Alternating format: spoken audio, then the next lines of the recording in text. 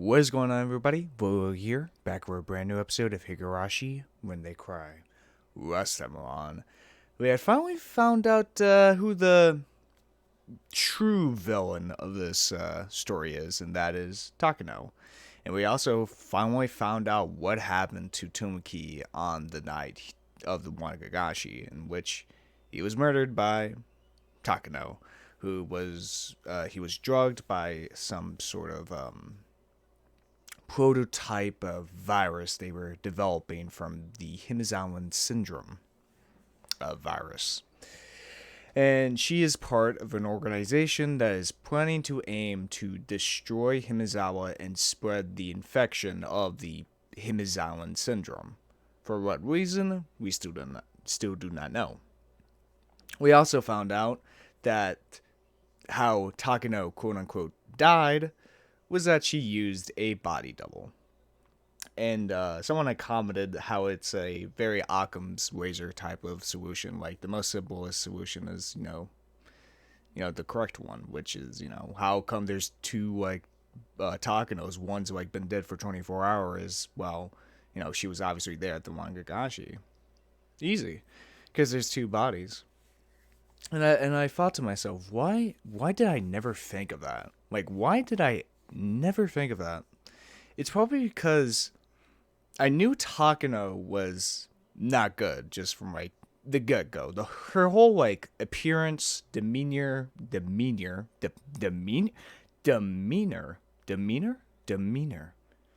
words are hard for me, guys.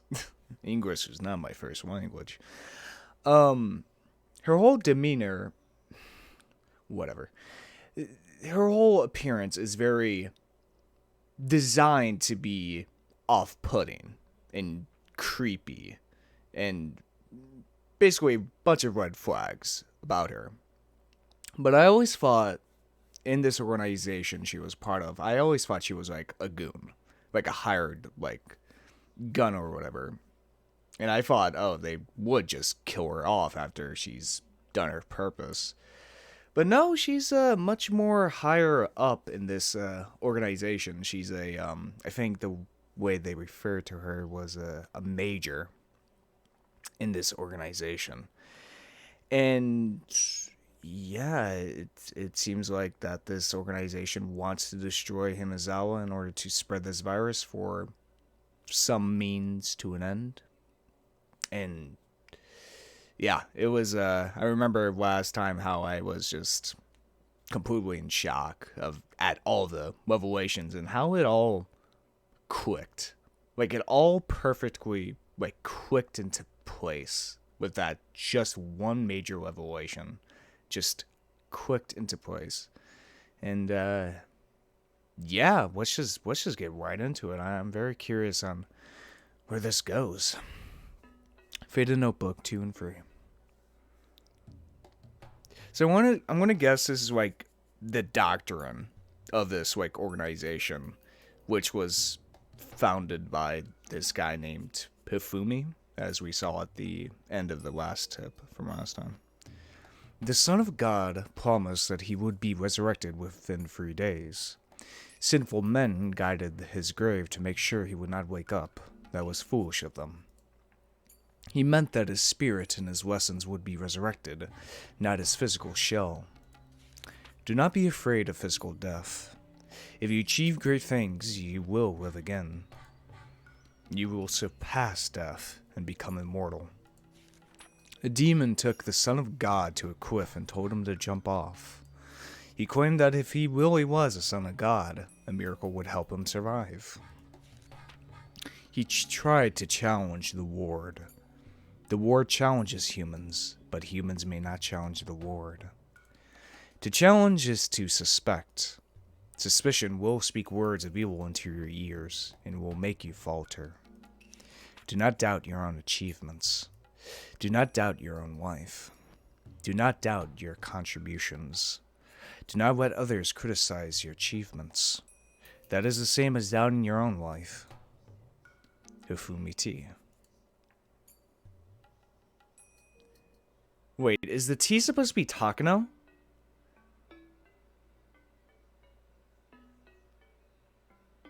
Maybe I'm reaching for that one, but it is possible she just used the fake name. That could be her actual like first or last name. Let's let us continue.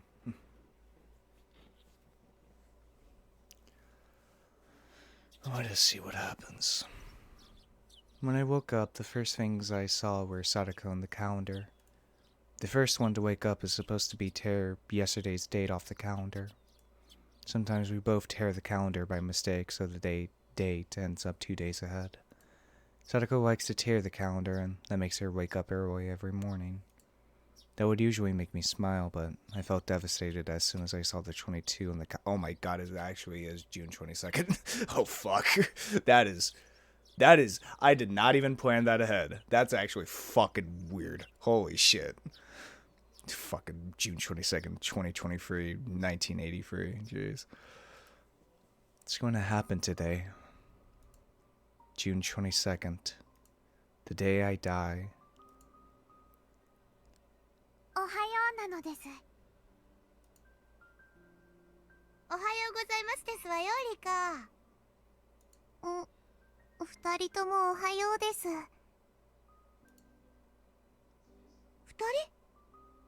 人？あらあら、まだ寝ぼけてるでございますの？さとこの他にもこの部屋に住んでいる人がいますのですよ。その人にもおはようを言いましたのです。もう朝から怖がらせるのはなしでございますわよ。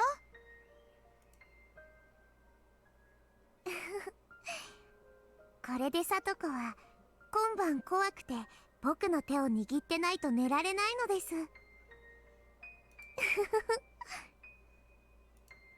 Sometimes I feel like Sadako can see Hanyu, and it's as if the three of us are living together. That would be a lot of fun.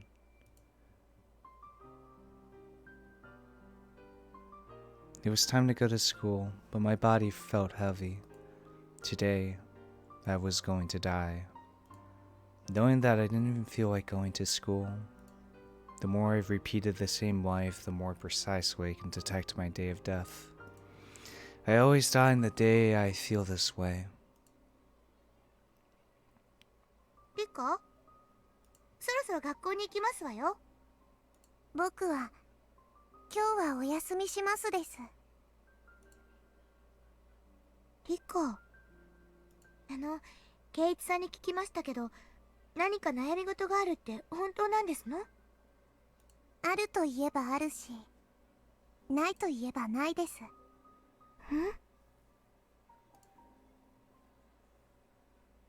What else is there left to do? Today's the day. It's too late now. But part of me still feels like doing something. I've been in this world only a few days. My emotions went up and down like a roller coaster.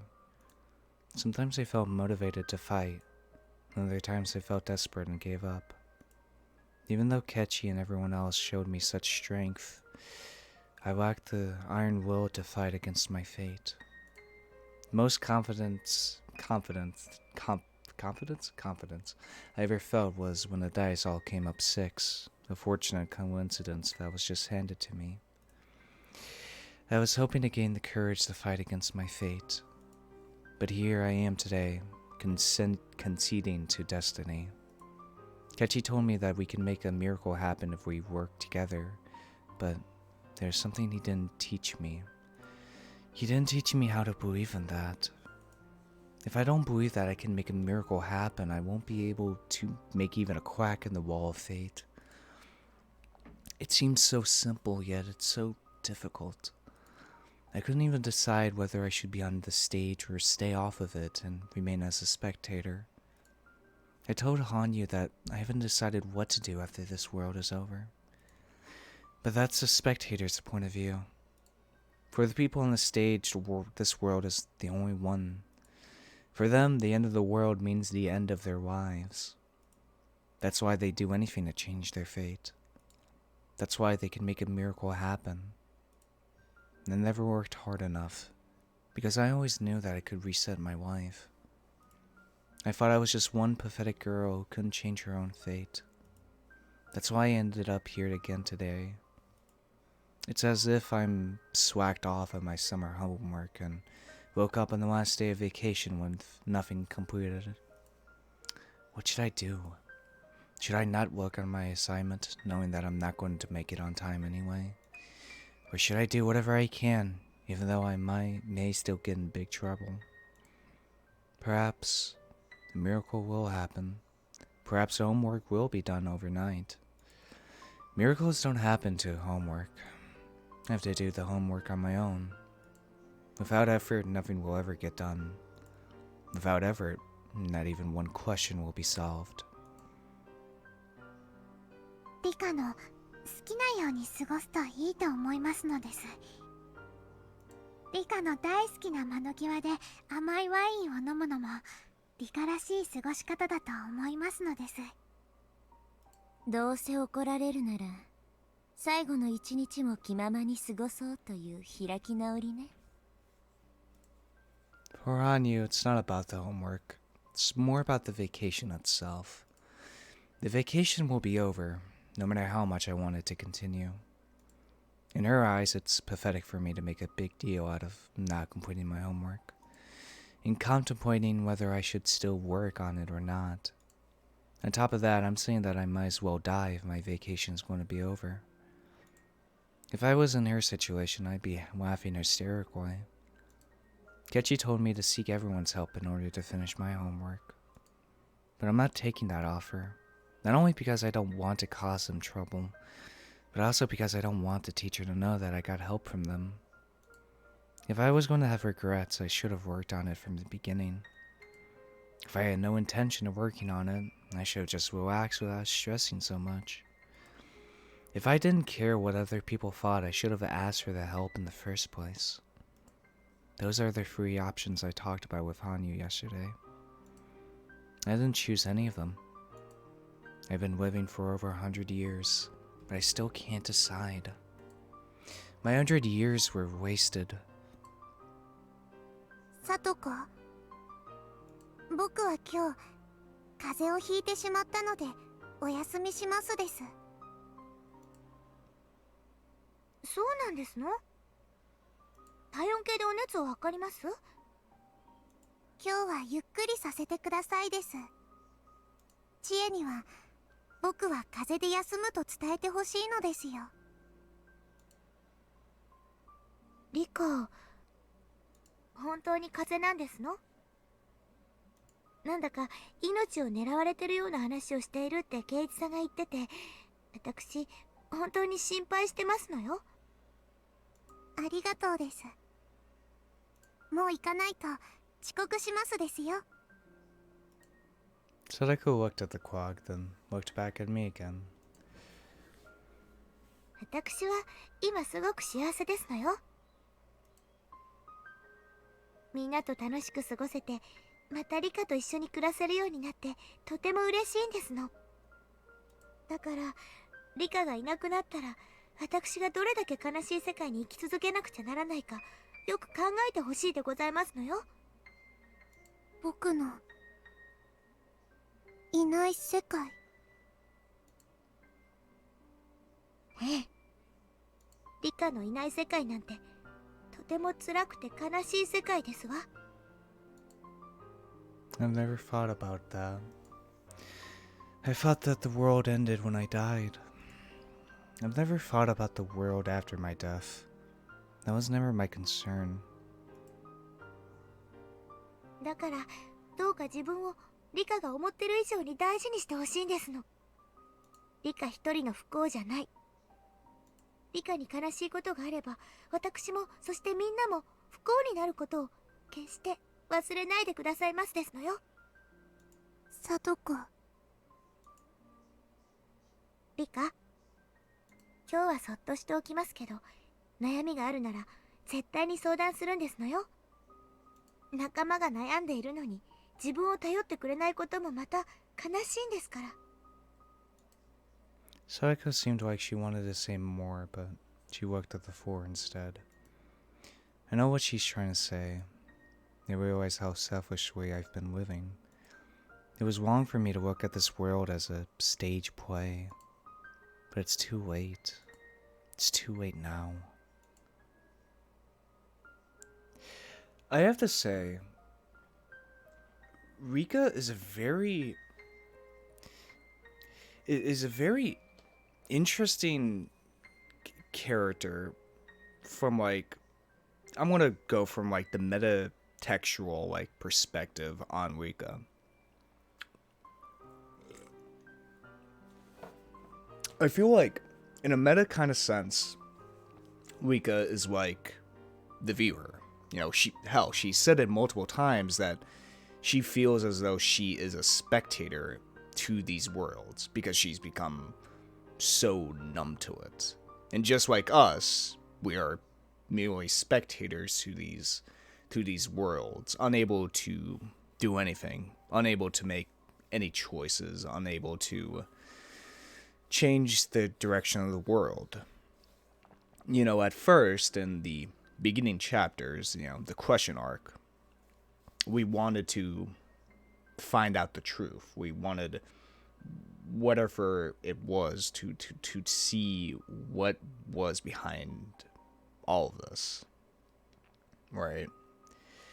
But eventually, you know, you get kind of numb to it, you know, in a weird way. You know, you start to see patterns, start seeing the same tragedies happen over and over again.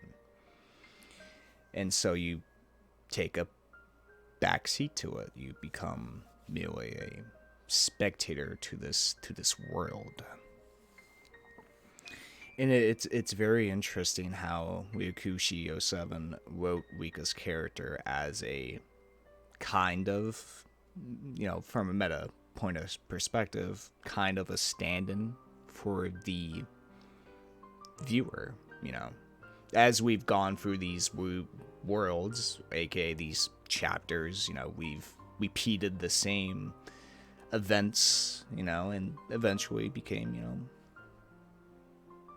complacent with them, such as, you know, the Wanagashi festival, for instance. You know, since, you know, the first chapter, you know, it just keeps, you know, same thing happens at the Wanagashi festival. Someone gets murdered, and we go through the whole thing. Oshi, you know, comes over, talks to some character, and then we just become complacent to it. We can't fight against this fate. And hell, I feel like in a weird, like, I doubt they ever intended this to happen, but since there's like a lot of fucking console arcs for this like series, I mean, hell, there was a console arc on like the fucking like a Japanese Java phone or whatever. From what I heard, hell, I'm pretty sure that's like Lost Media or whatever. But I feel like that like, in a weird way, reinforces that idea of repeating the same events over and over and over again. And say you've gone through everything Higurashi has to offer. All the main arcs, all the console arcs, and all the whatever else arcs. You probably would, by the end of it, towards the end of it, you become complacent. You become dulled by it, you know. And it's very interesting how Rika wants to fight against fate. She wants to fight against it, but if she admits she can fight against it, then what the hell has she been doing for the first 100 years of this time loop? She's been doing nothing. Yeah, she's tried, you know, sometimes, but, you know, by the middle of that 100 years, she gave up, you know. And so if she starts fighting against fate now, she will admit that the first 100 years of her time loop hell have been for nothing. That she's been complacent. That she did nothing. It's not like she quite literally did nothing, but she tried. She tried, but she's gotten to this point of, does she fight against this fate? Does she fight against this fate, or just give up entirely and just move on to the next world and just do it again? Do another one. Maybe this time it will be better, or maybe just give up entirely. It's a very Rika is a very interesting character. It is a very interesting, like, kind of immortality type of character in a way that I've never seen before. It's very interesting how this how Rika is as a character. It's just very fascinating to me. Sadako left the house in a hurry. Hanyu and I were left alone inside the house. 僕もお邪魔でしょうから、リカが呼ぶまで消えていますのです。気が利くのね。100年生きてもリカはリカです。100歳の仙人にはなれないのです。リカには年相応に悩んで考える時間があってもいいと思います。僕がリカに背伸びを敷いたこともあるかもしれませんのです。羽生は悪くないわ。私が勝手に天狗になってただけよ。Yeah, and another thing to keep in mind is that if Rika does give up, she's dooming Hanyu to a eternity of this. And you understand from Hanyu's point of view why she doesn't want Rika to give up, to, try again. Don't get disappointed by these worlds. Don't put all your chips into one basket, pretty much. But just keep going, even though you were so close to getting to the end of this maze. Don't give up on it, will I?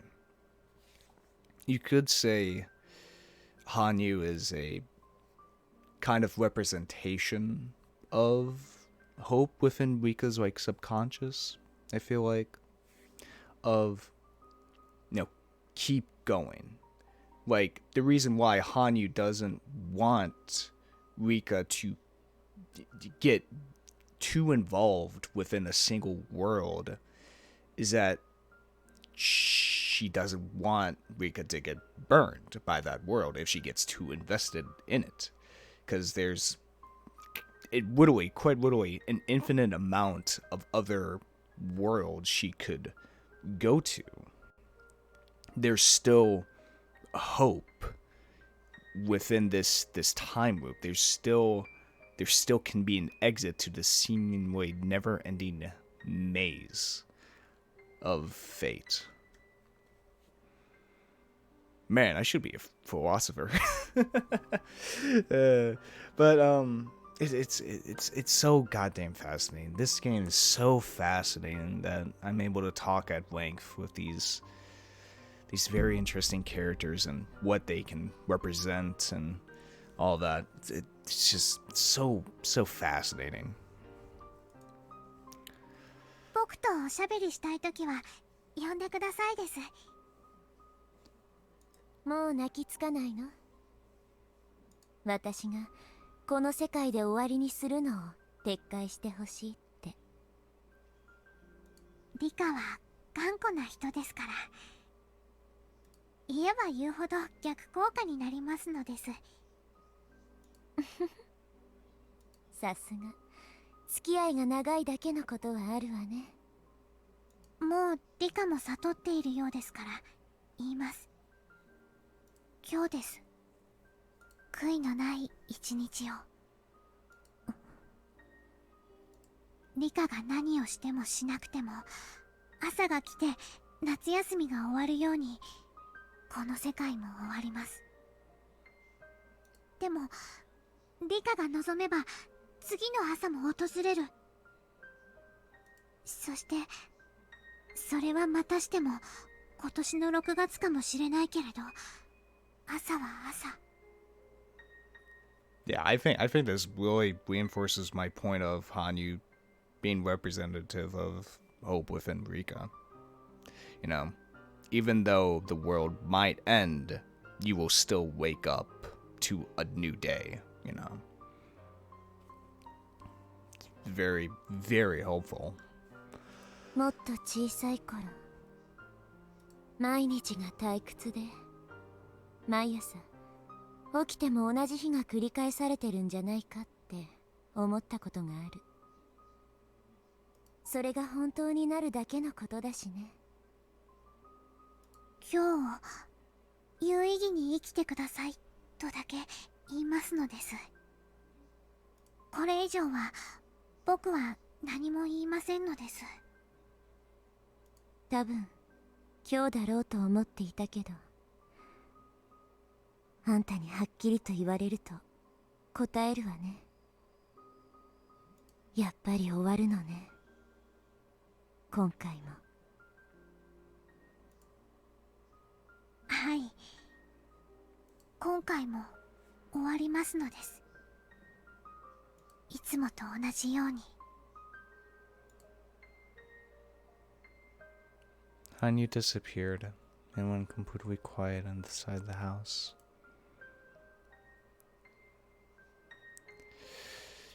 How should I spend my day? How should I end this day? Should I work on my homework, knowing that I'm not going to make it on time? I only have half a day left. I have to do my best. I should think about what I can do. This world is supposed to be a happy place. People are enjoying their lives. Should have enjoyed my life more too. I don't mean that I should have lived my life in blind optimism. It means that I should have enjoyed my life by fully experiencing both happiness and sadness. If I did that, I wouldn't be as worried about what to do after my death. I should have simply lived with all my might. When the time comes, it will be over. 今日を生きる。It's a very important phrase. But it sounds meaningless when I say it, because I can repeat this meaningless life as many times as I wish.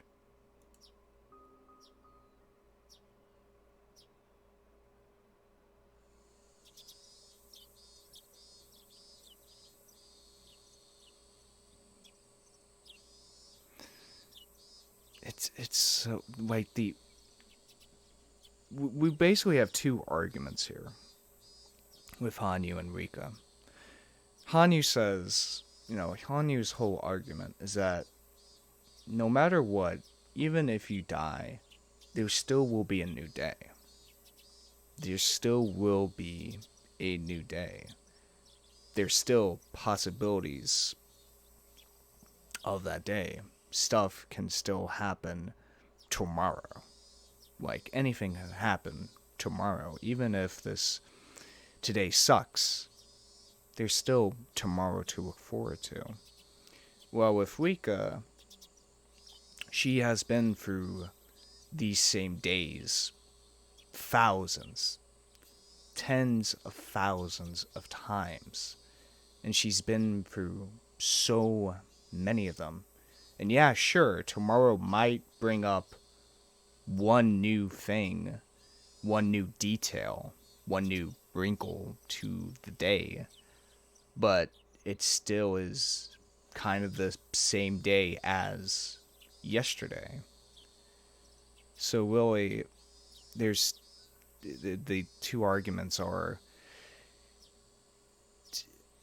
do you think tomorrow will still bring new possibilities, even in the face of overwhelming hopelessness? No, yeah, we'll tomorrow still bring new possibilities, even in the face of hopelessness, yeah. And the Rika's argument is you've already been through thousands upon thousands of days. What can tomorrow truly bring that is new? It's two very interesting arguments. Alright, enough talking. How about I actually read the fucking chapter? While Sadako was at school, I washed the dishes. Hanyu would usually stay with me when Sadako wasn't around. But she's not here right now. It's been a while since I was all by myself. I never thought anyone could feel so lonely while washing the dishes. I'm going to die today anyway. This world is ending today. Why should I wash these dishes? That's because I'm thinking about Sadako, who will have to move on with her wife after tomorrow. I will encounter a new Sadako in the next world. But I realized something after hearing what Sadako told me earlier. After I'm dead, I wonder how Sadako will move on with her life. The worlds that I've left in the past all went on without me. I wonder if Sadako will be able to cook with me without me. I wonder if she can go shopping on her own. I wonder if she can wash her clothes by herself. I've been avoiding thinking about this, but Sadako and my other friends must have been overcome by sadness. It's too late for me to think about this, but I started feeling like I want to cry. I'm feeling like this because I don't want to leave this world. This is the world that I've always wanted. It's my hope that I can continue to live in this world beyond June 1983. After a long journey, I finally ended up in this world. But I was able to truly live in this ideal world for only one night. The night of Higurashi. This world will be shattered again after I die tonight. We finally saved Sadako, and all our friends assumed that our happy life has returned. However, I'm going to die tonight. They will mourn for me. We worked so hard to make a miracle happen, but they're just going to lose their happy world in just one day. Am I going to start a new life in the next world as if nothing happened? I'd live 3 days in my new world, but 3 sad days were going to pass in this world. That's no good. I can't think straight anymore. I couldn't stop the tears from flowing from my eyes. I hugged Sadako's pillow and cried. I could smell her scent. After I die, Sadako will probably hug my pillow and cry just like this. Is everyone else going to cry for me too? I'm sure they will. And they'll be sad. Not about my death. They'll be sad not because I'm dead, but because I never told them about what was troubling me so much. I wonder if they're going to feel regret. Will they wonder what they could have done to open up my heart? What they could have done to help me in my time of trouble? Will they wonder what they could have done to save me? I felt miserable and frustrated. I held Sadako's pillow and continued to cry. And then the next moment, I heard the phone ringing. I tried to ignore it, but it wouldn't stop ringing. I picked up the phone, hoping that my friends would call to check on me.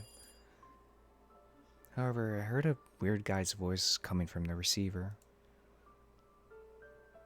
どうも、お世話になっておりますね。Okonogi造園と申しますが、古出さんのお宅でいらっしゃいますか? Okonogi Corners? Okonogi? It was Okonogi from the Mountain Dogs. It was the first time I'd received a phone call from him. 緊急のご連絡がしたくってお電話させてもらいました。学校にお電話したら、今日は休んだと言われましたので。具合は大丈夫ですかいね。 I'm not alright. This is the day I die. Yeah, probably talking to the guy that kills you. I knew he had no idea, but I still couldn't help but feel upset. 風邪なのです。ちょっと今日はゆっくりしていますです。そうですか。偶然とはいえ、それは好都合だったですね。え、 I had no idea what made him say that he was glad I was sick. どうして僕が風邪をひくとおこのぎの好都合になるのですか？ It just makes it a lot more convenient to kill you. I mean, what? いえ、実はあなたの命が狙われている可能性があるっちゅう連絡が入ってきたんです。Yeah, you. それはどういうことなのですか？この度の富武氏たちの事件なんですが、東京の調査の結果、入江所長が黒幕である可能性が高いっちゅう連絡が入ってきました。入江が黒幕？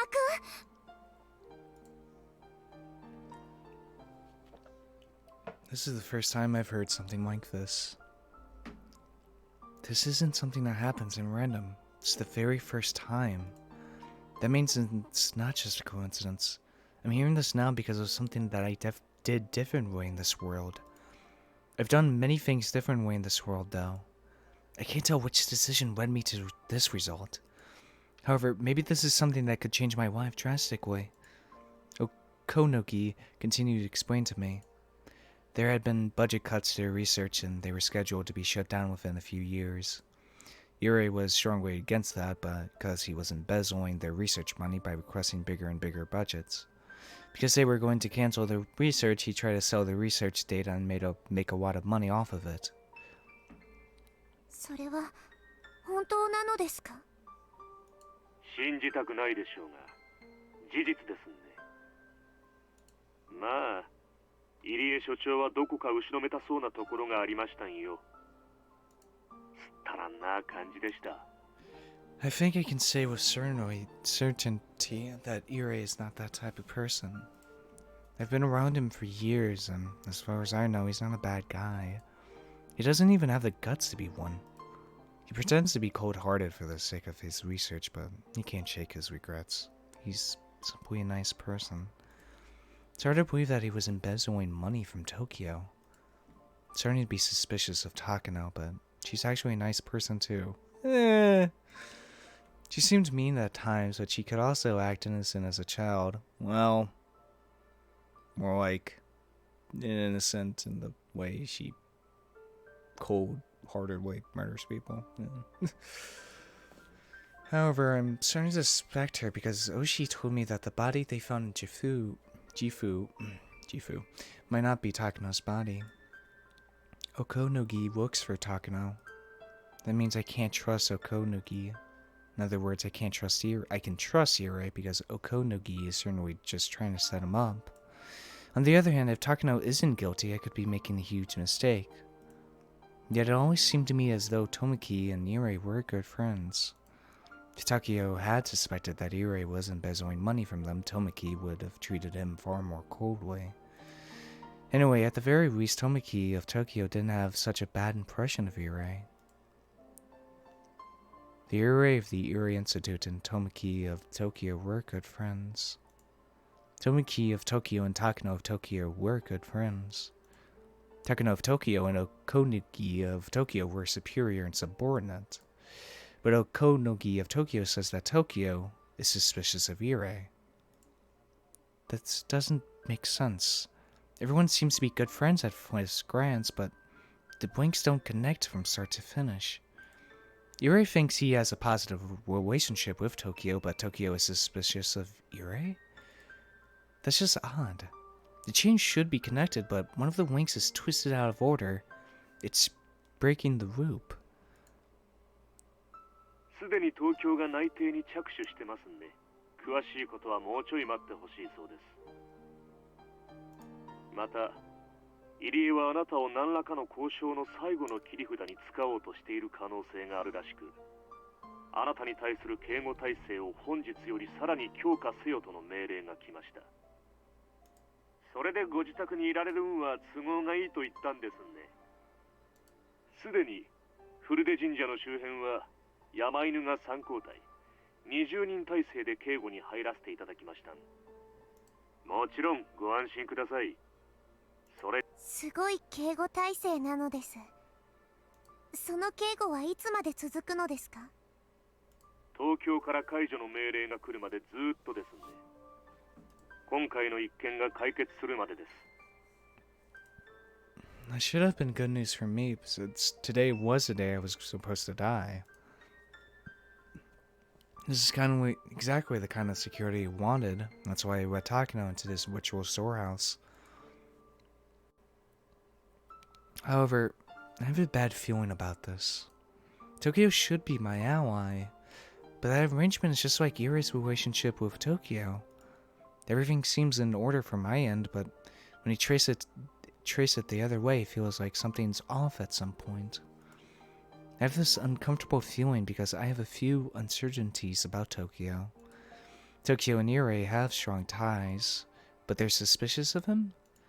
Is Irie actually a bad guy? Is Takano still alive, and is she the one that killed Tomoki? Those questions and more made me uncertain about accepting help from Tokyo. I'd thought Tokyo, as a single organization, would move with a single intention, but in reality, they have multiple different intentions. In other words, there must be multiple, what's the word, factions? I see it in the political section of newspapers all the time. Oh, right, factions, yeah. Are there two factions in Tokyo? One that wants to remain friendly with Irie and one that looks down on him? I mean, hell, that's just politics, man. That would explain the that would explain the irregularities I'm sensing. Irregularities. Maybe I've been talking to Oshi too much. Maybe. If he hadn't told me that he was suspicious of Takano, would I have believed Okonogi without a doubt? Okonogi. Well, maybe not. Even without Oshi's theory, Okonogi still sounded very suspicious. Irie was loyal to his research on Hinamizawa syndrome. Tokyo understood this, so his relationship with Tomoki wasn't particularly strained. Plus, Irie isn't the type of person who would commit embezzlement. He's a law-abiding citizen with a good moral character. Of course, he has some ambitions as a researcher. But that only goes as far as common sense expects any researcher to. It's nothing like the criminal aspirations that would lead to major embezzlement. A great number of the mountain dogs were going to be guarding me. This is what I'd been wanting in my previous wives. But for some reason I couldn't be happy about it. I couldn't help but feel depressed. If this house is like an empty birdcage, then they'd be the fox with feathers stuck to its face. I don't know if I can really trust the people who are protecting me. I try to recall more about Okonogi. The mountain dogs have been protecting me for years. Okonogi proved his skills in many of my wives. To them, I'm something of a special existence. If something happens to me, it would be disaster. The Irie Institute is there to keep Hinamizawa syndrome under control, and the mountain dogs are there to protect me from evildoers. So why would they try to betray me now? I thought about it for a while, but I had no idea. I just know one thing for sure. I can't feel comfortable with the protection of the mountain dogs alone. I want someone other than Tokyo protecting me. But I bet such a person wouldn't believe me. Wait. What about Oshi? I've been keeping in touch with Oshi since the other day. He still thinks that the mysterious deaths in Hinamizawa are all plotted by the village authorities. If he believes that, then he might believe that my wife is in danger. For him, I'm a special person with lots of useful information. The mountain dogs hate the police, though. When I asked them to assassinate Sadako's uncle, they refused because he was being watched by the police. I would feel relieved if the police were guarding me along with the mountain dogs. That way the dogs wouldn't be able to harm me, even if they were working for an evil faction of Tokyo. Besides that, if my suspicions towards them turned out to be baseless, more protection couldn't hurt. I'm sure that double security will keep me safe. わかりましたです。今日はおとなしくしていますです。ええ、そうなさってくださるとうちらも助かりますんで。町へ繰り出して変なチンピラに喧嘩でも売られるとうちらも苦労しますん。根に持たれているのです。ではそういうことです。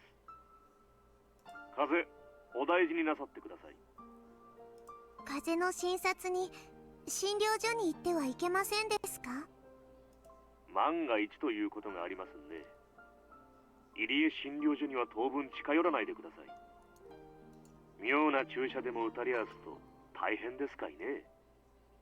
入江はそんなことしないです。しないとうちらも思いたいですがね。その疑いが解けるまでちょいとしばらく慎重にしてほしいっちゅうこってん、安城ご理解をいただきたいんですわ。知ったらんしゃもないのです。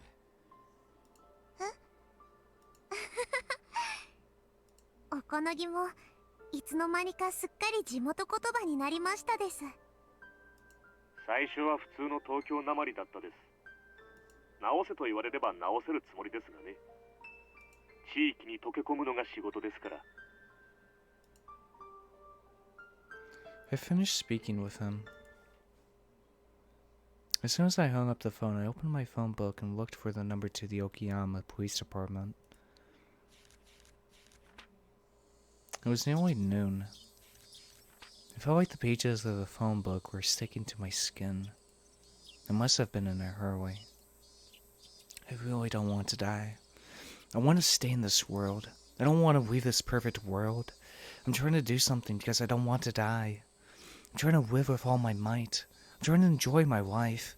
For the first time, I was spending my last day positively, without drinking wine until I was drunk. Jeez. もしもし、大石です。お待たせしてすみませんでしたね。ちょいと今からお隣の県警に行ってこようとしてたところでした。どうもあちらさん話が通らないんで、直に襟首を掴んでゆすってやろうと思いましてね。県警、高野の死体のことですか？ねえ。周りは勝手に納得して、高野の死体に間違いないって繰り返すんですが、私、それで直接行って見てこようと思います。死体が高野でないと分かれば、話は一気に急展開しますからね。高野を重要参考人として手配できます。幸い、向こうの柔道部とは交流がありますので、お隣ちょいとみっちり話し込んできますよ。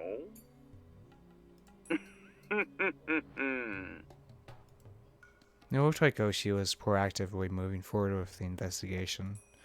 If that body is really Takano, that would be sad for her, but it would give me reason to trust the mountain dogs. If that's not Takano, then it would tell me that she's part of this whole incident. No matter what the result is, it will give me some kind of hint. But only if I'm still alive.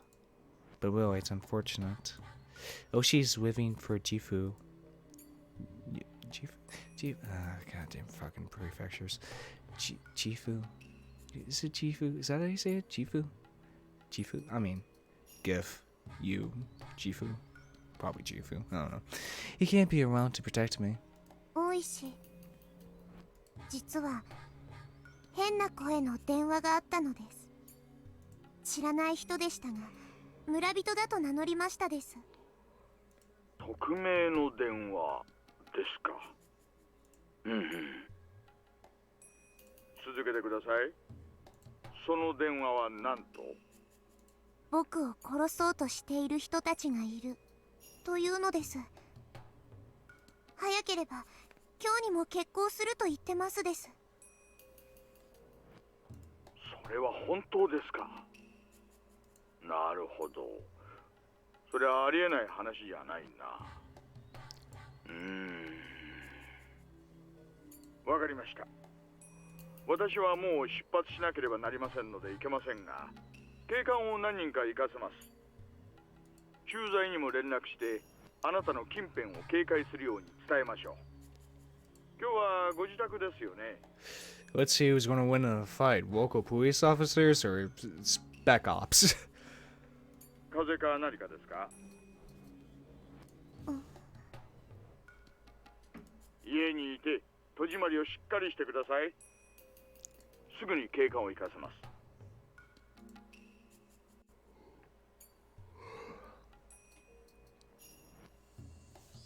おいさん、どうしたんすか？先方との約束の時間ギリギリですよ。今ね、フルでリカから電話がありました。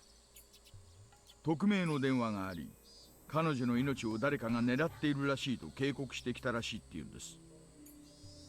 フルでリカをですか？どうして？村のマスコットじゃなかったんですか？連続開始事件絡みで私と接触してたことに対する警告じゃないかと見てます。本当に殺すかどうかは疑わしいが、彼女も年頃の子供です。命を狙われていると聞かされたら穏やかにはいられないでしょう。それにここで信頼を損ねると以後の関係にも支障をきたしますからね。2、3人でいいです。大至急行かせてください。あと駐在さんにも連絡して、とりあえず彼女を安心させてあげてください。了解っす。Rika Fude might have some kind of hint regarding the mysterious deaths in Hinamizawa. Oshi couldn't let her die. 私たちも現地の分からずやどもを締め落としたらすぐにhinamizawaへ行きましょう。 Still to this day, nobody has fixed that damn dent in the fucking walker. ちょいとハードな出張スケジュールになりましたよ。こんなの楽勝っす。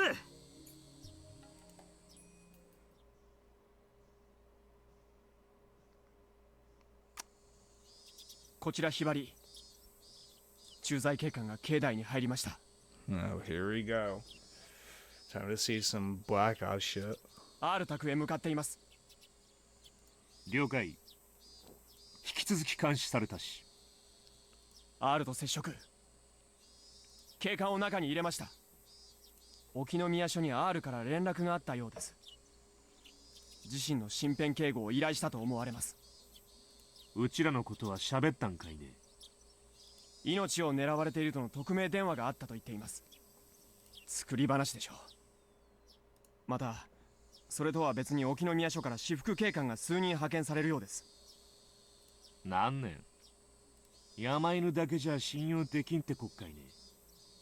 厄介ですね。監視体制にも支障が出ます。まさか気づいたんじゃねえんかね。そんなわけはないとは思うが、全般に職質に注意しろと伝達。疑われたら意味ないんで暗情警戒しろっちゅう伝えてえな。了解。本部より全般、古出神社周辺に警察介入の動きあり、職質には特に注意されたし、今夜の決行ですが様子を見た方がよろしいのでは。連絡はするが三差はやるっちゅう言うだろうな。明朝に R の死亡が発覚して話が進むよう、もうお膳立てが済んどるって話だ。警官に不審と思われとない。 Next stage, huh? もし疑われたらおとなしを引くこっちゃん。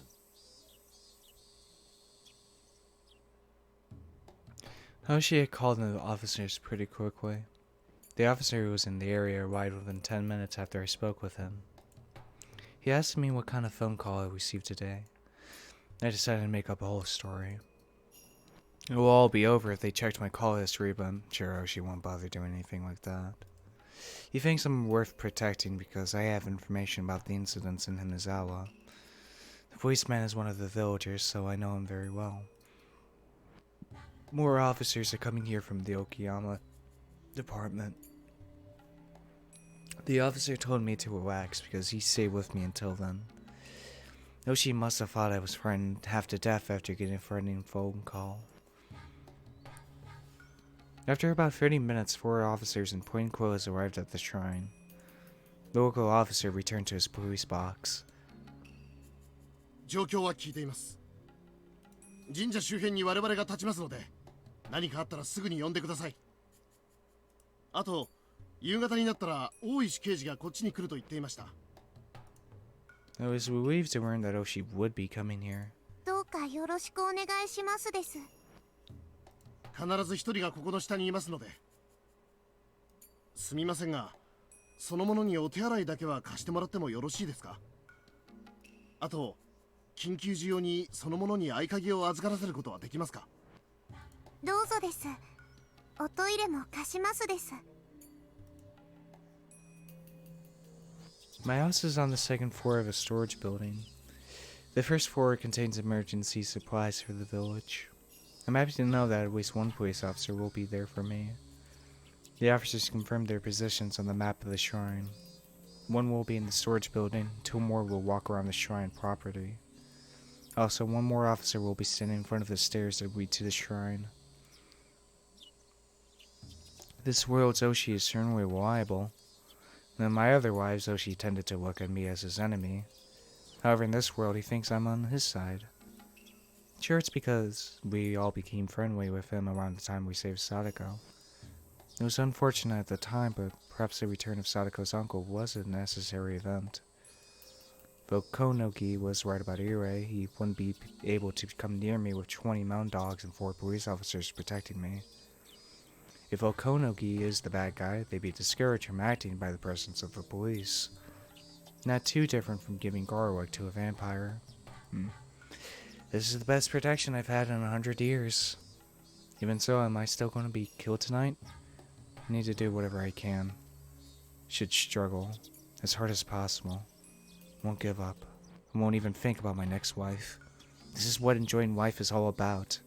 It's what living seriously is all about. And it's true, living in the moment, living in the present is what life's all about. Hanyu, いる？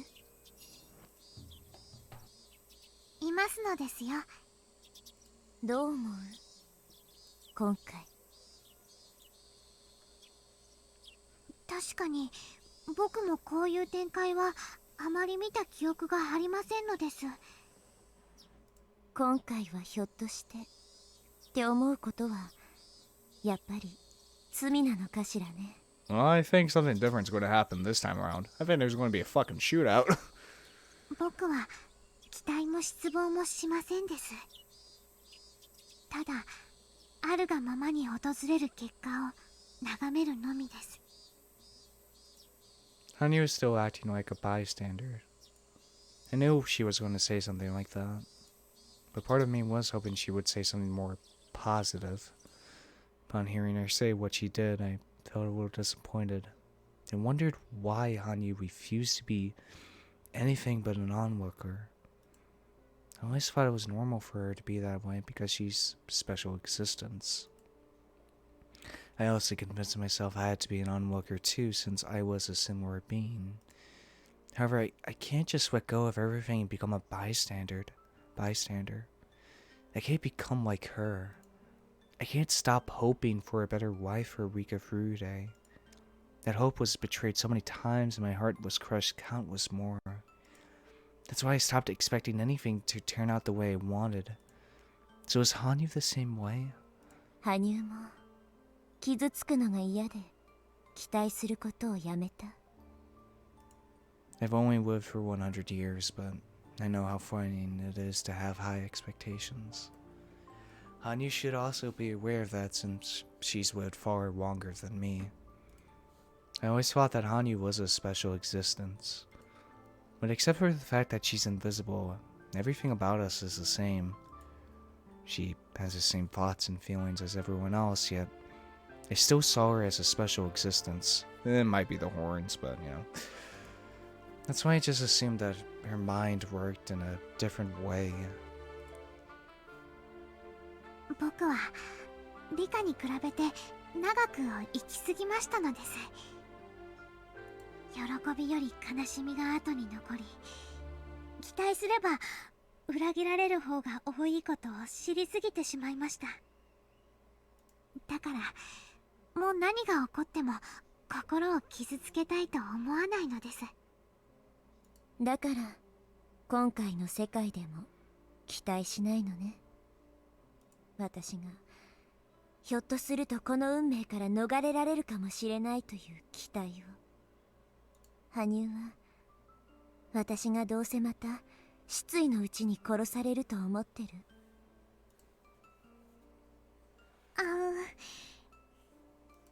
そんなことは思ってないのです。Hanyu looked uncomfortable. She had no doubts I'd be killed again that night. That's what it means to not have hope. But she just can't own up to it because she doesn't want to hurt my feelings. 羽生も聡子と同じなのね。何かの幸運か誰かが助けて奇跡を起こしてくれるまで耐えて待っているだけ。戦うことを恐れているだけよ。それを強さだと勘違いしている。つい最近までは私もそうだったけどね。Hanyu looked down and bit her lip. She couldn't deny what I said. あんたも何度も聞いてるはず。奇跡ってのはみんなで団結しないと起こせない。団結というのはつまり信じること。みんなで信じないと奇跡は起こせないのよ。What I just said sounded as though I was blaming her for the miracle not happening. Maybe I was too harsh to her. I stayed quiet and Hanyu continued to look at the floor, shaking. Then she looked up at me and spoke. I noticed sadness, but also a little bit of anger in her eyes. 触れることもできず、話すこともできない。見ているしかできない僕も、そのみんなに含まれるのですか？リカにどんな顛末も見ていることしか許されなかった僕の気持ちがわかるというのですか？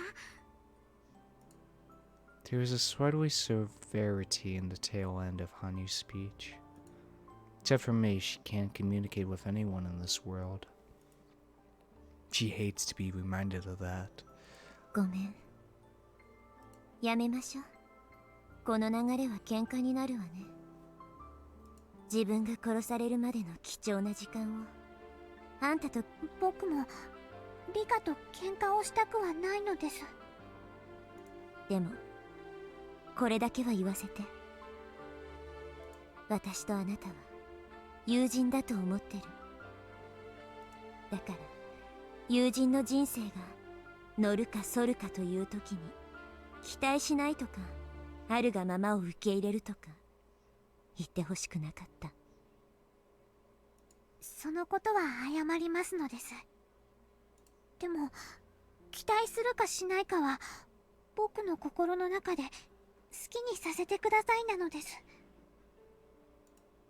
She can be very stubborn sometimes. Hanyu seems weak on the outside, but she actually has a very strong moral code, one that she wouldn't bend for anything. She apologized to me, but she wasn't being honest.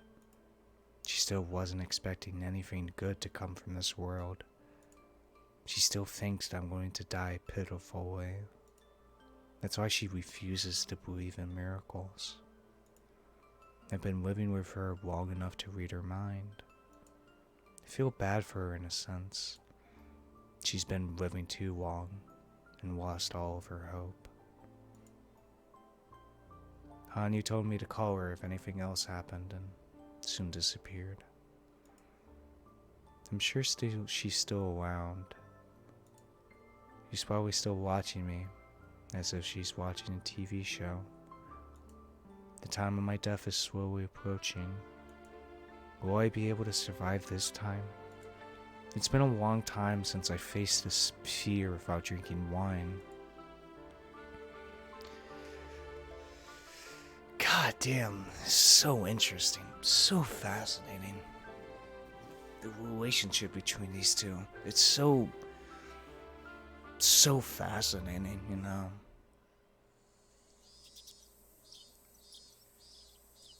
It's very interesting. I guess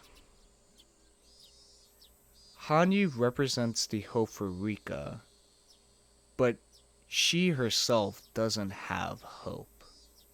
She gives Rika hope because, selfishly, she wants Rika to be with her. Because, Rika's the only one she can talk to. She wants to give hope to Rika, even though she doesn't have hope for herself. That's such an interesting, I don't know what to call it. Not development, just an interesting fact about Hanyu. Because she's been alive for too long, she has lost hope in the world. I mean, hell, if I've been alive for, let's just say, the entirety of human civilization, yeah, I would probably lose a lot of hope, you know.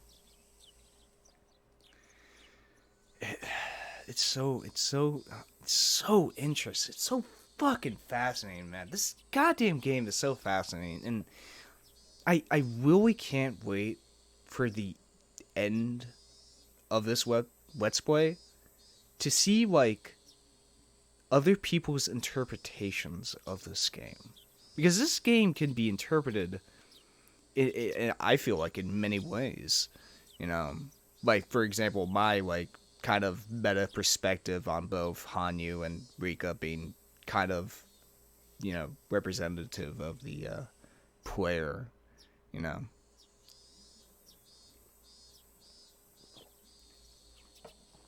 But hey, that's just, you know, my perspective, you know. I was left with nothing else to do after washing the dishes and cleaning the room. The mountain dogs and police were protecting me. Just in case, I figured I should leave something behind for Sadako. Should I write down some recipes for her in the notebook? Will she be happy if I leave a will for her? I laughed at my own foolishness. No one would be happy to read a will. If I die, they'll be devastated and wonder why I didn't talk to them. That's exactly how I felt when Sadako didn't ask for any help when her uncle was abusing her. I wonder, will I be killed before Sadako even comes home? My memories of these days are never very clear. The day I die is always vague in my recollections. It's fine if I'm murdered before Sadako gets home. But if I'm murdered after, then would they kill her along with me? I don't want that to happen. It's bad enough already that I end up killed. If Sadako murdered along with me each time, that would be too much to bear.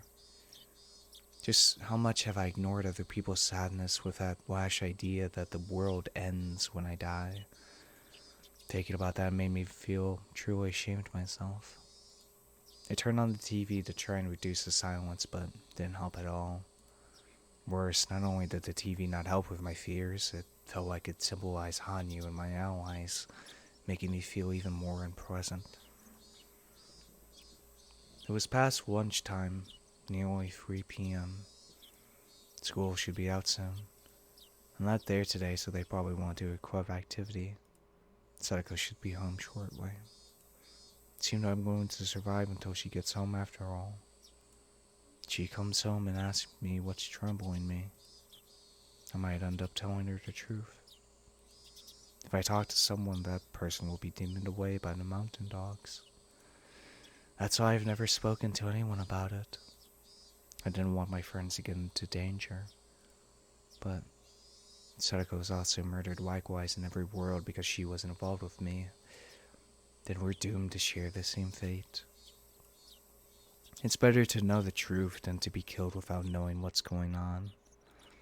But I'm under very strict security right now. I might be able to survive in this world. If that's the case, I shouldn't talk to Sadako about it. It won't be so easy to talk to my friends after all. Moments later, I heard a surprised yell of Sadako coming from downstairs. She returned. sounded like she was scared to see a stranger in our home. I have to tell her that the police were here. That would be tantamount to telling her that someone is out to kill me. I don't know how to explain it to her, how much I should tell her. However, my thoughts were soon interrupted by the noise of a crowd. Sadako hadn't come home alone. ただいまでございますのよ。それよりリカ、下のおまわりさんは何なんですの？私服警官が護衛してるなんてどういうわけよ。あんた一体何をしでかしたの？みーちゃん、聞くこと違う。一体何があったの、リカちゃん。境内の中にも見慣れない人がいました。あれも私服警官ですか？ただごとじゃないんですけど。俺たちリカちゃんが何を悩んでるのか知らないが、みんなで励まそうって思ってきたんだ。でもどうやらそんな悠長な事態じゃねえようだな。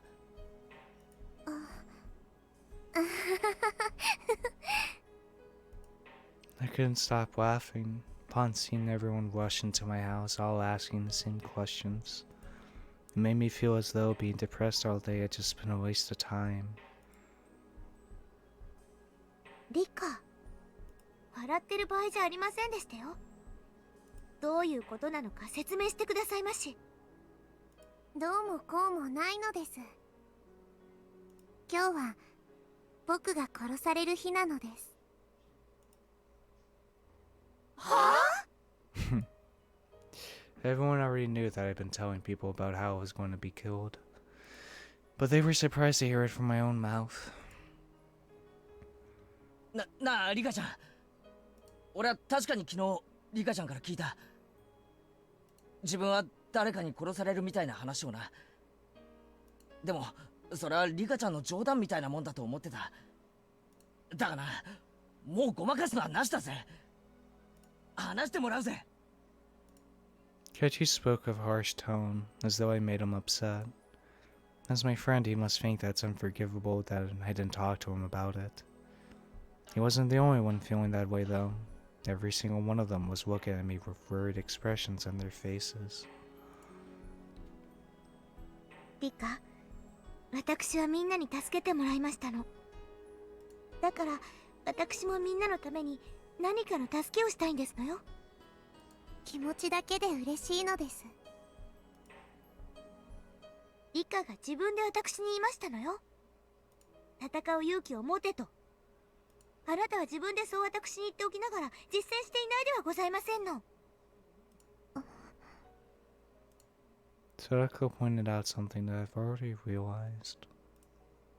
I had no way to argue back. リカちゃんは話せば巻き込まれるって言ったんだよね。リカちゃんが話さなくても私たちは巻き込まれる気でいるんだよ。そうさ、俺たちは仲間で部活のメンバーなんだよ。リカちゃんの危機はメンバー全体の危機さ。かつて聡子が危機だった時もメンバー全体の危機として戦った。それと同じだよ。命を狙われるとか物騒な話になればますます園崎家の出番だと思いますけれど、それこそ物騒な話に及ぶなら警察より頼もしいですよ。ねえおね。そうだよ、こういうことこそ相談してほしいね。何をトラブったの？リカちゃんを殺すって脅迫するなんてとんでもない野郎だよ。まあリカちゃんの口の重さを見る限り心当たりがないのか薄いのかのどちらかだな。相手が分かってりゃ楽な話なんだからな。みんなは鋭いので、僕が何も話さなくても勝手に話が進んでしまうのです。リカ、はぐらかさないでほしいですわよ。ちゃんとお話しなさいませ。一体何があったんですの？これはどういうことなんですの？警察が来るなんてよっぽどのことですのよ。警察には話せて、どうして私たちには話してくれませんの？私たちには話しにくい理由なの？リカに話しにくいようなやましい理由なんてあるわけありませんでしたよ。落ち着け聡子。リカちゃんはこう見えても御三家の当主なんだぞ。お社様の生まれ変わりなんて呼ばれて年寄り連中に盲信されてるんだ。俺たちの想像のつかないところで何か厄介なことに巻き込まれていたということもあるかもしれない。そういうゴタゴタをこれからこの村で楽しく過ごしていこうっていう俺たちに話したくなかったとか、そういうのじゃないのか？村とリカちゃまに関わるヤバい話ですか。となるとお社様を盲信する年寄り連中の絡みとしか思えません。ってことは時期的に考えてお社様のたたり関係か。あれだ、富武さんと高野さんが殺された件絡みじゃないかな。どうして富武さんたちが殺された事件がリカちゃんに関連してリカちゃんが命を狙われなくちゃならないの？話が突飛すぎるよ。命が狙われてるって時点で十分話がぶっ飛んでる。俺たちが普段知る以上のしがらみがリカちゃんにあって、それを話せないってことなんだろうな。ビンゴだろ。あまり楽しい話じゃないからむしろ仲間には話せないってんだろ。信じられないですわ。本当なんですの、リカ。何か村とか富武さんたちの事件とかそういうのが関係していますの？ I remained silent, but with my mouth open. I hadn't answered any of their questions, but they continued to ask and had eventually hit the nail on the head. It was more surprising than anything. And then again, these are, after all, my beloved club mates. I laughed once more. My issues and my secrets are so devastating to me, but they stopped sounding like such a big deal when everyone talked about them together. They knew exactly what was going on without me saying a word. That moment I realized just how powerless I am. I had to tip my hat to them. Everything seemed so foolish now. So I decided to just tell them everything. 話せと言うなら話しますです。でもどうせ信じられませんのです。信じるさ。リカちゃんが真実を語る限り俺たちは疑わない。 Everyone's expressions turned grave as they vowed not to make light of anything I told them. So, I'm going to tell them everything. I want to see if they really will believe me or not. なら話します。多分私は富武と高野を殺した犯人に狙われています。ってことはそれって連続開始事件の真犯人ってこと？ Maybe. それはわかりません。ですがその可能性もあります。意味が分かりづらいですわね。どうして富武さんや高野さんを殺した人がさらにリカも殺さないといけませんの？ No, she thinks Takano is the culprit. Okonogi thinks that Ira is the culprit. Either way, it sounds like someone from Tokyo is trying to kill me. Can't tell if it's Takano or Ira, but I do know that to them, I'm like a trump card. In order to explain everything, I need to talk to them about the relationship between Hinamizawa, Tokyo, and the Ira clinic. I don't think they'll believe me. Such a ridiculous story. But who would ever believe it, if not my friends? 話せばみんな巻き込まれますです。いいのですか？いいに決まってるぜ。リカちゃんが巻き込まれた時点ですでに俺たちも巻き込まれているんだからな。Everyone nodded at Kechi's words. では話しますです。 I want to see how everyone reacts. I'm going to ascertain what friendship is all about. With a nod of my own, I opened my mouth and began to explain. ひなみざわにはある特別な病気があるのです。 Here we go. その病気の名前は仮なのか正式なのか分かりませんですが、ひなみざわ症候群と呼ばれていますです。 Everyone glanced back and forth at each other when I mentioned the term. They'd never heard of it before. The name Hinamizawa syndrome has actually been around since before the war. Really? It's a general term for the severe homesickness and mental instability that people from Hinamizawa experience when outside of the village. Okay, so I guess that tidbit from Takano is true?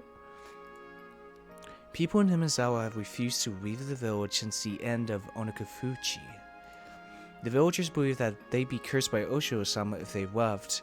People who did often came back because of that curse. In general, it used to be thought of as only severe homesickness. But during the war, soldiers from Hinamizawa became mentally deranged in faraway places. That does sometimes happen in war. What was unique about the soldiers from Hinamizawa was the way that they killed their own comrades and committed suicide at the end. One doctor became curious about these cases and studied those soldiers. That's when they found out that it was actually a disease only found in Hinamizawa. According to this doctor, their strange behavior was not the result of their culture. It was a mental disease triggered by external circumstances. A mental disease with an external cause is different from a psychological illness. It's a result of some kind of physical disorder, and it causes people to become mentally unstable when something triggers it. There are three categories of externally caused mental diseases: traumatically induced, substance abuse induced, and chemical imbalance induced. Someone going to guess chemical imbalance? Traumatically induced disorders are cases resulting from damage to the brain from trauma or infection that influences the mind. Yeah, makes sense. This is the reason personalities can change as a result of head injuries. Substance abuse, as the name suggests, refers to cases where drugs, especially alcohol or stimulants, have influenced the mind. The last category is chemical imbalances. These are cases where some ailment in the patient's body causes abnormal secretions of bodily chemicals which then influence the brain's functions. This may sound odd, but it's been said that people tend to become depressed when they have a cold. I think I have heard of that, actually. We've all experienced ways in which physical sickness can cause a buildup of negative emotions. However, with chemical imbalances, the cause is more direct. People's emotions aren't born from our hearts. Everyone should know, logically, that they're the result of chemicals secreted by the organs in our body as a necessity. So when the organs operating the secretion of those emotional controllers malfunction, it causes them to secrete abnormal amounts. The thyroid gland, for example, secretes hormones that regulate emotions. When that gland is defective, the balance of those hormones becomes unstable. This can cause people to not have not only a physical sickness, but also a mental sickness such as depression. People don't get mentally ill just because of mental problems.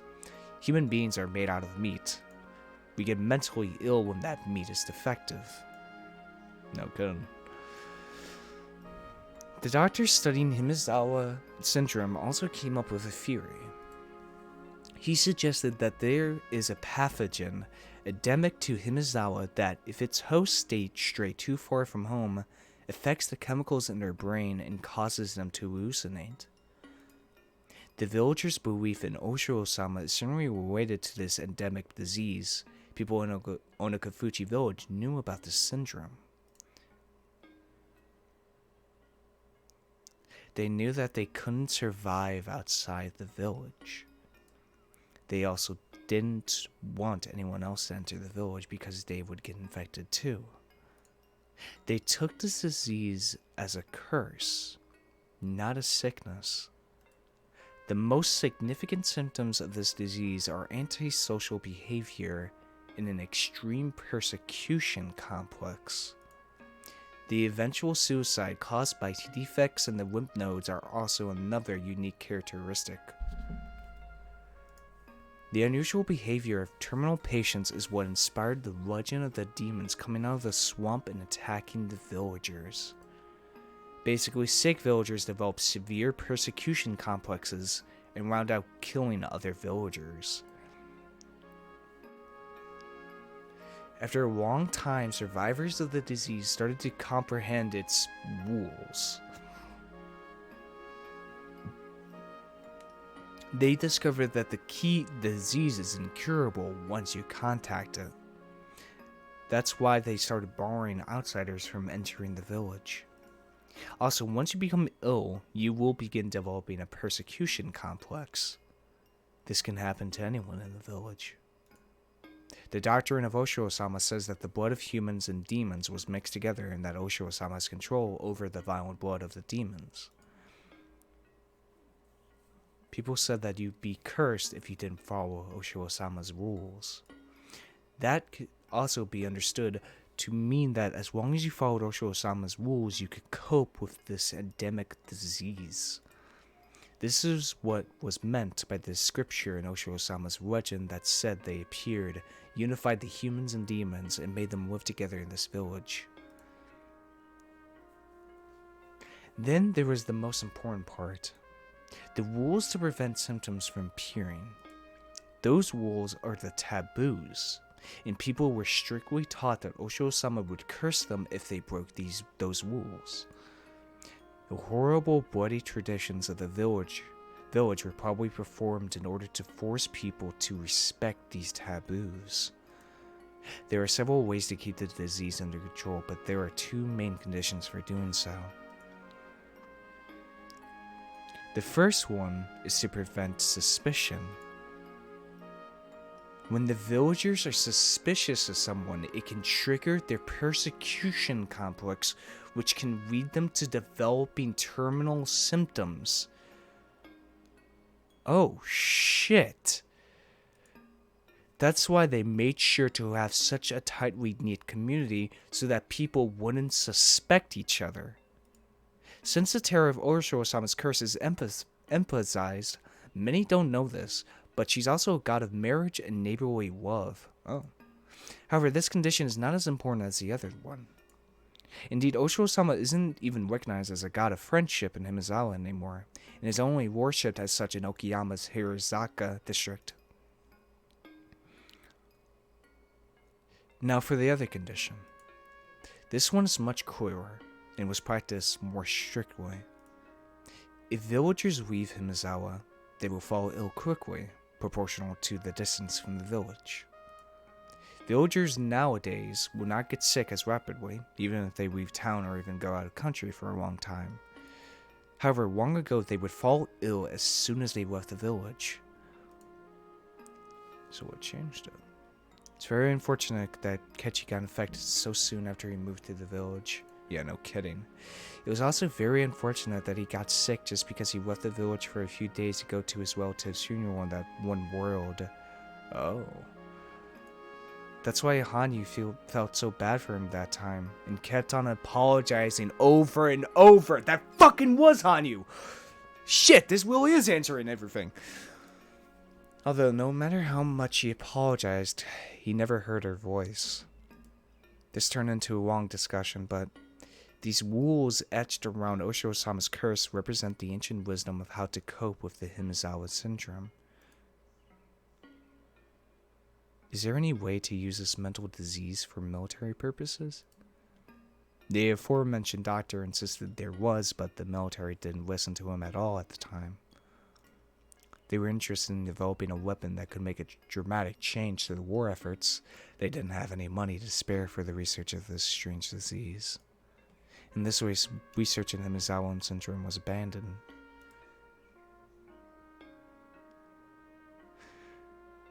It's so funny.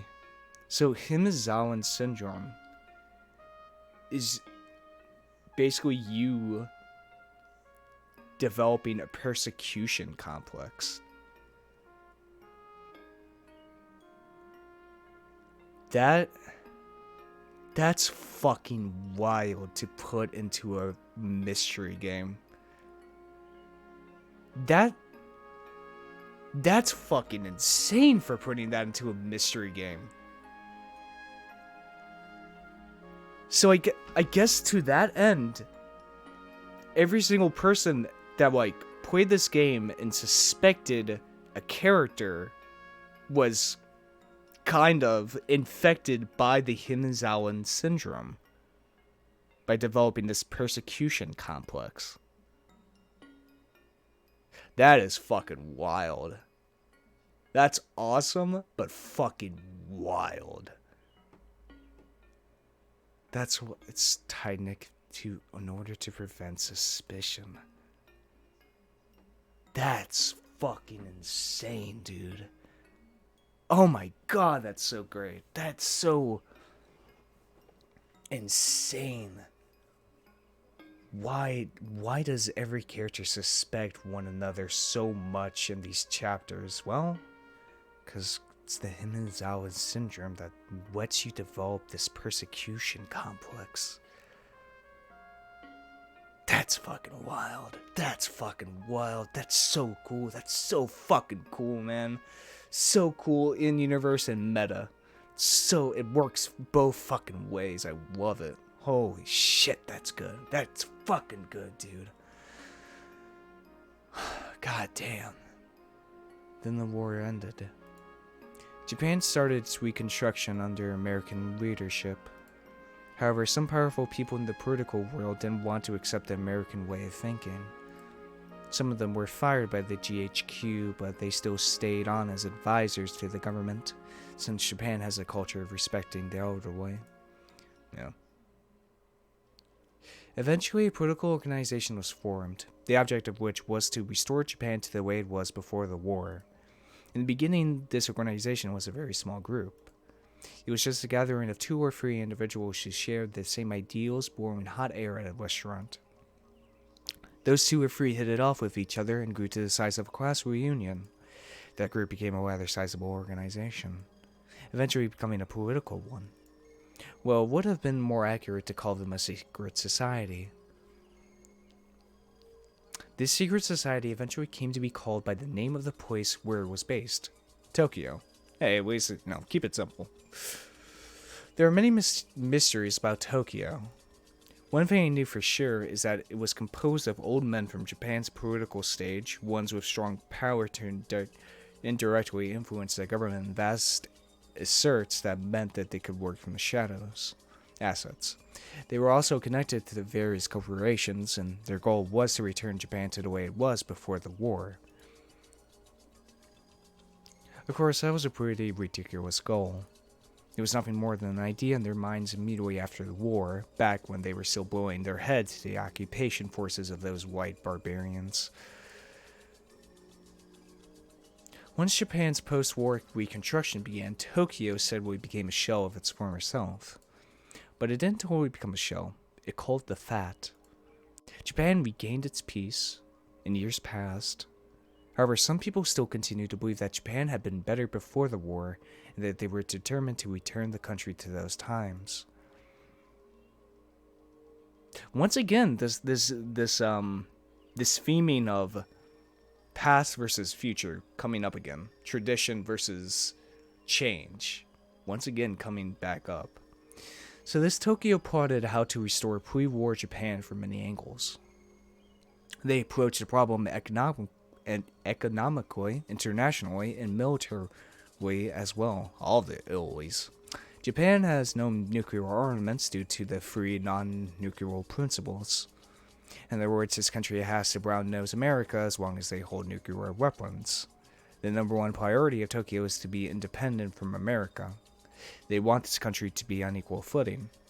and to obtain a weapon of mass destruction that is nuclear in nature, so we gotta go biological. That was the reason why they started thinking about utilizing Hinamizawa syndrome. However, they couldn't study this disease openly. In order to utilize it for military purposes, they had to hide the existence of the disease itself. So they enlisted one young researcher, Kyosuke Ire. I need to make it clear that Ire isn't some far-right supporter of this secret society. He's just a young, capable doctor and an earnest researcher. He published an innovative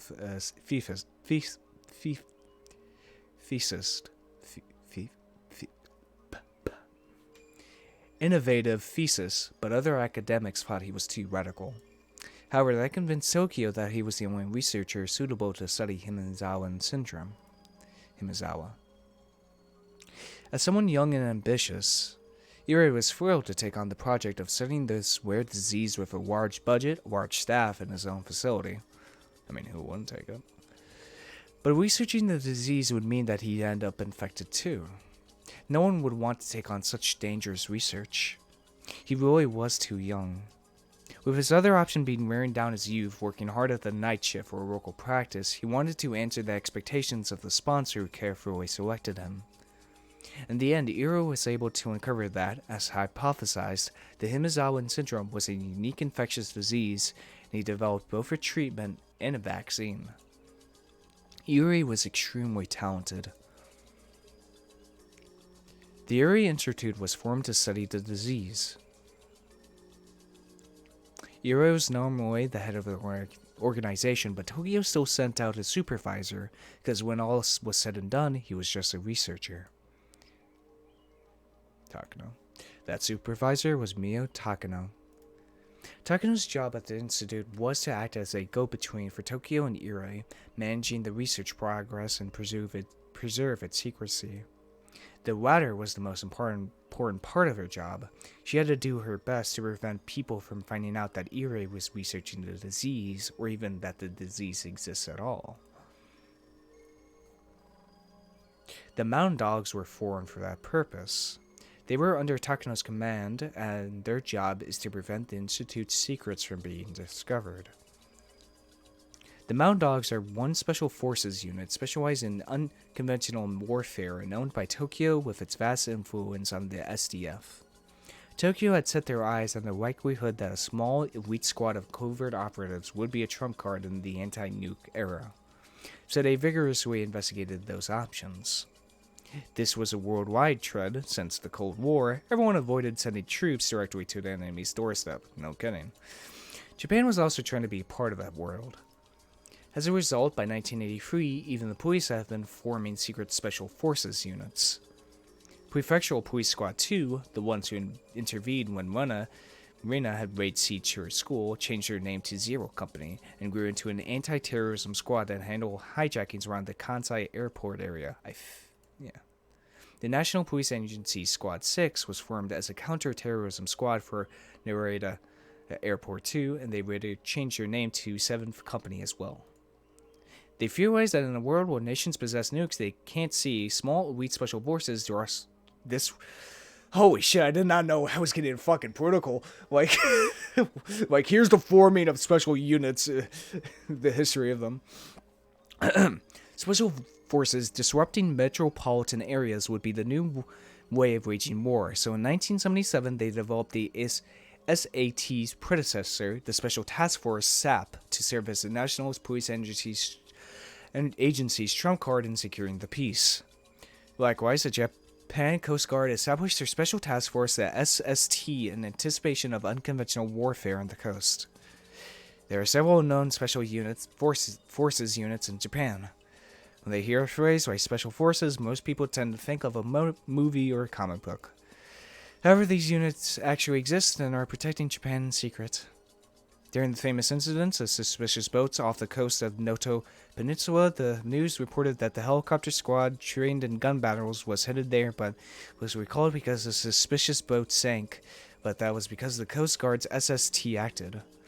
Moreover, the news never mentions the SST or any other special forces units. Whew. God damn. And this has been your special Japan history presentation about special forces. All these units were established after Tokyo made a suggestion about it to the government. Researching military tactics under the name of peace and order worked perfectly for Tokyo. But since the mid-century anti-war movement made people resent those forces, these special units have been kept secret as of 1983. Furthermore, these units are not all formed in the jurisdiction of the police. There are still many other military units that are kept secret from the average citizen. The Mountain Dogs are actually one of those special units. They specialize in kidnapping, espionage, and pursuing secrecy. Okay, so CIA. You might as well call them an assassination unit. That's it. So, CIA. They were around during the dam conflict as well. Tokyo worked to put an end to the dam project because of the impact it would have on Irai's research. The Mountain Dogs were the ones who kidnapped the Minister of Construction's grandson, motherfucker. Most people believe that the Sonozaki family was at the center of the movement, but in reality the Mountain Dogs were responsible for many of the things the Sonozakis were accused of. Okay. Shit. Holy fuck. Makes a lot of sense. In that sense, the existence of the Sonozaki family was an advantage to the dogs. Yeah, make the Sonozakis take all the credit while still hiding in secret. Smart. Their main job after the dam conflict ended has been to continue keeping the disease hidden from the public. With the spread of information networks in the modern age, the media jumped onto any unusual incident and quickly aired it to the whole nation. Tokyo doesn't want the disease to be known nationwide since they're trying to utilize it for their own purposes. The main task of the Mountain Dogs is to kidnap people suffering from Hinamizawa syndrome. They pose as gardeners, but in actuality, they patrol the village to make sure nothing strange happens. They're the ones who demon away people who go missing. They're probably also involved in some of the mysterious deaths too. Probably. The last important person is Jiro Tamake. I don't know his real name. He was an auteur who was sent from Tokyo 4 times a year. Auditor? Not auteur.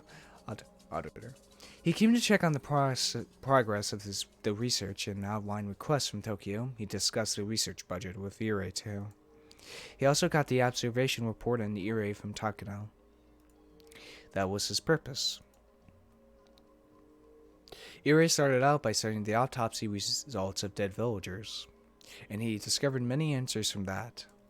In 1979, the Mountain Dogs kidnapped the culprit behind the murder of the construction chief, who was a terminal patient of Hinamizawa syndrome. The nature of the disease was dramatically clarified.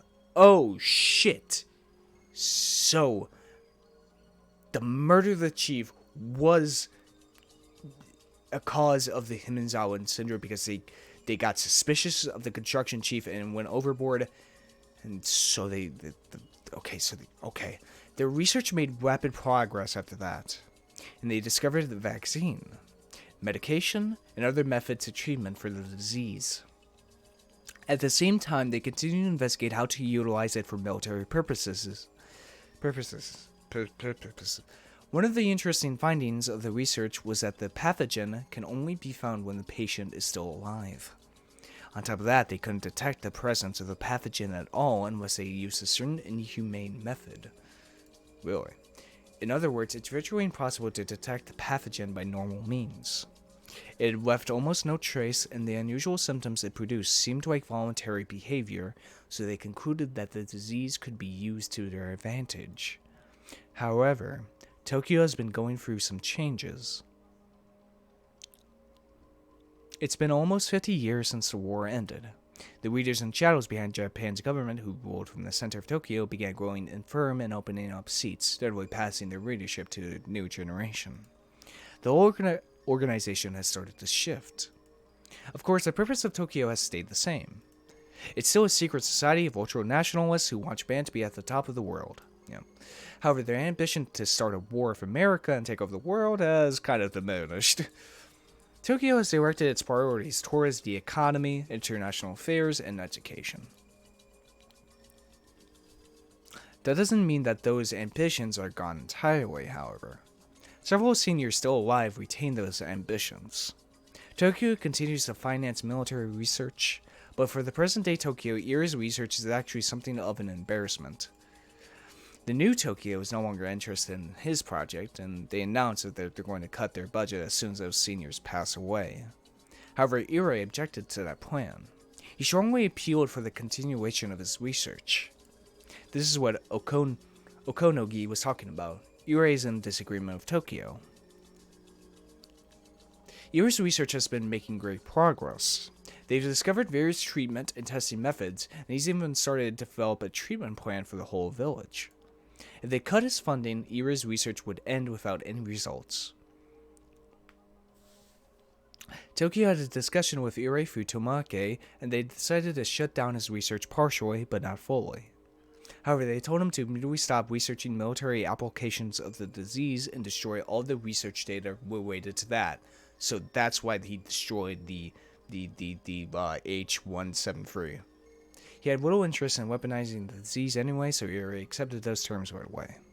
Tokyo probably believed that it was better to let him find a cure for the disease than to terminate the project entirely. At this point, Irai considers himself one of the villagers. Perhaps exterminating the disease infecting the villagers without their knowledge is his ways of atoning for using the village to advance his research and reputation. Both Tokyo and Irai agreed to fully terminate his research as soon as he discovered a way to completely eradicate Hinamizawa syndrome. Irai made a plan for the next few years, and he promised them that he would find a resolution by 1986 at the latest. The meeting they had this June was to discuss the plan and budget for the next 3 years. Which brings us back to the beginning. One theory goes that Irai is in opposition with Tokyo, and as his trump card, he's planning to kill Rika Furude. The other theory is that Takano killed Tomake, and as her trump card, she's going to kill Rika Furude. I suppose I need to explain why Rika Furude can be a trump card. That is a great point.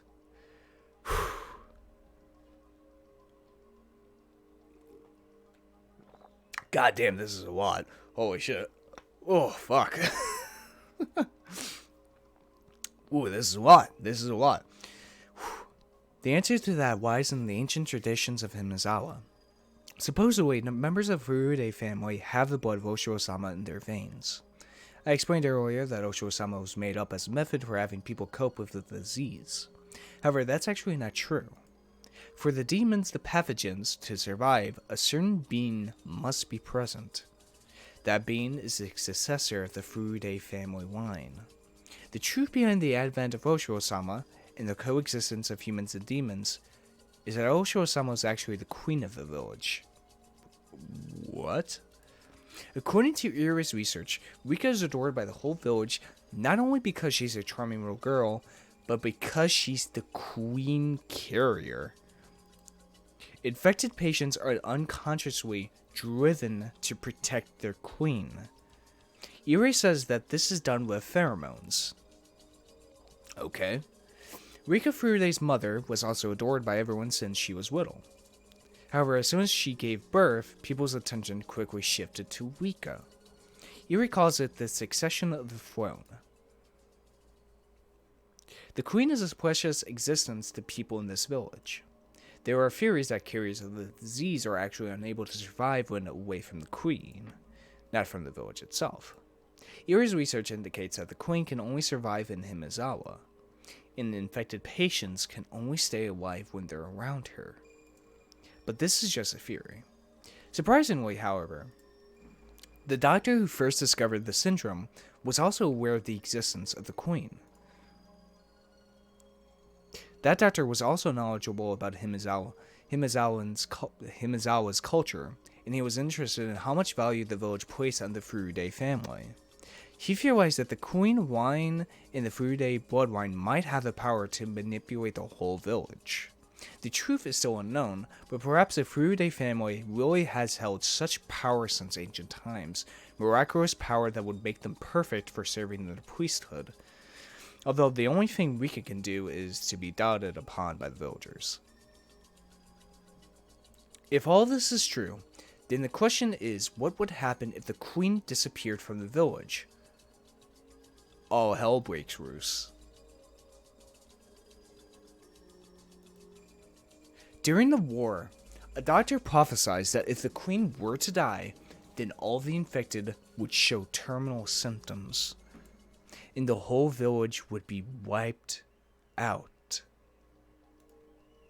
He advocated for strict preservation of the queen's host. Rika is important to Tokyo not only because Ire found many answers after running tests on her body. If Rika Furude dies, the 2,000 people in Hinamizawa will turn into demons. It would happen too fast for people to even realize that they're getting sick. They will each be overcome with a violent persecution complex and start killing each other out of fear. This is why the Mound Dogs are protecting the Queen Rika Furude. Her death spells the end of the whole village. That's why Rika Furude is a trump card for those who know that she's the center of the whole epidemic. This is the story of Hinamizawa. Our tale begins in June 1983. Tokyo's Waizan Tomiki was found dead of the disease, even though he was vaccinated against it. On the same night, Takano was also kidnapped and murdered. Though I don't know for sure if she's really dead or not. Rika Furude is also going to be murdered soon enough. While I've suspected Ire and Takano, this was my first time doubting Tokyo. I've always thought that they were on my side. They had to be. My death would lead to nothing but disaster. At the same time, there might be people within Tokyo who could use my death as a trump card. I never considered that there were opposing factions within Tokyo. I guess I was naive enough to not realize that Tokyo had internal problems due to the generation gap. Anyway, I wouldn't be feeling this way if I didn't suspect that Takano might still be alive. I feel like I'm starting to see the greater picture. It's possible too that Takano is the victim and Ire is the bad guy. The Mountain Dogs might be on my side, or they might be assassins who are trying to kill me. I was too scared to choose a wine that might be at risk of having something poisonous mixed in which case I could rest assured with a fresh, unopened bottle, even if it was a little bad. After telling everything to my friends, fuck, that was... Holy shit, that was a lot. Oh my god. Okay. Shit, that was a lot. God, man, the more and more I get into this game, the more and more it, like, kind of reminds me of Pathologic. You know, that weird-ass Russian game. Man, I should maybe play that. At least Pathologic 2. Maybe. Yeah, maybe one day. It's a weird-ass game. So, I'm trying to think back to Chapter 3. Because in Chapter 3 is, like, when Rika died, right? We saw, like, the after effects of, like, I'm trying to remember. Well, by that point, everyone was already fucking dead. No, she was already dead, like, alive at that point.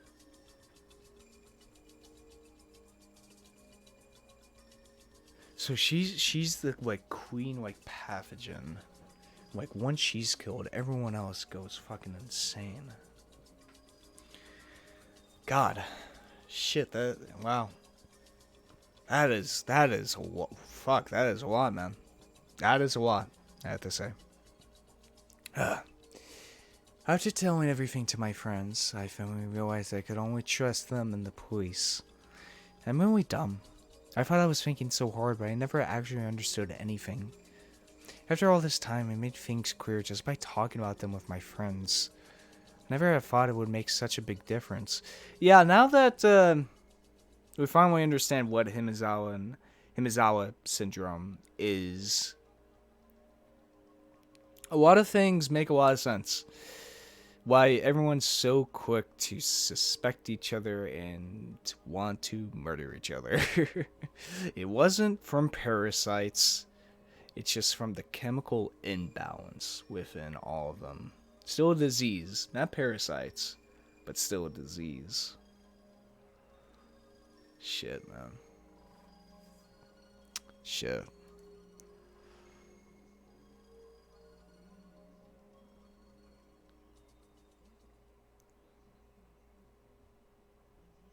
Me、 Truly, Meep. Truly. 僕の話はこれで終わりなのです。 As I thought, everyone was staring at me with their mouths open in shock. No kidding. Even Oshi wouldn't believe a story like this. That's only normal. I'm sure I sound like a crazy person. さとこ、僕たちが毎週診療所に研究のお手伝いに行っていますですよね。あれは入江の研究に協力しているだけではないのです。さとこの治療のためでもあったのです。そうだ、そういえばさとこが病気みたいなことを言ってたよな。私が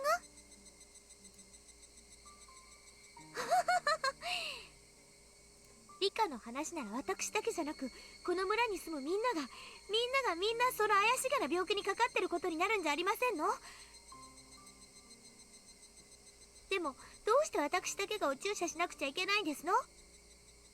監督の作っている新型の栄養剤の実験じゃないんでございますの？さとこは一度末期症状を迎えてしまっているのです。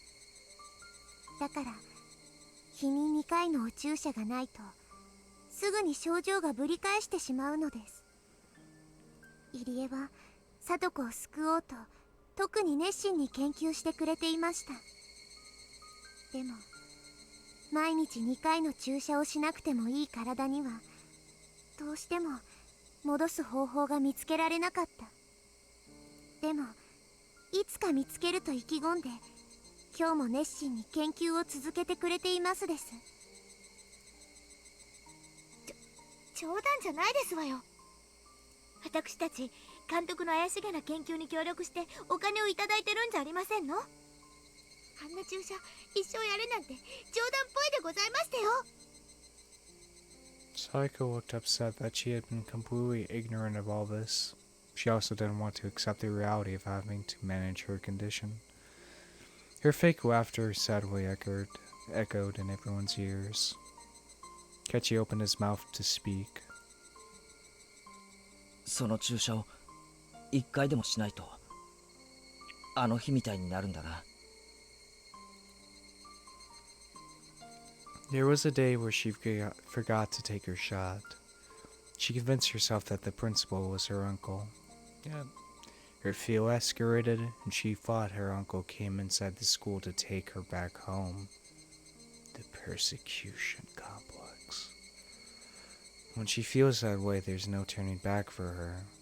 そうです。だから僕はさとこがお注射を忘れないように毎日しつこく言っているのです。そんな信じられませんわ。大体何なんですの末期症状って。私だけそんなの嫌ですわよ。どうして私がいつそんな末期症状になったって言うんですの？ Maybe it's the trauma of the abuse from her aunt that causes her to become a terminal patient. Sadaka's face contorted as tears began to pour from her eyes. Shouldn't have said this. Sadako's starting to remember something she's not supposed to. ごめん、さとこ。思い出さなくていいのです。あれは事故なのです。Remember? さとこは何も悪くないのですよ。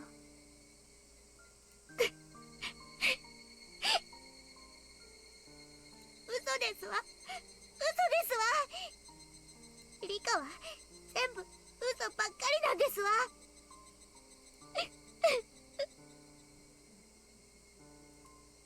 The others probably had no idea what Sadako was talking about. They don't need to know. They don't want to know about it, because they're her friends. Luna gently touched Sadako's shoulder. She gently touched mine too. 私たちはリカちゃんの話ちゃんと信じてるよ。ありがとうです。そして今まで自分一人でよくそれだけの大変なことを背負ってきたね。リカちゃんは偉いよ。たった一人で今日まで人に言えない秘密を背負ってきたんだね。Never thought Luna would say something like that to me. My eyes were filling up with tears. 人に話せない秘密を背負うってのは悲しくて重いよね。私のはリカちゃんに比べたら全然大したことないけどさ、少しはわかるつもりだよ。そうですね。お姉もよく頑張ってます。お姉になすりつけて楽させてもらってるからよくわかりますよ。みんなは僕の話を疑わないのですか？どうして疑うんだよ。全部信じるって言ったじゃねえか。むしろ村の秘密が解けたような気がして俺はすっきりしたくらいだぜ。Yeah, no fucking kidding. そのhinamizawa症候群という病気は感染症で、村に住んでる人はみんなかかってるのかな？はい、みんななのです。でも昔とは違います。鬼が淵村の頃に比べるとこの病気はとてもおとなしくなりましたです。だから別に遠くへ引っ越しても平気ですし、旅行だってへっちゃらなのです。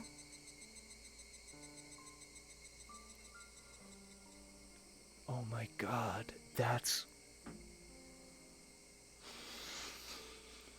Oh my god. Oh my god. That's why Ketchy fucking hallucinated all that shit back in chapter 1. Why he hallucinated the fucking pen as a damn syringe. Why he fucking had a damn pin in the damn...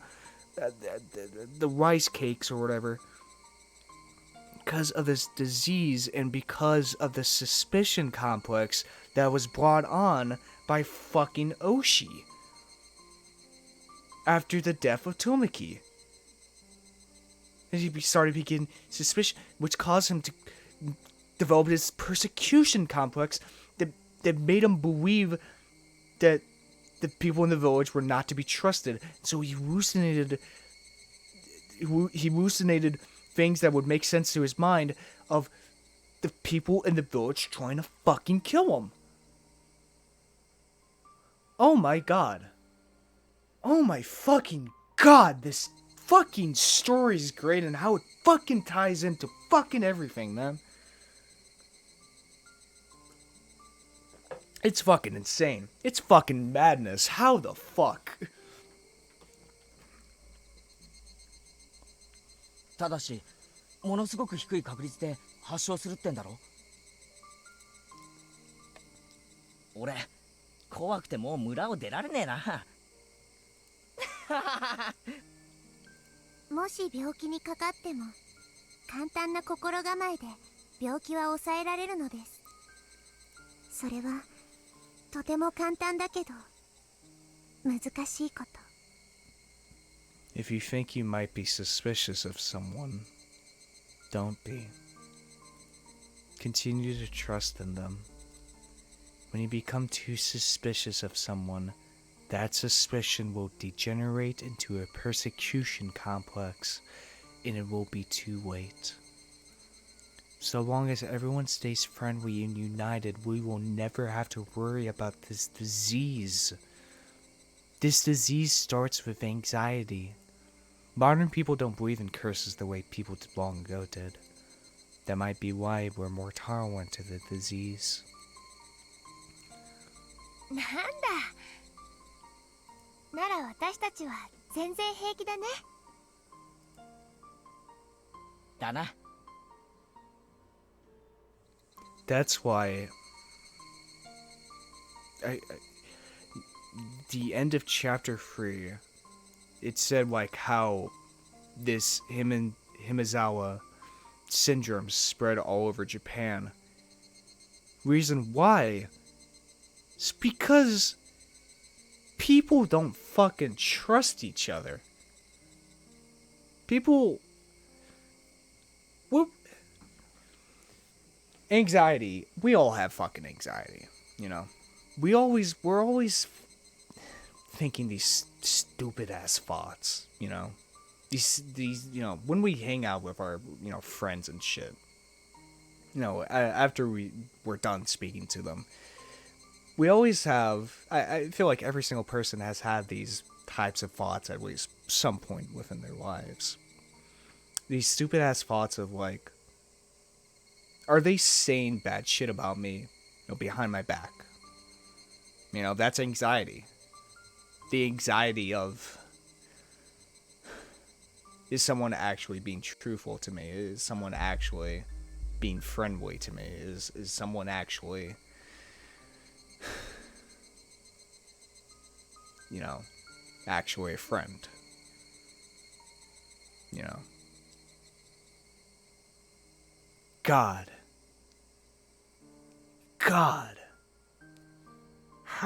How is Ryuku 07 able to make this an in-universe explanation for the reason why everyone's suspicious of something? I don't even, can't find the words to explain how like just genius this is.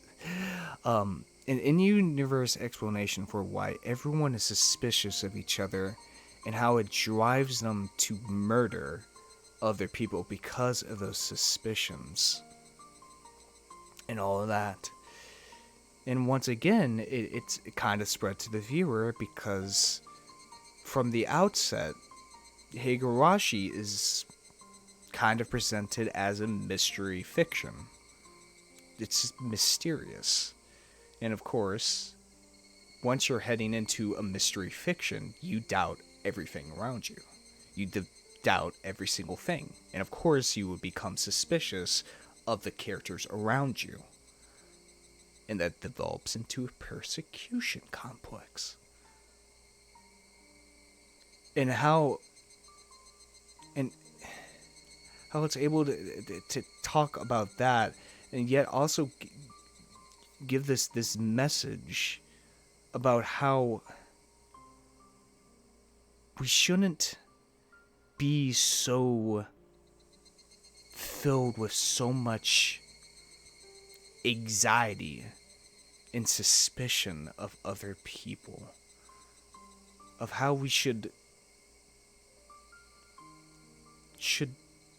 sometimes just take things at face value instead of going in circles, go quite literally going mad with thinking like, oh, what could the other person be possibly thinking of me right now? Could they be thinking bad about me? Or else we would go mad with that if we just keep thinking that. If we grow suspicious of every single thing that is said to us in our daily lives. We would all go mad with the Hinamizawa syndrome. And how that suspicion can take us down a rabbit hole of madness. This is a fucking masterstroke in writing.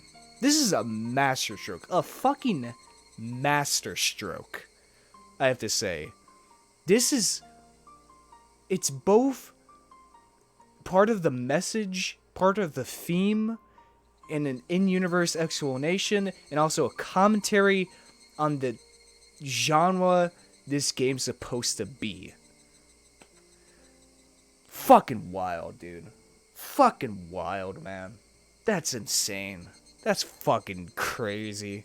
俺たちは仲間で、部活メンバーで、家族なんだぞ。間違っても仲間を疑ったりするもんか。だからリカちゃんの話、俺は丸ごと信じるぞ。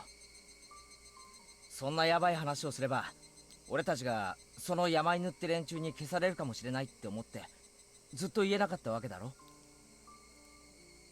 I nodded quietly. I don't want to think that the mountain dogs have bugged this room. But if Okonogi overhears this conversation, they would definitely kill not only me, but all my friends tonight. That's true no matter who my enemy is. ま、だとすると、すぐに部活メンバーは臨戦態勢に入った方が良さそうだね。状況を整理しよう。リカちゃんを殺すと大惨事になると信じてる連中がリカちゃんの命を狙う可能性がある。間違いないね。可能性でなく、必ず殺しに来ますです。どうかな。リカちゃんが切り札ならそんな簡単に切っちゃう？そうでございますわよ。切り札は殿下の宝刀。向かないうちが花ですもの。Sadiko's eyes were still swollen, but she had stopped crying. 甘いですね、さとこ。切り札は2枚以上あるときに限り、すぐ1枚切ります。そうだね。人質は複数で初めて成立する。一人の人質の価値は複数の時に比べて格段に落ちるからね。とにかく向こうの状況がさっぱりわからねえ以上、殺されないなんて楽観はありえねえな。Everyone nodded in unison. みーちゃんは山犬って人たちをどう思う？敵かな？味方かな？それは問題じゃないだろうね。僕は善良な狼ですって人に羊の番を頼むかい？疑わしきは黒でございましたよ。その東京とかいう連中と全く関わりのない人たちに助けを求めた方がいいですわね。だな。その意味ではリカちゃんが即警察に応援を求めたのは迅速ないい判断ってことになるぜ。大石さんは俺たちの味方なんだよな。はい。大石には全てを話してはいませんので、僕の命を狙っているのを連続開始事件の犯人、つまり村人の誰か。大石さんにも真実を話した方がいいと思うな。大人の力は重要だよ。リスクのある一手ですわね。かえって嘘くさくなって手を引かれるとまずいんではありませんの？いや、大石さんには話そう。あの人今年が定年で昔殺された友達の仇を討つ最後のチャンスだって言ってた。だからきっとどんな嘘くさい話でも信じてくれると思うんだ。うん。大石さんはさとこちゃんを助ける時にも警察の立場でありながら私たちに協力してくれた。頼もしい味方になってくれると思うな。よし、大石には話そう。で、大石は今はしょ？いえ、隣の県に行っています。高野の死体を確かめに。ああ、隣の県の山の中でしたっけ？ドラム缶の中で黒焦げって話。でもなんでわざわざ大石ともあろう人が直々なんでしょうね。高野の死体が違う可能性があるらしいのです。現地の県警が協力的じゃなくてあやふやなことを言ってるらしいです。その山犬って連中は機密保持と情報操作が仕事じゃなかったっけ？私はなんだかその死体おかしいなって思うね。というかあの人おとなしく焼いたくらいで死ぬとは思えないんだよね。もちろん入江が黒幕で高野を殺した可能性もありますです。山犬のOkonogiはそうだと言っていますです。監督が黒幕ってことはねえだろう。あの人は悪い人じゃねえと思うんだ。そうですわよ。目と意とどう発言禁止にしてくれれば基本的にはいい人でございますのよ。私もHinamizawaファイターズの幽霊マネージャーとして監督は黒幕なんて玉じゃないと思います。どっちかというと利用される感じの人です。いい人すぎるというか。誰も高野さんの肩を持ってあげない。いやさ、監督と高野さんどっちが悪い人ですかって聞かれたらなあ。高野さんが聞いたら怒りますわね。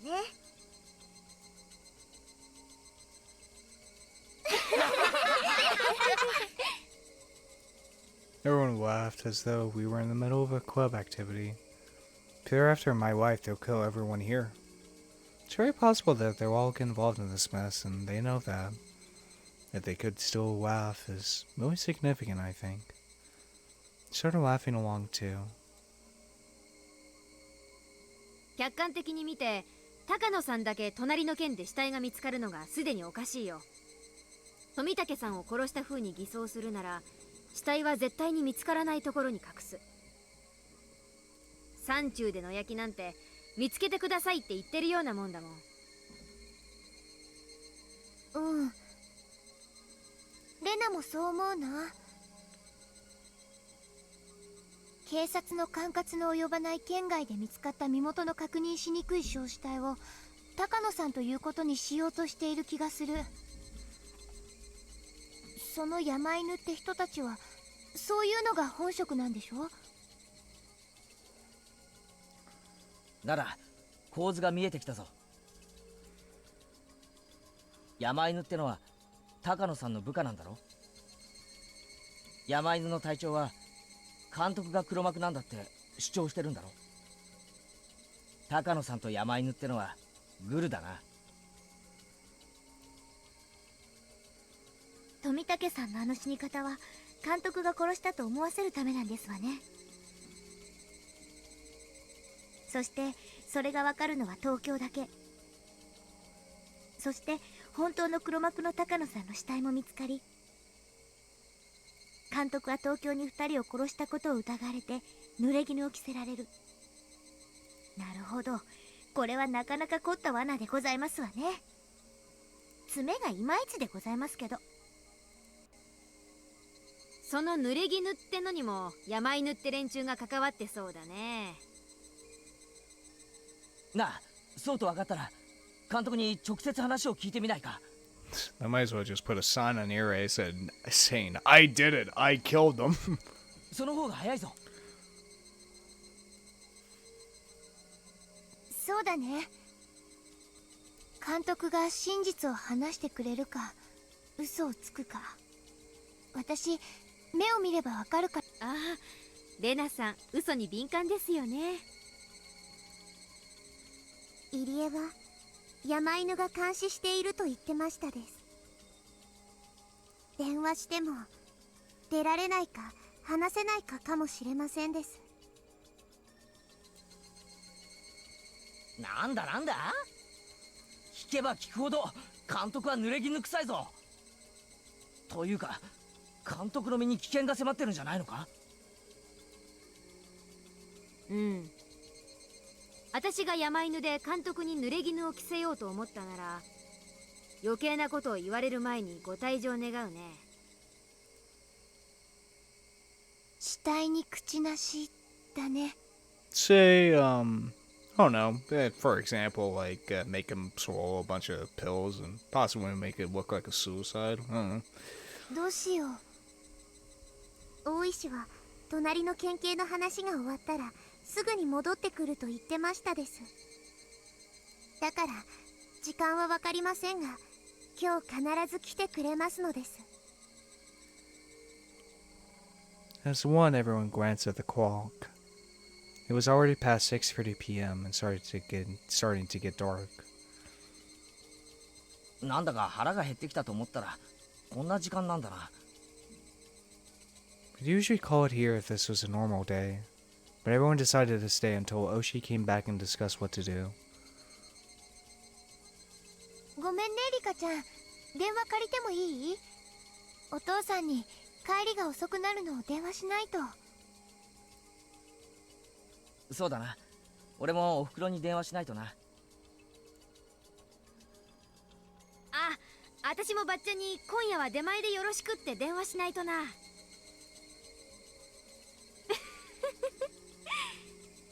こんな時間に抜け抜けとそんなこと電話したら後でこってり絞られますね。あと警察の人たちの夕食も考えてあげないとね。本家のツケで寿司でも頼むかね。 Everyone had a sensitive reaction to the word sushi. Their stomachs were empty after a while. The same should be true of those officers, too. リカ、うちも出前にしますの？ God, one of these days I gotta try sushi. そんなお金の余裕はありませんでしたよ。さとこ、みんなに自慢の野菜炒めでも作ってあげたらどうですか？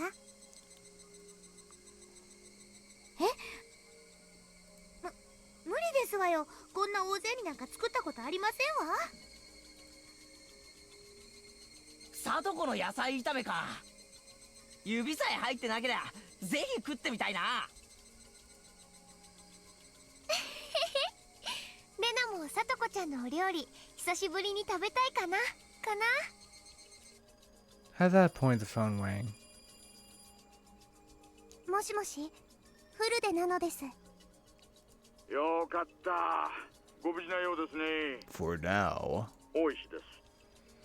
高野さんの殺害現場の用事を終わらせましてね、今沖宮に戻っている途中です。途中のガソリンスタンドから電話しています。それで高野の死体はどうでしたか？やりましたよ。やっぱりそうでした。現地の県警の資料がとんでもないイージーミスをしていました。連中間違いを認めやしない。ガツンと決めてやりましたよ。高野は車ごと行方不明です。富武殺しについて何か事情を知っている可能性が高いと判断し、つい先ほど高野の捜査を開始するよう指示を出したところです。ついにお社様のたたりの尻尾をつかみましたよ。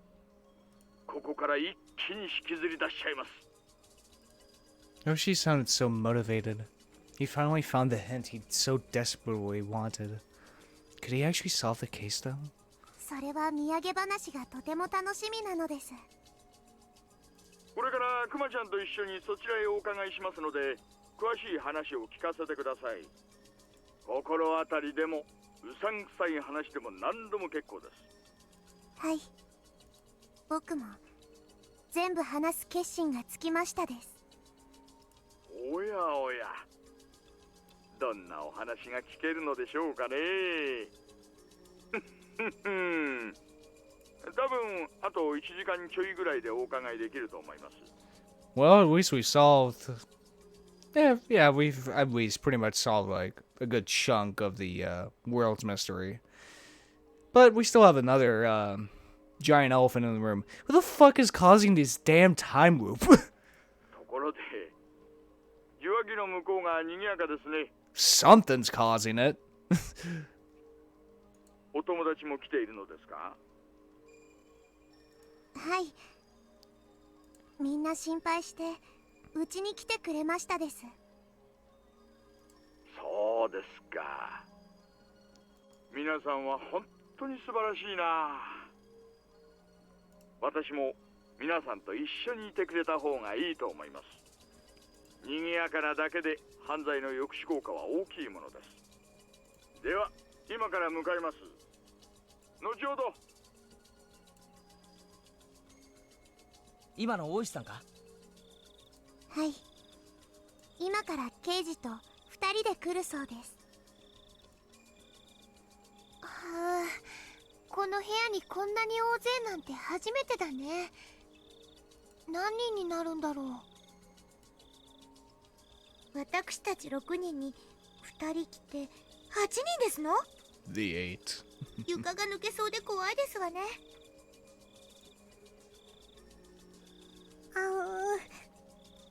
人目なのです。羽生、聞いてた？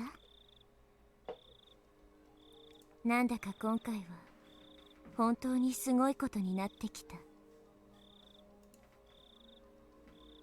今回はいけそうですか？うん、いけるわ、絶対。絶対という言葉はなって当然、ならなければ失望する悲しい言葉ですよ。羽生はこの状況になってもやっぱり今日死ぬと思う。でも死んでほしくないと思っていますのです。あんたのスタンスは分かってるわ。傷つきたくないから信じない。マイナス思考ならマイナスで当然、ラッキーなら大喜びってわけだ。もうあんたと私の考え方の違いをとやかく言わないわ。あんたは見てなさい、傍観者らしく。はい、僕は傍観者ですから。でもリカを応援してますですよ。応援か、ありがとう。でも応援していいの？応援したのに負けると期待を裏切られない？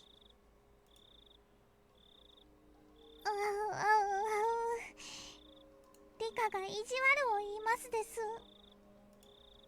We had a rather harmonious mood going. However, a feeling of unease is beginning to settle over us. Holy shit. Oh my god. Oh my goodness.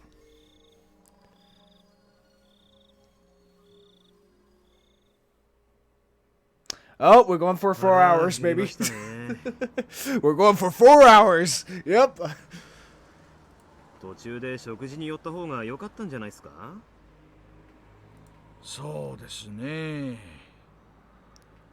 もうすぐ8時か。お昼が遅かったから忘れてました。とりあえず話を聞いたらおたふくにお茶漬けでも食べに行きましょう。警官を4人行かせてましたよね。交代を送らないと答える頃ですね。フルデさんが気を利かせて出前でも取っててくれればいいんですがね。Hoshi and Kumagai had passed through Okayama and were getting closer and closer to Hinamizawa. They hurried on their way, driving through the dark streets. フルでリカの全てを話そうっていうのはとても気になるっすよね。多分相当とんでもない話が飛び出しますよ。あの村はね、本当の名前は鬼ヶ淵村。鬼ヶ淵ってのは沼ですからね、沼の名を冠した村なわけです。沼なだけにそこが知れませんね。フルでリカの護衛ですけど、どうします？彼女の話次第では秘密の場所にかくまった方がいいでしょうね。Hinamizawaってのは村が丸ごと魔物の腹中と同じなんです。あの村の中では何が起こるかわからない。とにかく聞いてみないことにはわかりません。フルデ家の当主が命を狙われていて、園崎家次期当主はそれを守ろうと思っている。そんな状況下で誰がフルでリカを？あとは君吉家くらいしか勢力が思いつかないです。君吉家には臭い話は聞いてないんだけどな。やっぱり村には信仰を軸にした勢力が隠れてるってのかな。沼の底がどうなってるのか楽しみです。The road they were on was cutting through the rice fields, leading them to pass by the scene of Jiro Tomake's murder. 高野が富武を放置した。そこまでは間違いないと思いますが、富武のあの異常な死に方は一体何だってんでしょう。鑑識のじいさま、覚醒剤は出なかったって言ったんですよね。確かに薬物反応は出なかったそうですが、この世にはおかしな薬なんてきっと無数にある。それら全部が間違いなく使われていないなんて保証は誰にも出せませんよ。自分が知らない薬だから実在しないなんて、そんな傲慢は刑事が口にしちゃいけない。あったからにはあるんです。だからきっと富武に首をかき破らせる薬は実在する。そいつは犯人逮捕の折にたっぷり喋ってもらいますよ。Yeah, of course, this thing I can pick up his bath salts. あるいはフルでリカが話してくれると一番嬉しいんですがね。なクマちゃんも今回の山で決めつける捜査がどれだけ冤罪を生み出してきたかよく分かったでしょう。ありゃひどかったっすね。あいつうちの署に嫌がったら俺でも許さないところです。結局最後まで間違いは認めてませんからね。お隣さんはあくまでもあの死体は高野美代だったで通すつもりのようです。でもうちは高野美代生存でいきますよ。あとは県警同士のトップ会談で決着するでしょう。向こうのボンミスは確定してるんですから。認めると怒られると思って躍起になって上塗りしてるんですよね。いやはやそういう体質は改めないといけません。The car suddenly shook. The concrete road had ended, leaving only gravel. At the point where the gravel road begins, they're officially in Hinamizawa. They continued to drive through the woods for a while. クマちゃん、ちょいと止めて。はOshi had told him to stop immediately. Kimigai quickly slammed on the brakes. Their seatbelts tightened up, keeping them in their seats.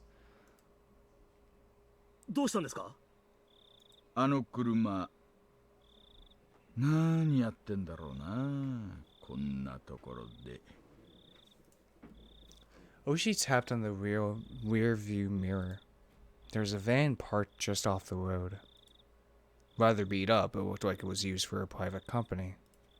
There was no reason for someone to park their car here, especially at this time of night. Kumagai also thought it looked suspicious.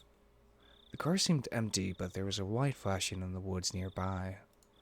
Probably a flashlight. 不審ですね。こんな時間に。それにしてもよく気づきましたね。いつも言ってます。刑事は四六時中目を皿にしてろってことです。何やってんだろうな。不法投棄かな。まさか死体埋めてるんじゃないだろうな。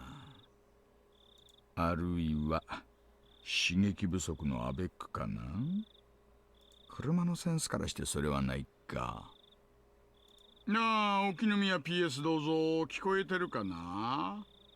なっはっは、こんばんは、さようなら。こちら沖宮 PS 感度良好です。車両ナンバー紹介お願いします。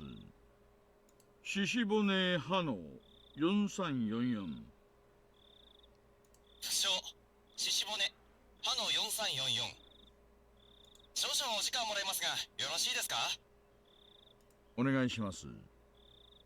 おいさん、地図で見るとここ電話会社の施設がありますね。電話会社の施設って何ですかそりゃ。It was listed as a facility, but it wasn't staffed. It was just a place where machines were installed. Kumagai wasn't sure how telephone lines actually work, but either way, it seemed like some kind of connecting device was located there. 普通のワゴンだよな。電話会社にゃ見えませんね。Oh. 電話会社ならそう書いた車で来るはずっすよね。委託の伝説業者か何かの可能性もあります。直接聞いた方が早そうですね。Oshi wasn't sure if that was the case. After all, why would any phone company go to do maintenance at so late at night? ちょいと行ってみましょうか。フォルデさんたちを待たせてますからね。パパッと行きましょう。そうっすね。His well-honed detective instinct was trying to tell him something. This feeling wasn't one that Oshi could easily explain. He has a strong sense that something was suspicious without any real reasoning behind it. Oshi trusted that he could judge others' characters with that sense.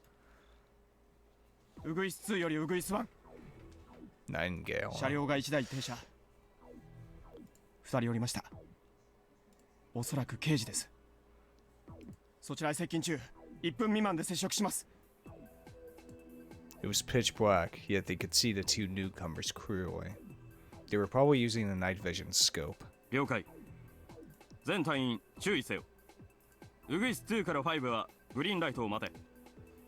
ウグイス7から8は前後 100m のクリアを確認せよ。待機。了解。ウグイス4、5。聞こえたな。ウグイス4、了解。ウグイス5、了解。ウグイス7、了解。ウグイス8、了解。ウグイスより本部。ウグイスより本部。電話設備工作中にトラブル。私服警官2名の職質と思われる。Modification of the phone facility. 発砲許可を申請。本部了解。許可を待て。Shit. By the time Oshi and Kumagai reached the phone facility, they were being watched from all directions. There were two pairs of binoculars and two sniper rifles pointing at them. The Mountain Dog operatives worked in two-man units, a sniper and a spotter, to secure the means of a retreat. They had all taken different positions so that they could shoot Oshi no matter where he tried to run.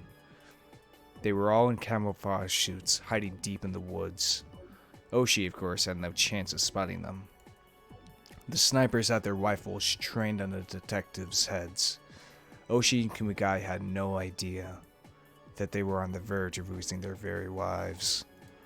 The sniper rifles had their safeties on, but a flick of their thumbs would release them.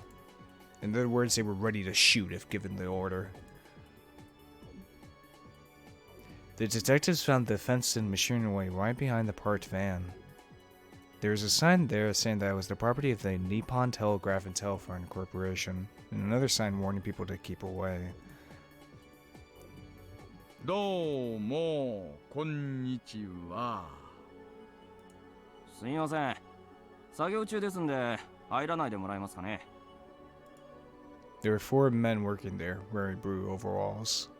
They had a toolbox open and they were working on some wires. どうも仕事中お邪魔してすみません。警察の者でございます。いえね、不思議なところに不思議な時間に車が止まっていたもので、どうしちゃったのかなと思いまして。そうですか。お仕事ご苦労様です。うちらももうちょっとで終わりますんで。おたくら、どちらさんです？電電の人じゃないでしょう。ああ、失礼しました。Okonogi電気設備工事と申します。Come on, Okonogi. Come on. あれ We really gotta name everything after yourself, huh? すいません。名刺を切らしちゃってるみたいです。I can just imagine of like, okay, we gotta come up with cover like business names. Okay, all I request is that my name is first, then the the operation is Willie Okonogi. Yes, I'm the winner of the Mountain Dogs, and whatever I say is word. Goddammit, my name's gotta be all over this place. It's just so funny. おこのぎ電気設備工事さんって会社どちらです？ It has to have my name. If it doesn't have my name, I'm not winning it past. はい。沖宮になりますけど。会社の電話番号と住所を教えてください。なんでそんなこと聞きますか？電話番号忘れちゃいました？ Some telephone technicians, eh? Oshi looked at them with a piercing glare. Their response was very suspicious. Usually the vehicle of an electric company is full of various types of electrical equipment and repair tools. However, the van parked there had nothing inside and looked just like an ordinary car. Also, a company vehicle usually has the name of the company painted on it. But this one was just a plain van with no markings on it. None of that was the reason that Oshi found them suspicious, though. It was their attitude that bothered him. They didn't sound nor look like typical contractors. They were obviously not electricians. It was far too late in the day, and there were far too many of them. They were also clearly suspicious of Oshi. However, that was all he could tell just by looking around. He found them suspicious, but had no idea what they were up to. One of the men told Oshi the phone number. The guy wrote down the number so he could ask the station to call and confirm it was real. 私ら、そんな怪しいもんじゃありませんって。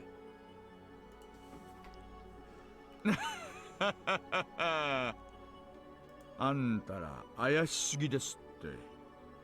一体何者です？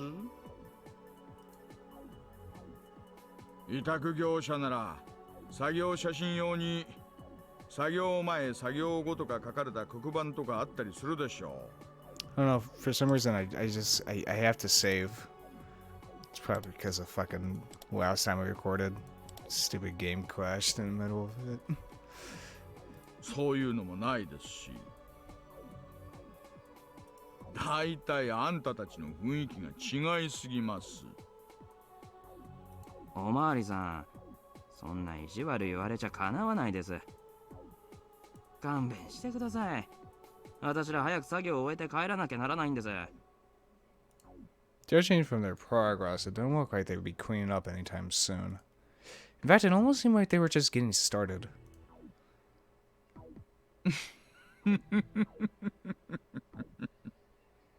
もう化けの皮は剥がれてんだよ兄ちゃん。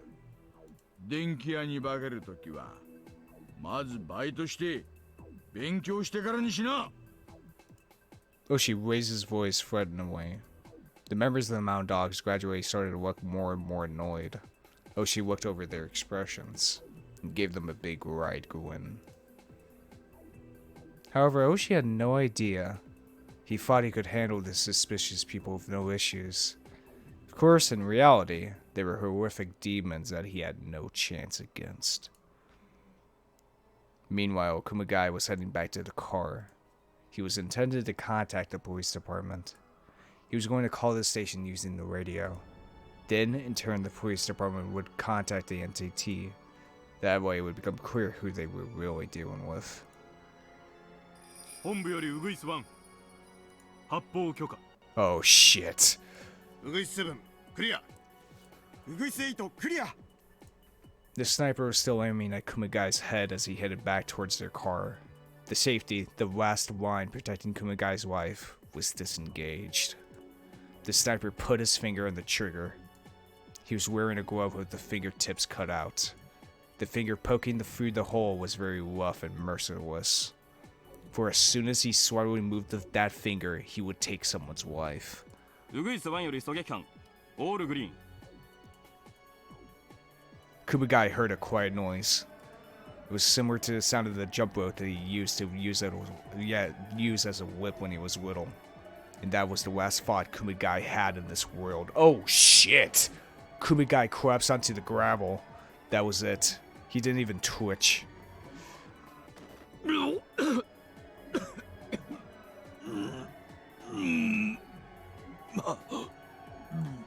Oshi was lying on his back on the concrete after getting shot in the chest. His lungs were filled with blood, which began to pour out of his mouth. Oshi only realized that he'd been shot when the world began to blur before his eyes. As his world keeled over, he saw a man in a work uniform leveling a gun at him. But it didn't matter anymore, as he started drowning on his own blood. God damn. 沖宮 TS より大石社どうぞ。先ほどのナンバーが判明しました。大石社どうぞ。大石社、応答願います。あれ、電波悪いのかな。 Is this what happened? Oh shit, is this what happened back in chapter... Oh fuck! 大石社、応答願い。 Chapter 3, oh shit. 出ませんね。大石さんが車両紹介？誰の車だよ。村人の車ですね。いたって平凡な。Motherfucker. 何者だよ。大石さんが聞いてくるからにはただ者じゃないんだろ。突起事故欄は完全に空欄ですね。S 号指定もなし、減点もなしだし。バッシングでもされて腹が立ったんじゃないの。あの人根に持つとなかなか忘れないタイプなんだよ。Wow. ウグイスより本部2名を射殺。作業を再開。 Son of a bitch, man. 本部了解。警官の車両処理は慎重に行われたし。 Shit, this really just... It's like... How the fuck do you fight against literally a spec ops, like, operation? How the fuck do you fight against this? サンサ、ウグイスは警官2名を排除。作業を再開。 Shit, man. おやすみなさい、大石さん。 Alright, Takano. Got that whole fucking... Alright. 私の尻尾をつかめてもう一息だと思ったでしょうに。残念ね。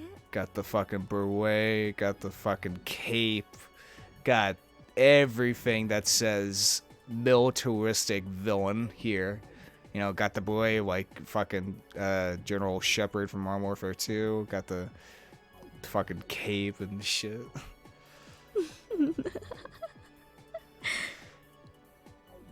コーヒーをもらえるかしら。どうぞ。しかし厄介な展開になってきましたね。R 宅には以前私服警官数名とそれから友人数名がいるそうです。 R は自分が今夜殺されることに感づいているとしか思えません。作戦が漏れています。やはり決行は延期すべきでは。明日の朝には死体が見つかっていないといけないのよ。お偉いさんたちの日程上、その日が一番都合がいいって話なんだから。作戦は決行します。 The crucial part of this final mission was the death of Rika and what came after that. They couldn't just kill her whenever they wanted. Doing it at the right time was vital. 山犬による過剰な警備にかえって過敏に反応したのでしょうか。違うわね。漏洩じゃない。予言よ、あれは。富武の死と、そして私ですら知り得なかった偽装死体の状態まで知っていた。あの子は女王なのよ。Hinamizawaの頂上存在の頂点に立つ女王で、巫女で降臨したるお社様の血脈に連なる正当な末裔。神を欺くことなどできない。知られるのは宿命だったのよ。フルでリカをあっさり暗殺などできるわけがなかった。いいわよ、リカちゃん。あなたと私、どちらがお社様の伝説を受け継ぐにふさわしいか勝負しようじゃない。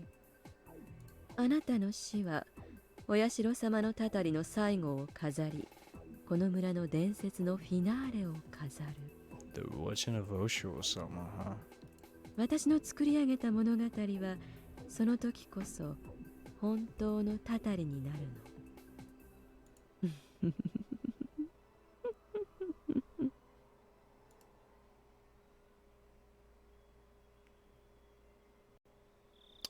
It was now past 8 p.m.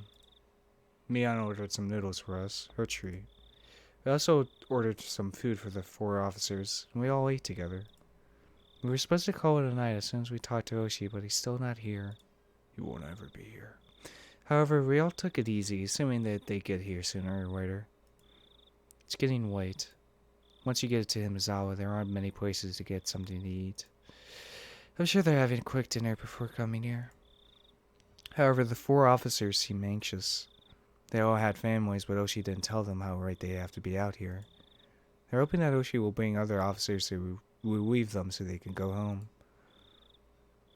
They called the station, but all they said was that Oshi was on his way, and we should wait because he'll be here soon. 遅いね、大石さん。渋滞にでも巻き込まれたんだよ。ちょうど帰宅ラッシュの時間帯にぶつかっただろうからね。おまわりさんもお昼からずっといてくれてるんですのよね。交代が来てあげないとかわいそうですわね。そうだな。何時に終わるのかもわからない仕事って疲れるもんな。警察の人には休んでもらって私たちが夜景にでも立ちます？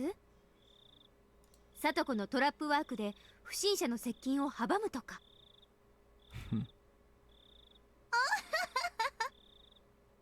甘いですわね、シオンさん。ここは私とリカの家なんでしてよ。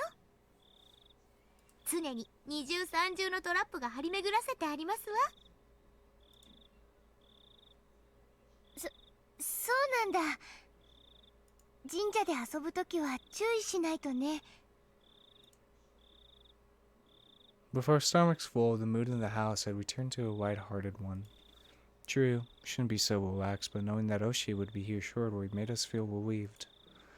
But he's so late. He said he'd be here in an hour. Mion mentioned he might have gotten stuck in traffic, but I'm sure Oshi was considering that. That's why he told me it'd take him about an hour. And it's been 1 hour since the time Oshi was supposed to get here. I want to believe that he's getting something to eat on the way, but I'm starting to get concerned.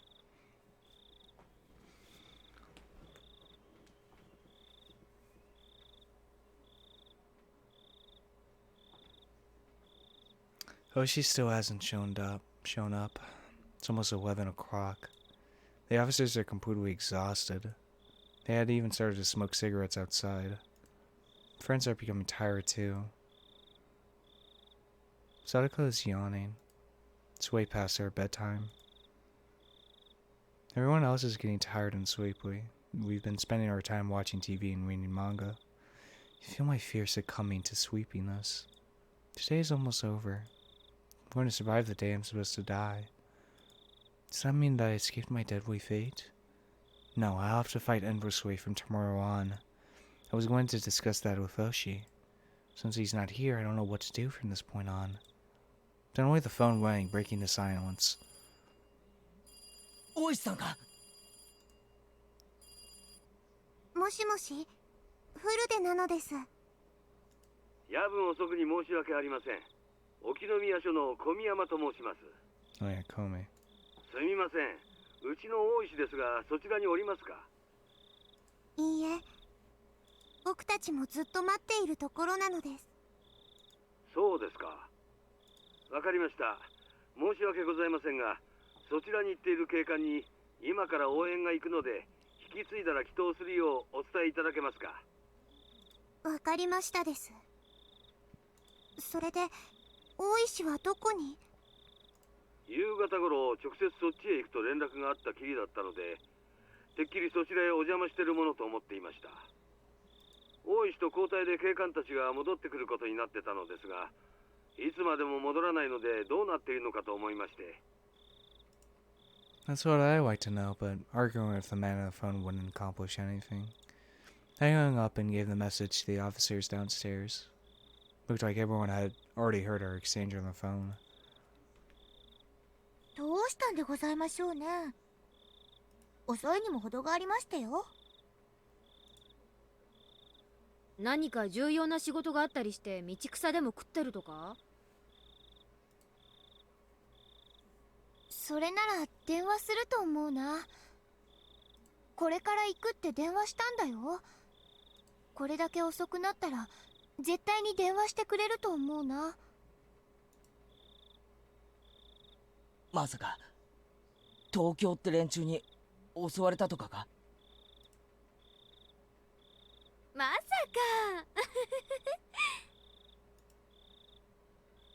かと言いたいところですが、リカちゃまの言うような連中が相手なら絶対そんなわけないとも言い切れないのが怖いところです。多分急用が入ったんだよ。それで電話をするのを忘れてるんだと思う。向こうも大の大人、それも天下の大石だよ。そうそう簡単には消されないって。 Well, can he take a bullet? 来るなら早く来てほしいですわね。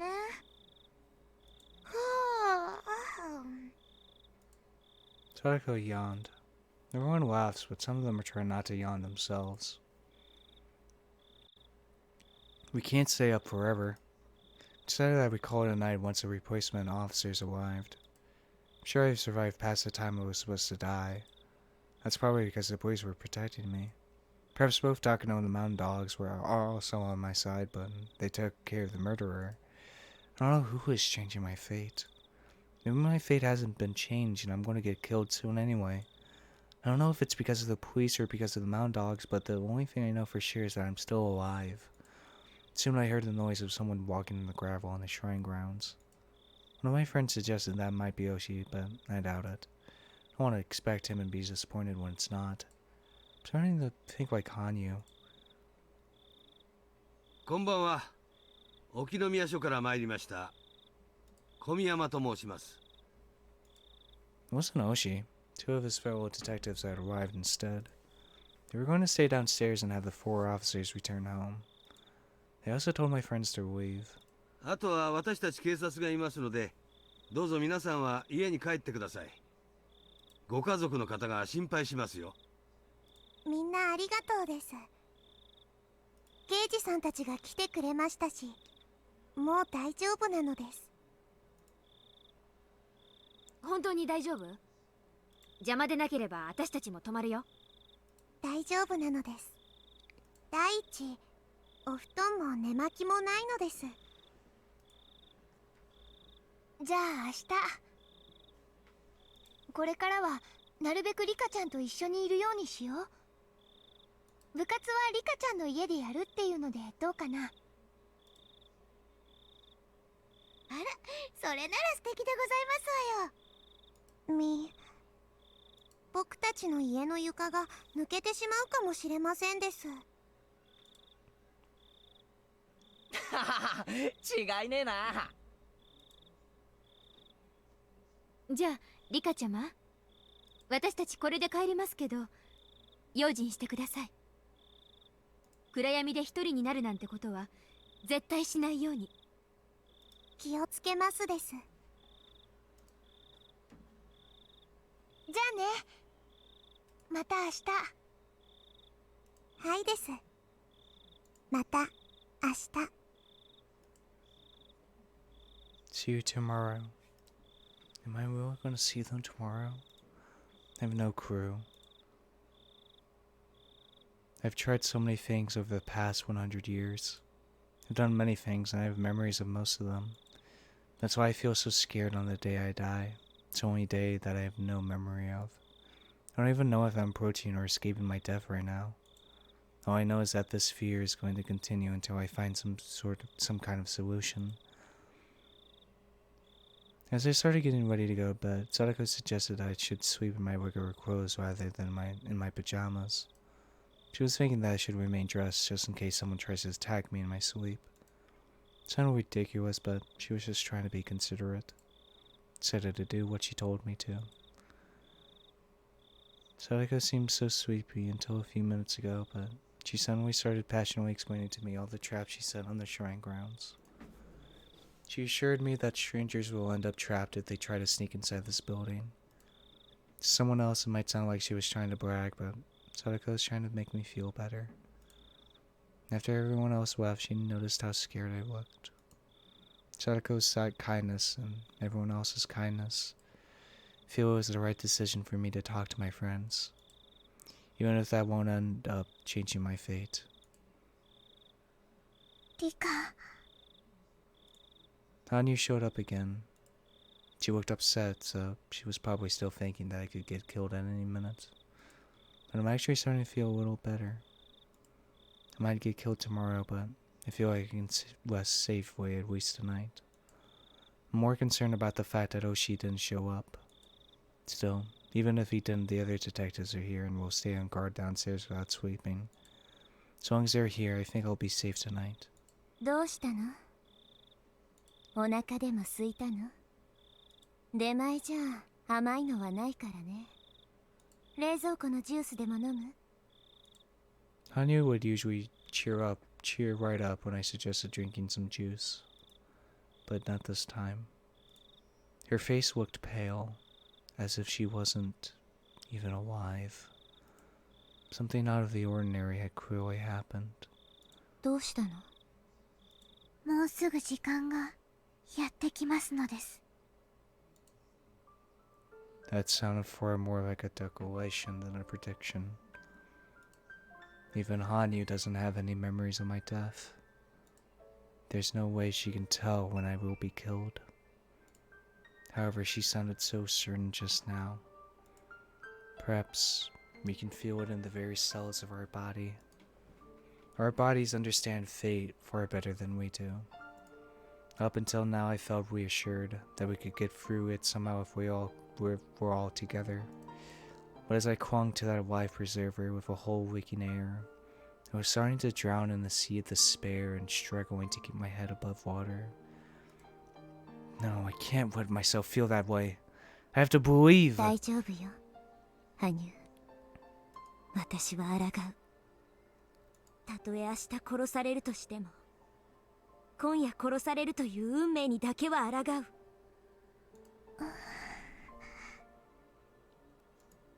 Hanyu just gave me a look of faint sadness. That silence told me that my pitiful hope was going to push me down into a futile reality. I stared at Sadako as she continued to brag about her traps. If I'm getting killed shortly, Sadako won't be safe either. I quickly interrupted her talk about traps.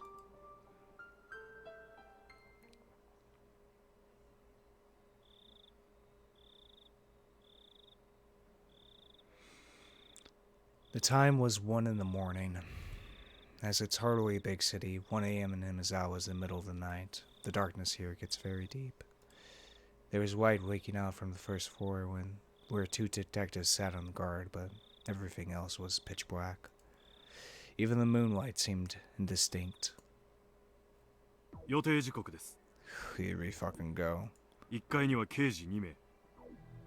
2階は消灯してすでに1時間以上が経過します。本部より3査決行の判断を。こんなに月の綺麗な夜だもの。始めなさい。刑事は排除でよろしいですか？そうね。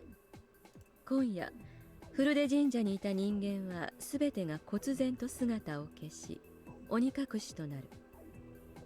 それでいいわ。本部より大鳥、作戦開始。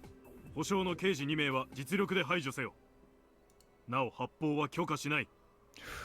繰り返す、発砲は許可しない。本部よりウグイス、大鳥が作戦を開始する。電話線を遮断せよ。Oh shit. ウグイス了解。遮断する。They had been working to disable the phone lines, just in case their target tried to contact the police during the attack. That mission was what Oshi happened to bump into. ほんじゃ、始めるかいね。大鳥湾より全隊員へ。突入準備。1階の刑事2名と2階の同伴者1名を排除せよ。Son of a bitch. 痕跡を残せん。発砲禁止。ガスも使えんね。テーサーを使え。単銃で武装してるぞ。撃たせるな。おこのぎ、素人相手に手こずらないでよ。まあ仕事ですんで。大鳥7、8前進。バックアップは周辺警戒を厳重にされたし。大鳥7、了解。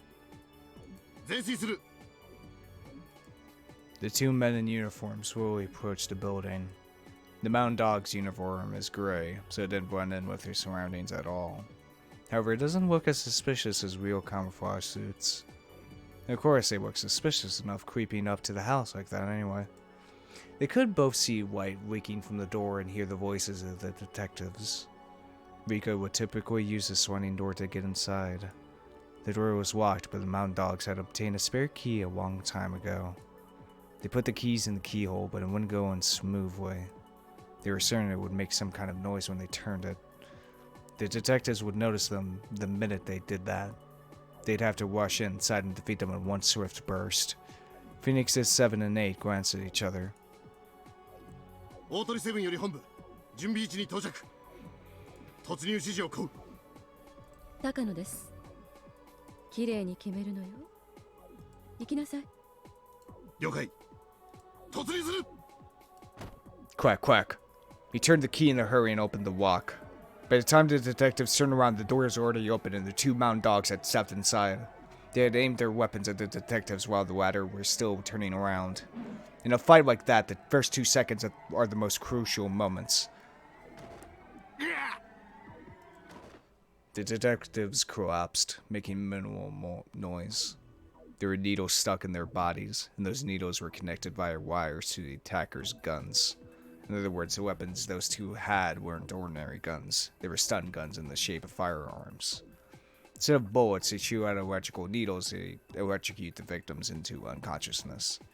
Normally, they would be non-lethal weapons that allowed the shooter to capture their victim without harming them much, but their tasers had been modified.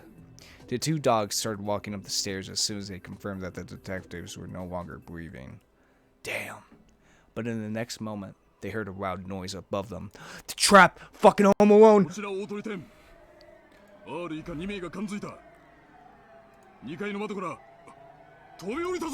Oh shit!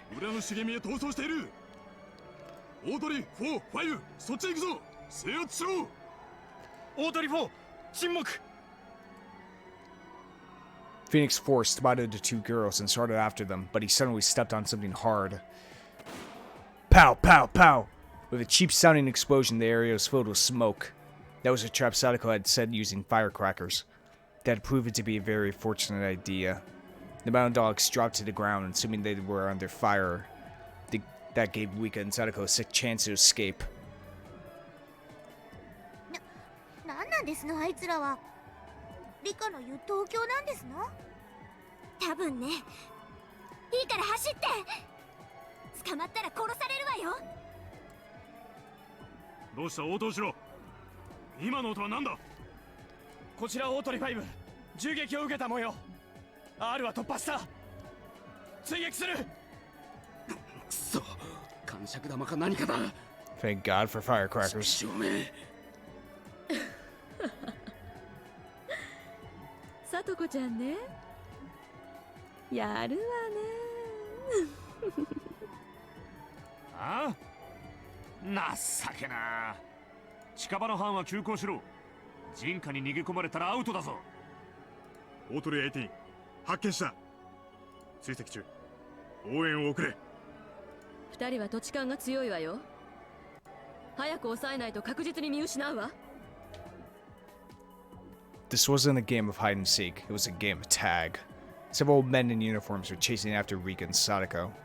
They weren't idiots, so they didn't waste energy on a futile act of shouting wait. This was a quiet, deadly game of tag in the middle of the night.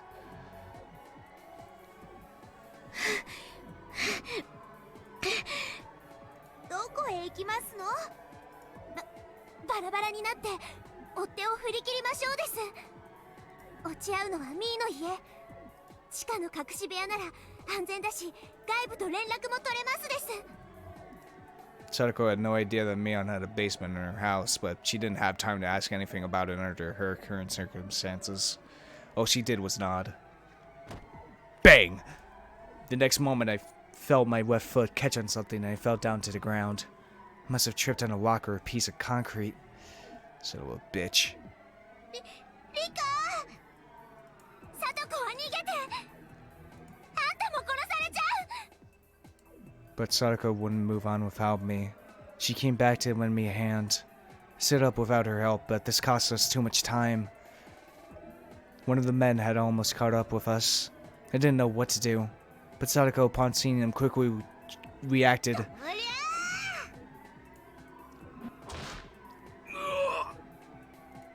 Sadako ran towards him and kicked him with all her might. Her foot had rented wide in his face. I wish I had a camera. But there were two more of them right behind the first man. I could see them clearly now. They're the gardeners from that landscape company. They were wearing the same uniforms that Okonogi is always wearing. They must be the mountain dogs. I'm certain that Takano is the culprit. Now that I know that, I can do something about it in the next world. But if I die now, will I lose my memory again? I can't die now. I need to survive so I can keep my memories. Sadako took something out of her pocket and threw it at them. Pocket sand! It was something like... Yes! Yes! It was something like sand and it blinded them. However, even that could only buy us a few seconds.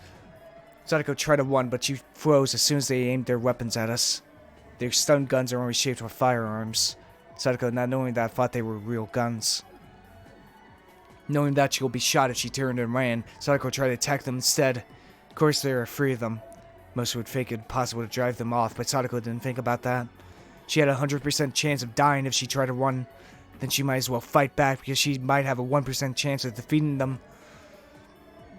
Sadako's determined to save me even at her own expense.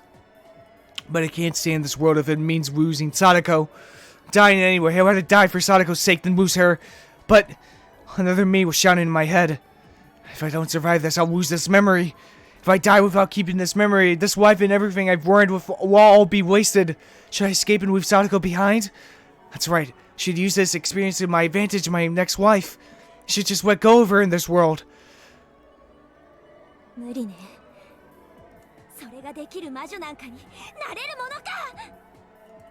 But I know in my heart, there's no way I can win against these guys. I'm sure their backup will get here if we take our time to fight them. Should I fight them for her, or should I leave so I can confront my true enemy? What? No, fuck off. Fuck off. No way. What? Oh shit, it actually picked for me? Sadako's bravery gives me courage. If I left... Wait, did I pick her or did I pick... Huh? Fuck it, keep going. If I left her, I lose my motivation to defeat fate. I don't care if I lose my memories. If it took 100 years for me to get this information. I don't care if I have to spend another 100 years in the same June. I can't leave Sadako.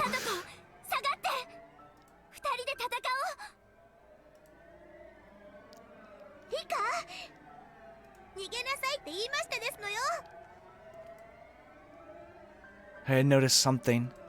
They're only aiming at Sadako. There must be a reason why they can't shoot me. So I stood in front of Sadako to protect her.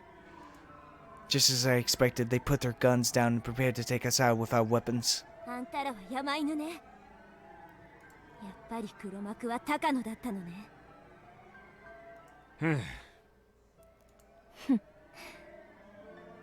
私もバカね。あんたたちの正体を知りながら逃げることを選ばないなんて。でもね、私は逃げないの。ここであんたたちに殺されるのが運命だとしてもね。運命なんてね、教えてくれた人がいるから。 They must be think this is my final speech. They let me talk until I was finished. だからあんたたちは金魚が救えないんだ。 The next moment, one of them dropped to the ground. What? Kechi had run towards him and kicked him from behind. Kechi had kicked him right in the small of his back, and the dog was screaming on the ground. The other two tried to retaliate, but they were too late. I grabbed one of the guy's arms from behind and flipped him down to the ground. Must be some kind of martial art. I've seen something like that in an action movie before. Winner tried to push the remaining dog down with all his strength, but that wasn't enough to take him out. He tried to aim his gun at Rena. This fucking music! But she had already done what she was supposed to. All she needed to do was get his attention. Shiana snuck up behind him and she fired her stun gun into his neck. The stun gun made a snapping noise and the dog fell down to the ground with the rest of his friends. ダサいのやつ改造済みとは言ってたけど、こりゃ効きます。 Dude, that was a sick ass guitar solo. シオン、こっちの連中にもお願い。大丈夫か、サトコにリカちゃん。まさに危機一髪だったな。お前らの足が速いんで追いつくのに苦労したぜ。ずっと待っててよかったね。張り込んでた甲斐があったよ。張り込んでたって、あの後お家へ帰らずずっと見張っていましたの、皆さんは。帰り際にね、すっごく不審な人がずっと草陰に潜んでて神社を伺ってるのを見つけたの。いやー、よく見つけたよな、あの暗闇で。レナには嘘も迷彩も通用しないってことだな。So, figuring he would leave if they spoke to him, they secretly staked out that suspicious man.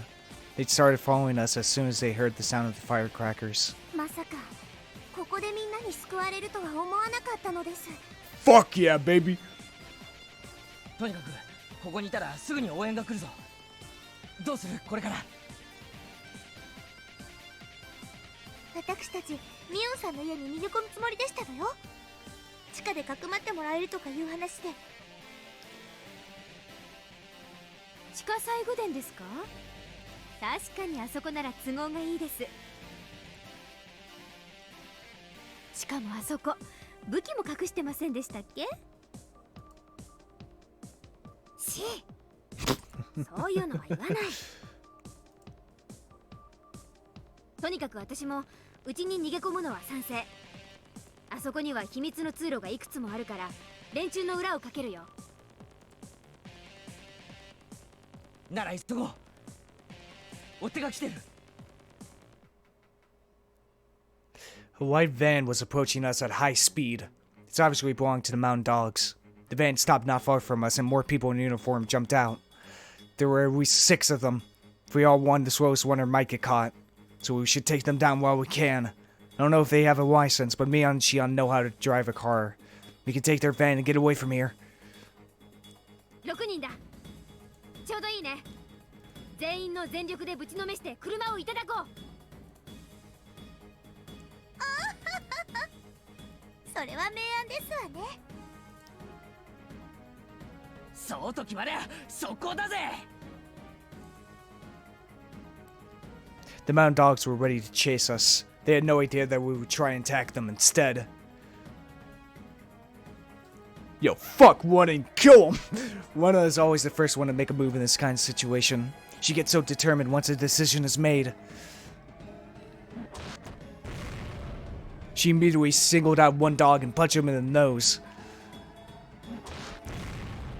Another one tried to grab her from behind, but Kechi kicked him in the side as hard as he could. Oi, oi, Rena. やり合うときは背中を気にしろよ。ケイチ君に任せるよ。よろしくね。レナさんのひなみ沢復帰前ってめちゃくちゃ興味あります。というか、人殴るのに躊躇なさすぎ。スタンガン使うのに躊躇ないあんたが言わない。Given that Shion had that stun gun, the mountain dogs were reluctant to go after her. They were scared of the very dangerous weapon she had in her hand. But thanks to that, Shion had stopped one of them for certain. It was fortunate for us that they didn't have any guns of their own. They had no way of countering Shion's stun gun. Sadako attacked him from behind. She encircled his neck with a jump rope and pulled. Damn. Shion followed up, quickly hitting him with her stun gun. What was I doing during all that? The only thing I could do was run around and try to get their attention. They're pursuing me after all. They want to catch me more than anything else. But that leaves them open to attacks from my friends. Kechi had already hit the one trying to grab me. I think we have a chance here. We may not be able to take all of them down, but we could try and find a chance to escape to their vehicle. Rika ちゃんから話を聞いていたとき、とんでもねえ奴らだとビビっていたが。Man, you guys suck. どうやら俺たちと同等程度みたいじゃないか。みーちゃんの部活メンバーはつまりそのくらい強いってことなんだね。恐れないというのが多分強さの秘密ですね。お姉の部活は遠慮ってやつをなくす訓練みたいなもんですから。If we all fight together, we can win this 6-on-6 battle. If any one of us wasn't here, they beat us easily. We'd end up dead. If my friends hadn't stayed behind, I would have been killed by now. We can do it! We can make it! The dogs Shion took down with her stun gun were starting to wake up. The ones that we knocked out earlier were also up and chasing us again. We have to get out of here. This isn't the time for me to just be running around. ちょうどいいわね。やってやるわ。リカ。羽生、あなたは相変わらず諦めてるんでしょ。諦めない悪あがきがどれだけの力を持つか、そこで見てなさい。私は打ち破る。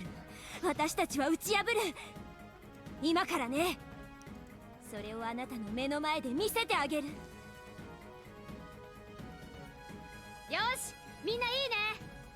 一撃で決めるよ。目の前の敵を一人撃ち倒せ。それから車を奪って逃げる。はいです。僕もやりますですよ。気に入ったぜ、リカちゃん。よっしゃ、行くぞOn Kechi's signal, we attacked 6 of the mountain dogs in unison. Time gradually slowed down. I truly felt like I was trying to overcome that impossible wall of time and change my fate. However, time continued to slow even further until it stopped. What's going on? It felt like the film wheel of the movie had gotten hung up partway through. Like time itself had come to a standstill. What? 羽生、どういうこと？その時が来たのです。What? どうして？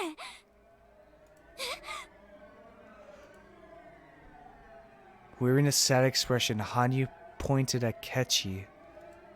I finally noticed something. All my friends had noticed her already, except for Kechi. ケイチ、その胸の前に浮いているのは何ですか？何ってなんだよ。あ？これなんだよ。Time had stopped. Just when Kechi was about to hit his opponent, he then realized that something was floating in front of his heart. It was a metallic silver cone. That was the first thing I could think of. Oh shit. 嘘。ケイちゃん。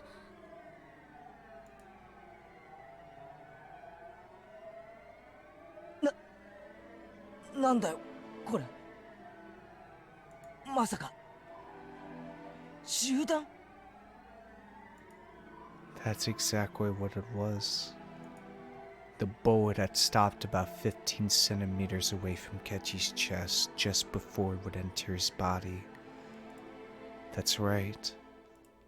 Once time starts moving again, it will swim into his chest.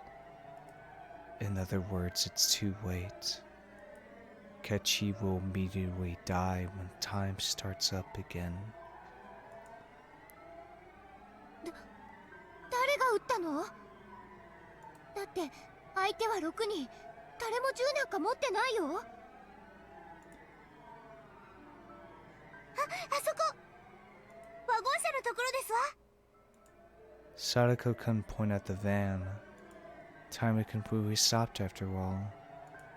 We could see another person standing near the van. There had actually been 7 people inside, not 6. That 7th person was the one who fired the bullet. We hadn't seen her at all. That person is someone we all know very well. Yes, it's Takano. 高野さんだ。高野さんが撃ったの？圭一君は？ You fucking bitch! In the frozen world, Takano is smiling, still aiming her gun at Kechi. Takano had been watching us from the van this whole time. She came out and fired her gun knowing that we hadn't seen her at all.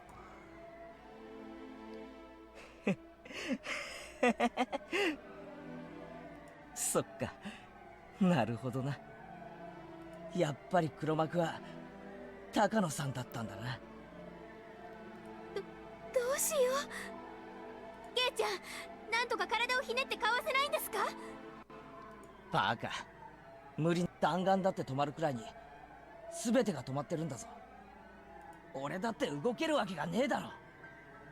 なら時間が動き出すのと一緒に上半身をそらすんですの。そうすれば少しでも違うかもしれませんわよ。 Everyone was desperate to save Kechi. However, no matter how hard we fought, we couldn't come up with any ideas to save him from the bullets. We were so desperate that Kechi started to laugh. なんかよくわからないけどさ。とにかくこうなっちまったものは仕方がない。時間が動き出せば俺は死ぬだろう。死ななくてもまあ少なくとも戦力にはならなくなるな。だからみんな今のうちに俺のことを諦めろ。そして目の前の敵と高野さんをぶちのめして車を奪うことを考えるんだ。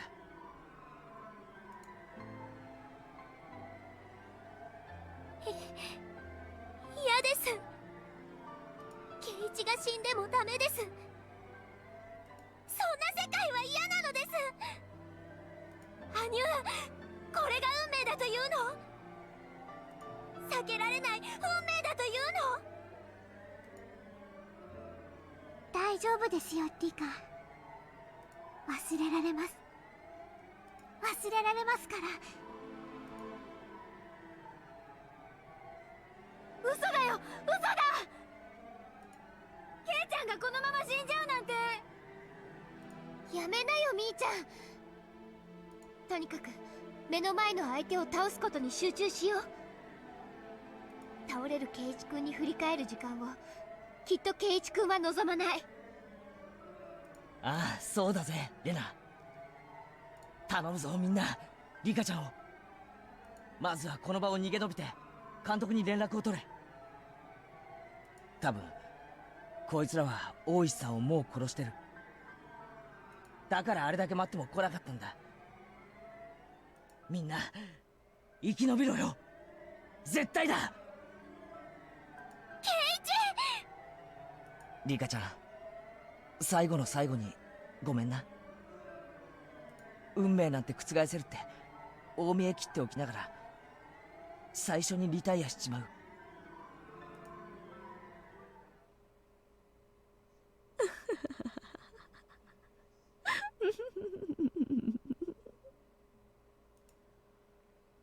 It sounded just like Takano's regular laughter, but it was the scariest noise I'd ever heard. 根性の名残は尽きた？高野さん、これで俺たちが負けたと思うなよ。見終わったのね、走馬灯。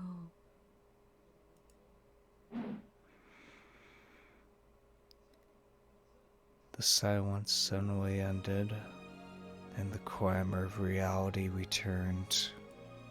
An explosive sound that hit Kechi right straight in the chest. I watched Kechi collapse right in front of me. He fell down on his back while his blood splattered everywhere. And after that, he stopped moving. There's no way any of us weren't shocked by that. We tried to take down the foes in front of us, but more came from behind. We tried to struggle as best we could, but there was no way we could run against all those adults. I did my best to fight them off, but they pulled my hair and picked me up as if I weighed nothing. I heard everyone's desperate screams of resistance. The comforting, courageous unity we showed right before Kechi was shot shattered like glass. The debris of that glass lay sadly on the ground. Takano's annoying laughter was still echoing inside my ears. 高野より本部へ。制圧したわ。私の言ったものを準備させて。それから死体がたくさん出るから処分の手配を。死体袋が5つと血を流すのに水がいるわね。持ってこさせて。She needs 5 bags. My body froze up, but time did not. Takano, laughing, pointed her gun at Mion, said, 嘘でしょ。あなたの背中の入れ墨、一度見てみたかったの。後で見せてもらうわね。見たければ勝手に見ればいいでしょ。見たってつまらないよ。そう？私は楽しいと思うわよ。やめて！みーちゃんを撃たないで！ Takano shook her head in response to a scream. ダメよ。ミオンちゃんが部長さんなんだから一番じゃなきゃね。嘘。やめ。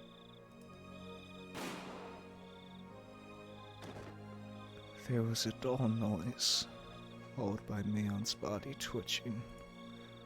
We all tried to break free from the men restraining us as Takano calmly shot Mion. However, they were too strong and all we could do was squirm like insects. Takano was enjoying watching us struggle. She then stepped towards Sadako, but Shion started screaming curses at her. あなたが先に撃たれたいのかしら？おとなしくしてればもう数秒は余計に生きられたのに。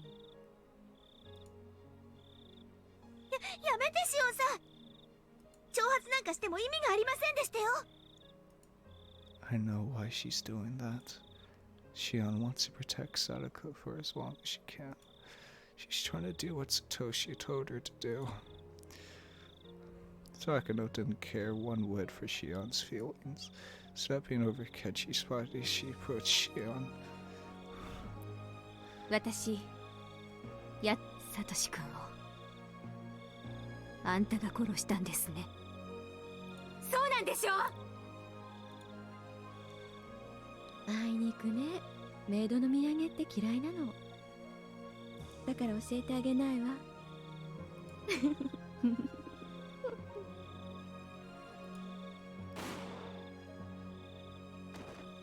Shion's body twitched. Then it followed the dull sound of another gunshot. Just two dull sounds had stolen away the Waifui Sonozaki sisters. It didn't add up. I started shaking from fear when it hit me just how easily Takano can take away lives. 無抵抗の人を撃って楽しいの？この人でなし！あら、次はあなたが撃たれたいの？黙ってれば最後の順番になったのに。Kechin, Mion, and Chion died. The oldest one of us left was Runa.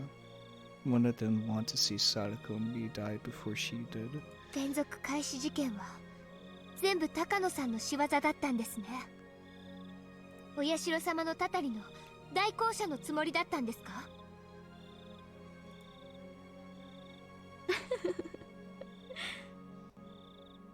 代行者じゃないわ。私がたたりを下すのよ。あなたには見せられないわね。お社様の怒りがこれからこの村に下るのは、それは私が起こす。私のたたり。そう。私はまさにお社様そのものになるのよ。その時、私は人としての域をようやく超えることができるの。まあ、あなたには私の気持ちはわからないでしょうね。人を超えて神になろうとする心地よさなど誰にも理解できないわよ。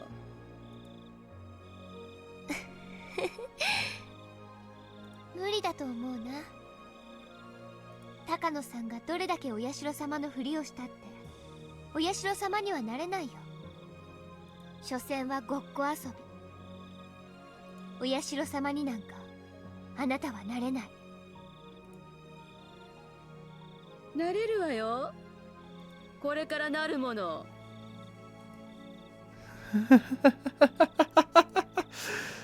Luna laughed at her. Takano seemed very upset to hear that laugh. 何がおかしいのかしら。無理だよ。だってお社様はいるんだもの。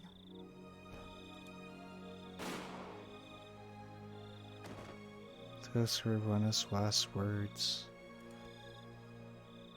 さて、最後はさとこちゃんね。No, don't do this. Don't fucking do this. あなたは殺しても殺さなくてもどうでもいいの。でもあなたは生きた研究資料だからね。東京はあなたの生きたままの捕獲に懸賞金をつけてくれてるわ。大した額じゃない。私の取り分はせいぜいヨーロッパに旅行に行ったら消える程度よ。まあ生け捕りにしてもあなたは結局はろくな目に遭わないけどね。生きたまま頭蓋を切開されるのが関の山よ。それに私あなたとはお友達だったしね。この場で撃ち殺してあげるのも優しさかと思ってる。どっちがいい？そんなの決められるわけないでございますわよ。Sadako shouted back at her. Her eyes were full of tears. じゃあクイズ。ブロッコリーとカリフラワー、緑色はどっち？ Fucking bitch. いえ、ブロッコリー。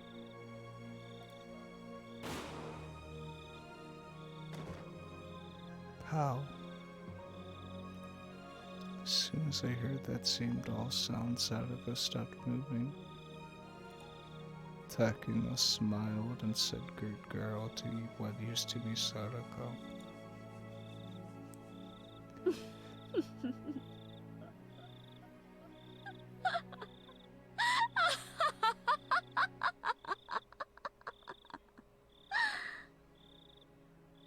本当に今夜は月の綺麗な素敵な夜だことね。あなたもそう思わない？そして私を殺すのね。ええ、殺すわ。女王感染者の死体が作戦の鍵なの。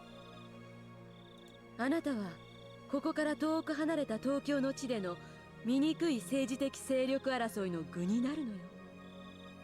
そして鬼ヶ淵村の伝説のピリオドとなる。私をどういう殺し方にするか、高野の考えそうなことが分かったわ。あら、わかるの？言ってみて。I'm not gonna say it, but I know. It's Wanagagashi. She wants to do the real Wanagagashi using my body. Of fucking course. Who else would fucking do it? Makes so much sense. It was fucking Takano. Of course it would be fucking Takano. I'm sure she's planning to cut open my stomach and pull out my guts. To do that, she'll make me inhale some chemical to put me to sleep. I vaguely remember that part. 想像がついてるよね。じゃあ、おやすみなさい、リカちゃん。One of the dogs approached me with a handkerchief soaked in a chemical substance. 高野、待ちなさい。みんな潔く死んだのに、あなたは命乞いなの？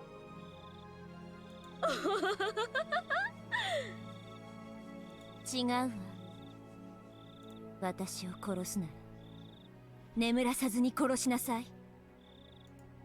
Takano had expected to hear that. Still, even though she was surprised, she nodded with a slight Hanyu was also surprised to hear that. It would obviously be a terrible way to die. どういうつもり？楽に死ぬ気がないの？辛いわよ。生きたまま腹を裂かれるのは忘れないためよ。Yes, I'm doing this so I'll remember. I'm not going to forget about it. あなたが私の腹を裂くの。私は魂に刻みつける。それを私は絶対に忘れない。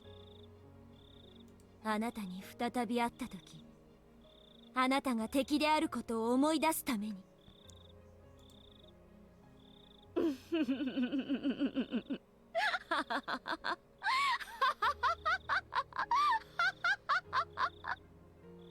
何を企んでるやら。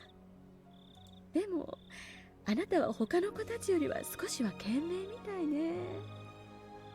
1秒でも長生きすれば悲鳴を上げるくらいのチャンスはあるかもしれないからね。でもそうはさせないわ。They forced something other than a handkerchief inside of my mouth. It was a gag. With that in, I couldn't close my mouth, leaving my saliva to start overflowing. Soon another van arrived. More mountain dogs came out of it. They had probably come to get rid of the bodies. They grabbed the corpses of my friends and stuffed them into body bags. After that, they sprayed a bunch of water on the ground to clean up the blood. They asked Takano how many shots she fired and started looking around for the bullets. They were erasing all the evidence. By the time the night was over, there would be no more proof left. They pulled my hands behind my back and bound them with handcuffs. My ankles were tied up too. They also tied my ankles and wrists together. The body was bent like a shrimp and I was no longer able to walk. My mouth was covered so I couldn't even talk. I couldn't move, talk, or express myself in any other way. They had taken everything away, everything that made me human.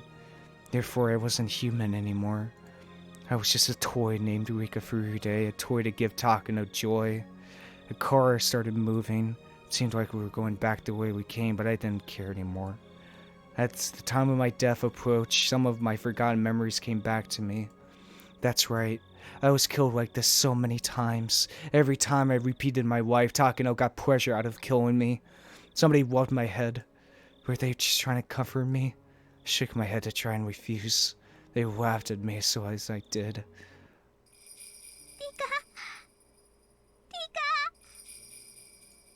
Hanyu showed up.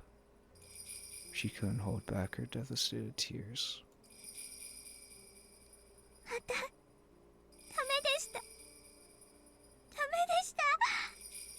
また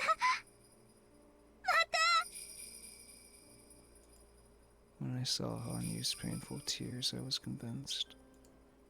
I was wrong. Hanyu's just not a bystander.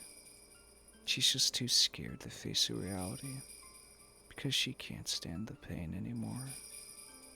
Hanyu wants a happy future too, but her hopes were betrayed countless times. She was hurt far too much. For some reason, seeing her sorrowful expression calmed me down. Perhaps Hanyu was crying in my place. いいのよ、羽生。私たちあれだけ努力した。精一杯頑張った。もう一息で運命を覆せそうな予感すらした。それでも届かなかったなら仕方がないし。それにね、なんだか気持ちいいの。I've never fought this hard in my life. I've never learned so many things. Because I can repeat my life endlessly. I've been taking each one for granted. But everyone else is taking their life seriously. I wasn't learning anything because I wasn't doing that. But I finally understand. I've learned something from this life and I put all my effort into it. So, I'm sad that I didn't make it, but I feel satisfied just the same. There's a strange kind of satisfaction. I wonder how many of these memories I can keep. I get the sense that I'm going to lose my memory of this evening. If that's the case, I will lose my memory of seeing Takina's face. I finally found out that Takina was the mastermind. Am I going to repeat the same world again, not knowing the truth? She killed my friends as if they were merely killing some bugs. I don't want to forget that. No matter how hard my death will be, I need to remember Takino's face. 私はくじけない。この記憶がたとえ引き継げなくてもいい。がむしゃらに生きていく。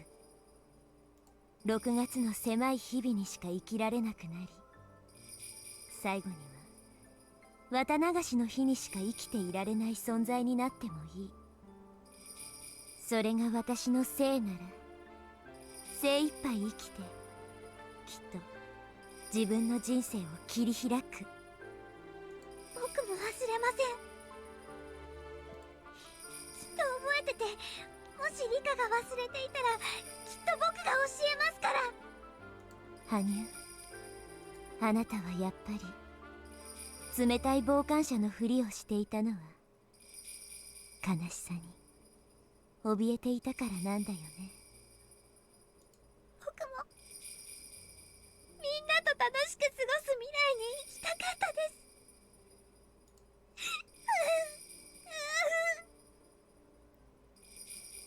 Hanyu started to cry like a baby.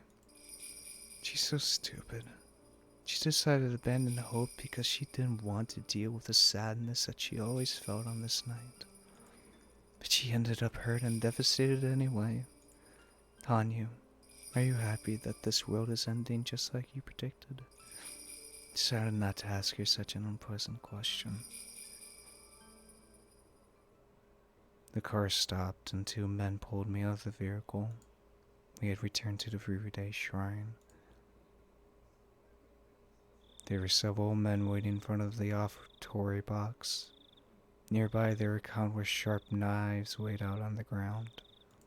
They were going to cut open my stomach with those tools and pull out my intestines. They took off all my clothes. They left the gag inside my mouth and the handcuffs around my wrists. I wasn't embarrassed to be naked in front of them. Rather, I was just furious that Takina was getting joy out of doing this to me. Don't forget this humiliation. The pain I'm about to experience should be carved into my soul forever. I'm not going to forget this. Everyone worked together and we finally revealed who was behind it all. If I forget this, my friend's efforts and deaths will have been in vain. I need to stay alive as long as I can so I will remember the pain. Hanyu, 目を背けないで。あなたも見ていなさい。そして心に刻んで。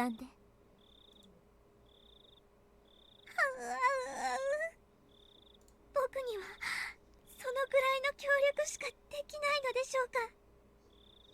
触ることも喋ることもできない僕にはそんなことしかできないのでしょうか。それで十分よ。あなたが目を背けないでいてくれたなら、私も多分痛みに耐えられると思うから。Hanyu nodded and sat right next to me while continuing to cry. We then looked up at the night sky together. The moon was shining brightly, as if it's taking pity upon me. We also looked at the faces of my murderers. That beautiful moon was gradually stained red. It's getting cold. It's so painful. I'm consumed with the fear of not being able to do anything about this. But Hanyu's right next to me. That gives me comfort. It's not just Hanyu either. Everyone is here with me. Everyone is there watching me so I can stand this torture. That's why it wasn't painful. I didn't struggle. I didn't care about Takano's crazy laughter. This was such a wonderful world. We didn't overcome this fate, but I have no regrets. Of course, I'm still sad. I'm disappointed. My future was right in front of my eyes. My hand could almost reach it. Even so, we did what we could. I have to be proud of myself. Kechi voiced his disagreement. He still felt that we could have done more. We were almost there. We almost defeated this fate. We didn't win, but not because our enemies were strong. We didn't win because we didn't try hard enough. でも、みんなは心を一つにして頑張っていましたのです。僕は見ていました。全部見ていましたのです。いや、足りてなかったんだ。運命を打ち破ろうとする意志が全員で結束できていたなら、必ず奇跡は起こせたんだ。そうなんだよ。全員が信じたなら必ず奇跡が起こせるんだよ。さとこもリカちゃまもみんなよく頑張りました。ごめんなさいですわ、リカ。あなたが打ち明ける勇気を見せてくれたのに、私はあなたを救えなかったですわ。Sadako held my shoulder and cried. そうよ。みんなで力を合わせたわ。それでダメなら仕方のないこと。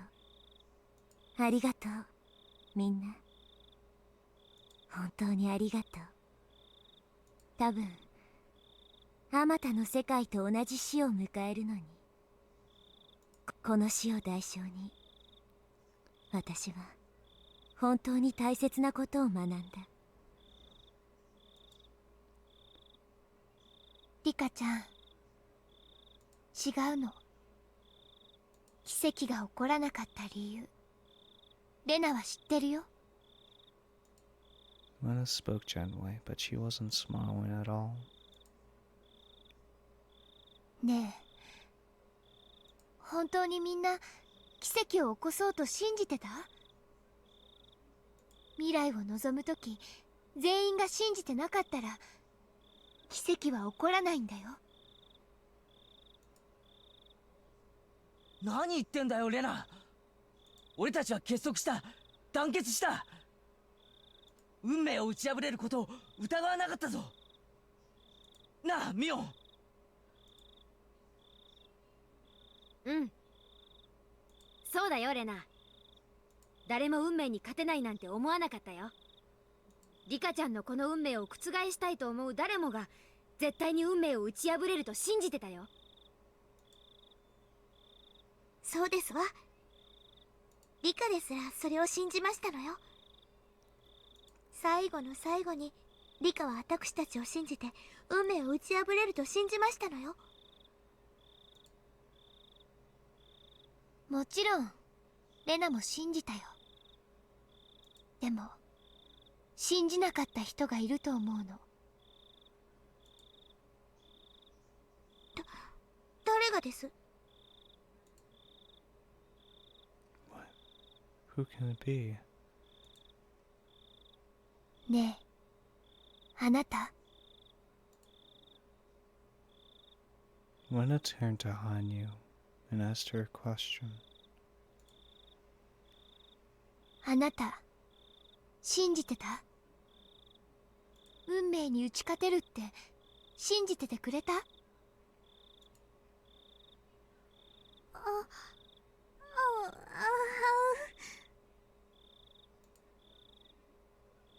触れることができなくても、喋ることができなくても、信じることはできるんだよ。あなたも信じてくれたなら、きっと奇跡が起きた。僕が信じて何が変わったのでしょうか。僕は何もできない非力な存在なのです。僕は見ていることしかできない、受け入れることしかできない。そんな僕が信じるだけで奇跡が起こせたというのですか？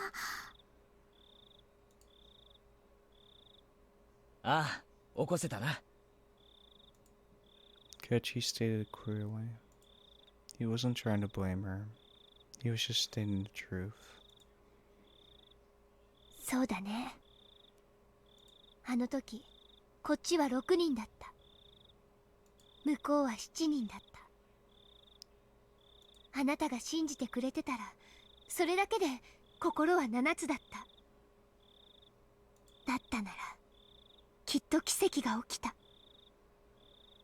奇跡はね、触れたり喋ったりで起こすんじゃないんだよ。信じる気持ちが起こすんだよ。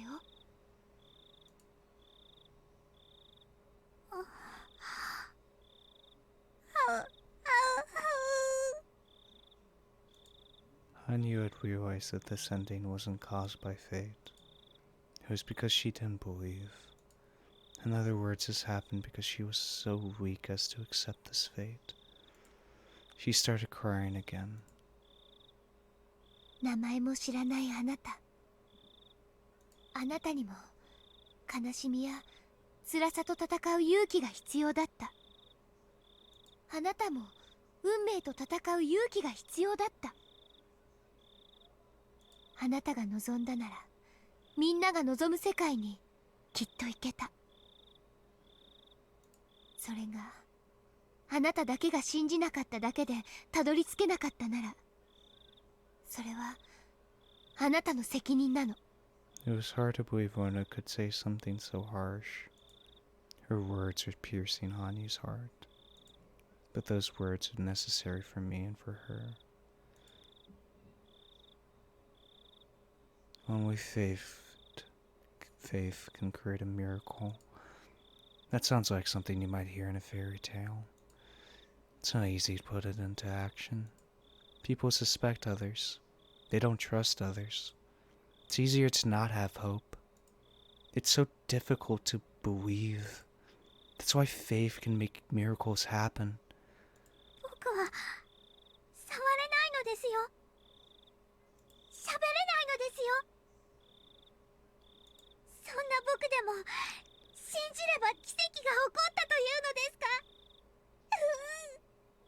だって今こうしてレナとあなたは話しているよ。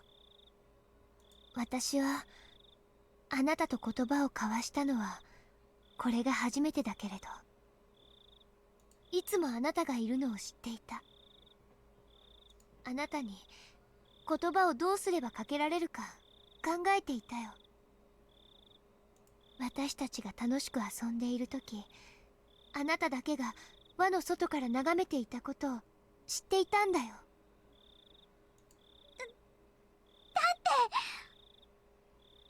輪の中に入りたくても僕は誰にも見えないし話しかけられないし、僕を見たらみんな化け物だと言いますです。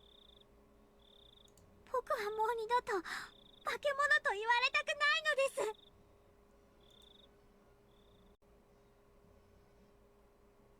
誰が言うよそんなことを。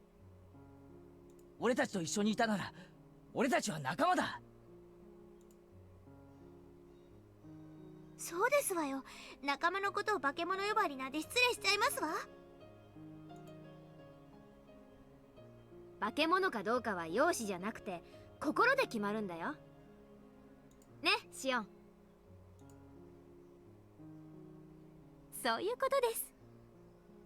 まあその見地から言えば私の方がよっぽど化け物ですよ。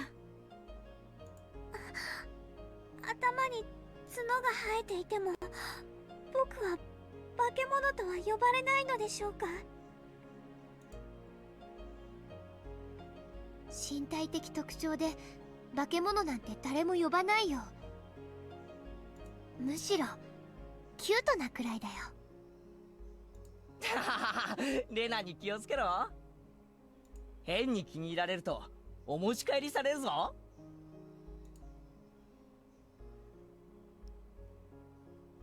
I realized then that I was standing with everyone, looking down on my own body. I see. I'm finally dead. I looked at my bloody body by my feet. It upset me that Takano was still enjoying the torture, but the body that remained was nothing but a shell. 大丈夫か、リカちゃん。死んだ人に大丈夫かとは変な話なのです。Everyone smiled wryly. It's my first time feeling so much love in death. Everyone is already dead. That's why I feel so happy to be dead, to join them. Suddenly the world got darker and my body started to sink downward.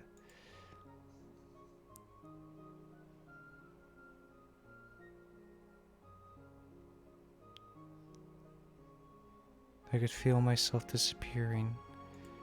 I still had the sensation of my friend's hands in mine. 行こうぜ。みんな。そうだね。行こう行こう。あなたもみんなという言葉に含まれてるんだよ。ほら、いつまでも泣いてないで行こう。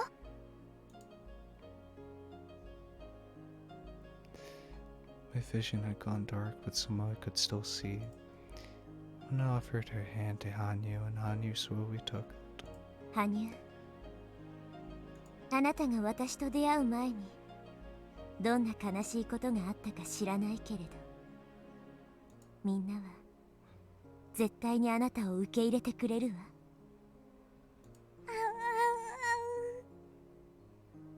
僕がいても楽しいでしょうか。僕はみんなに受け入れてもらえるのでしょうか。うん。だからおいで。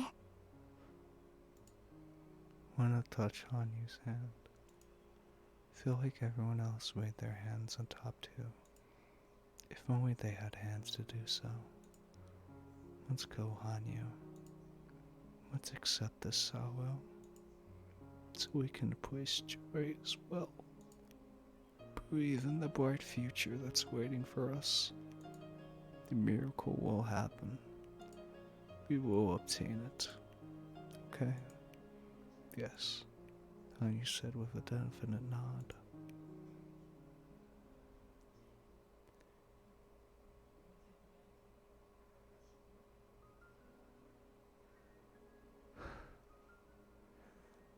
What's out of the side of the well?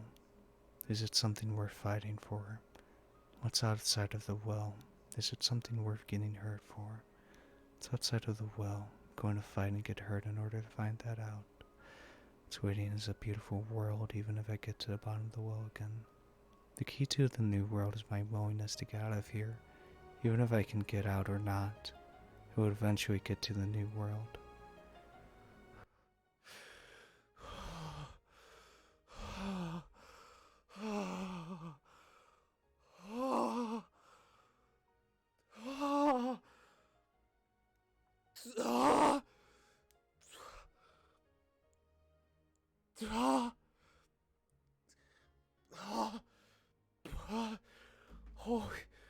Holy shit. What the fuck? Oh my.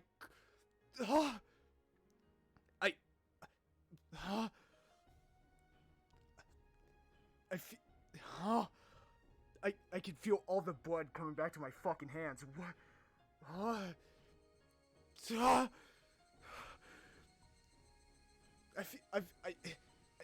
I swear to God, I feel like I was in a trance. Oh my God. Oh my God. Oh shit. Holy shit. Oh my God. Oh my. I can't. Oh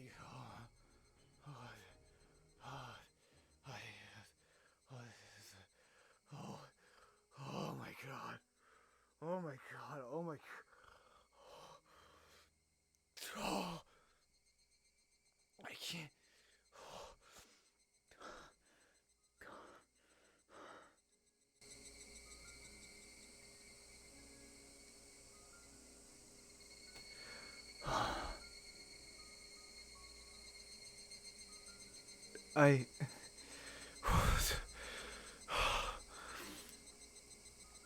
Oh my God. Oh my God, oh my God.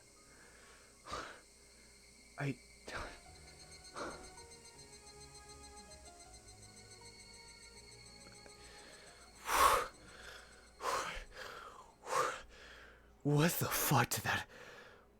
the fuck did that ending do to me, dude? Oh my God, I think I actually did not move for like a good 40 minutes. Like, I swear to God, I was actually stuck in a trance. Like, I can't describe it. I can't describe it in words. I actually cannot. I actually cannot describe it in words. I was in a fucking trance.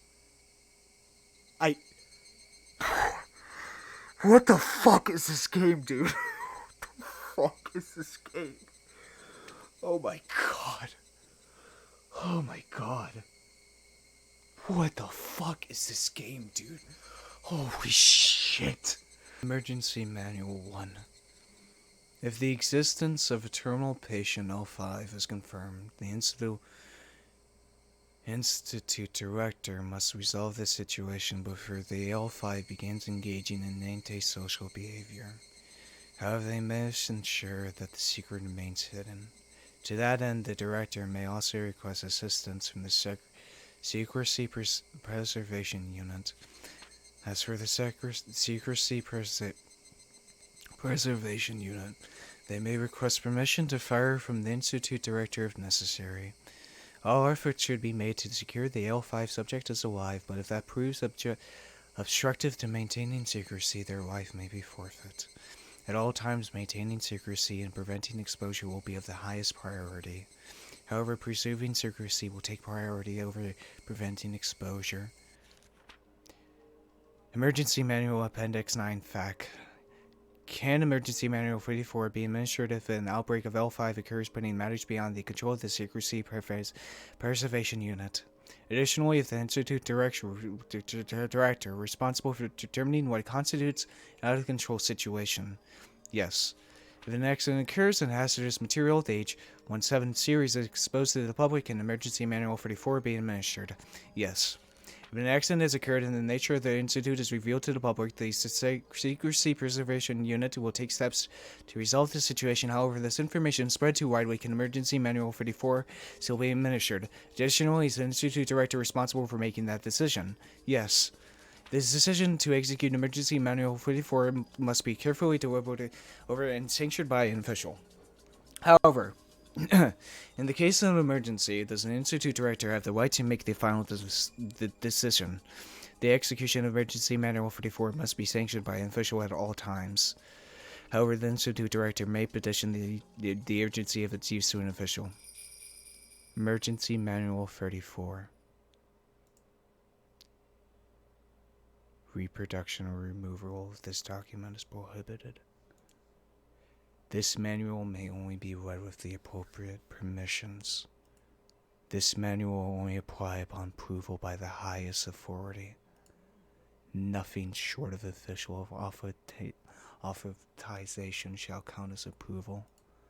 Furthermore, those authorized to apply this manual must take their decision as soon as possible when it is required.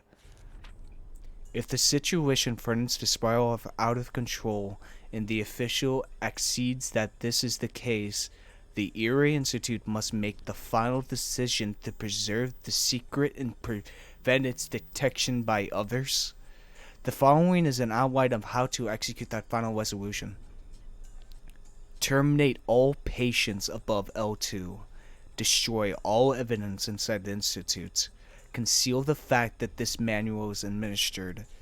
The contents of this manual must be executed by the Institute Director within 48 hours of the incident.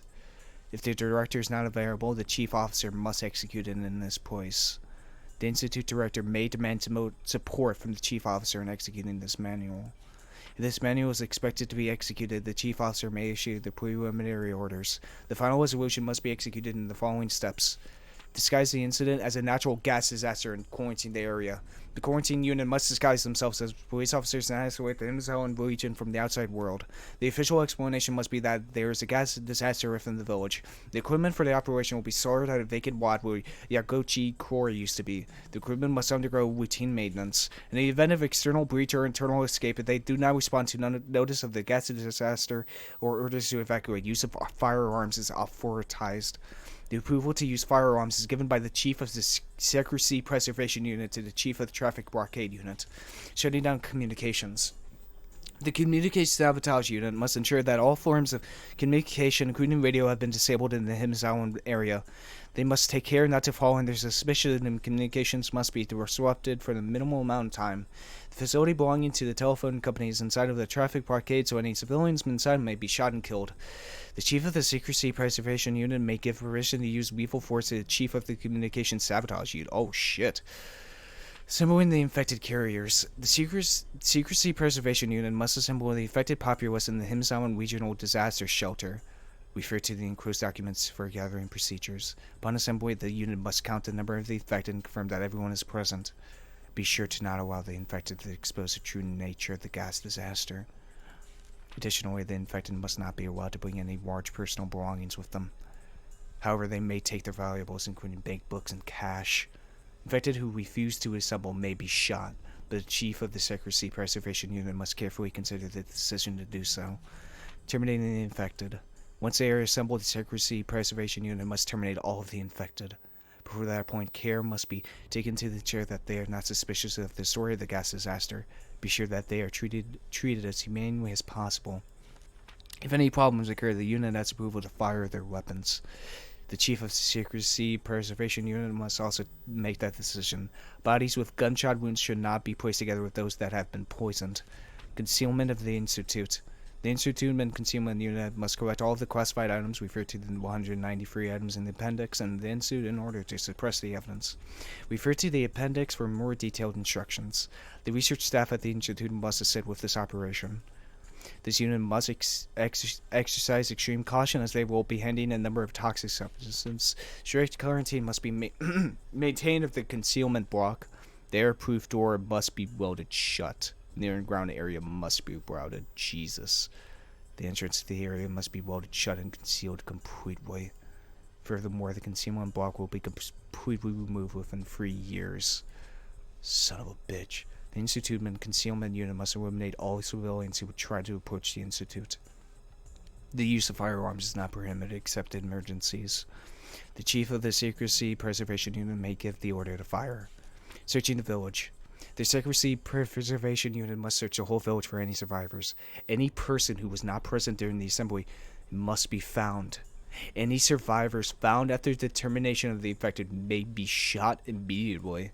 However, if the survivor is willing to surrender, do not shoot and instead take them into the custody of the Secrecy Preservation Unit.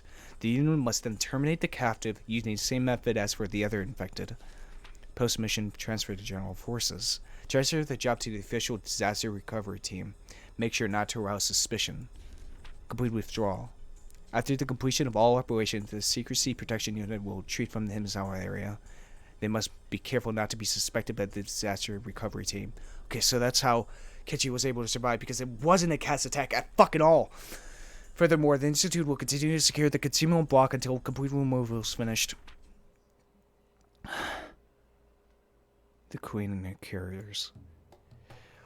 It just keeps going. It just keeps going. Oh my god. It just fucking goes, man. It just keeps going. It is assumed that the pathogen has the same characteristics as creatures such as ants. There is a queen of the carriers of the disease, just like there is a queen ant, and this position has been passed down the line of the Furude family. Yes, this assumption is made based on the legends and ancient lines that have been passed down in the village. It is already confirmed that the carriers have a tendency to protect their queen. Additionally, the queen carrier can only survive within the boundary of the village. Probability of outbreak. As ordinary patients will become ill when they travel far away from the queen, it's assumed that the further and longer they are away from her, the higher the chance of symptoms occurring becomes. Also, mental state plays a strong factor as well, and it's estimated that those who are especially emotionally unstable or show strong yearning for their home are more likely to exhibit symptoms, aka Wena. It is believed that the Takano relaxation method is the most effective means of suppressing symptoms, but if the patient still shows no improvement, only returning them to their home and the queen will be effective. Considering terminal patients. Terminal patients, as they suffer from an extreme persecution complex, are incapable of functioning within society.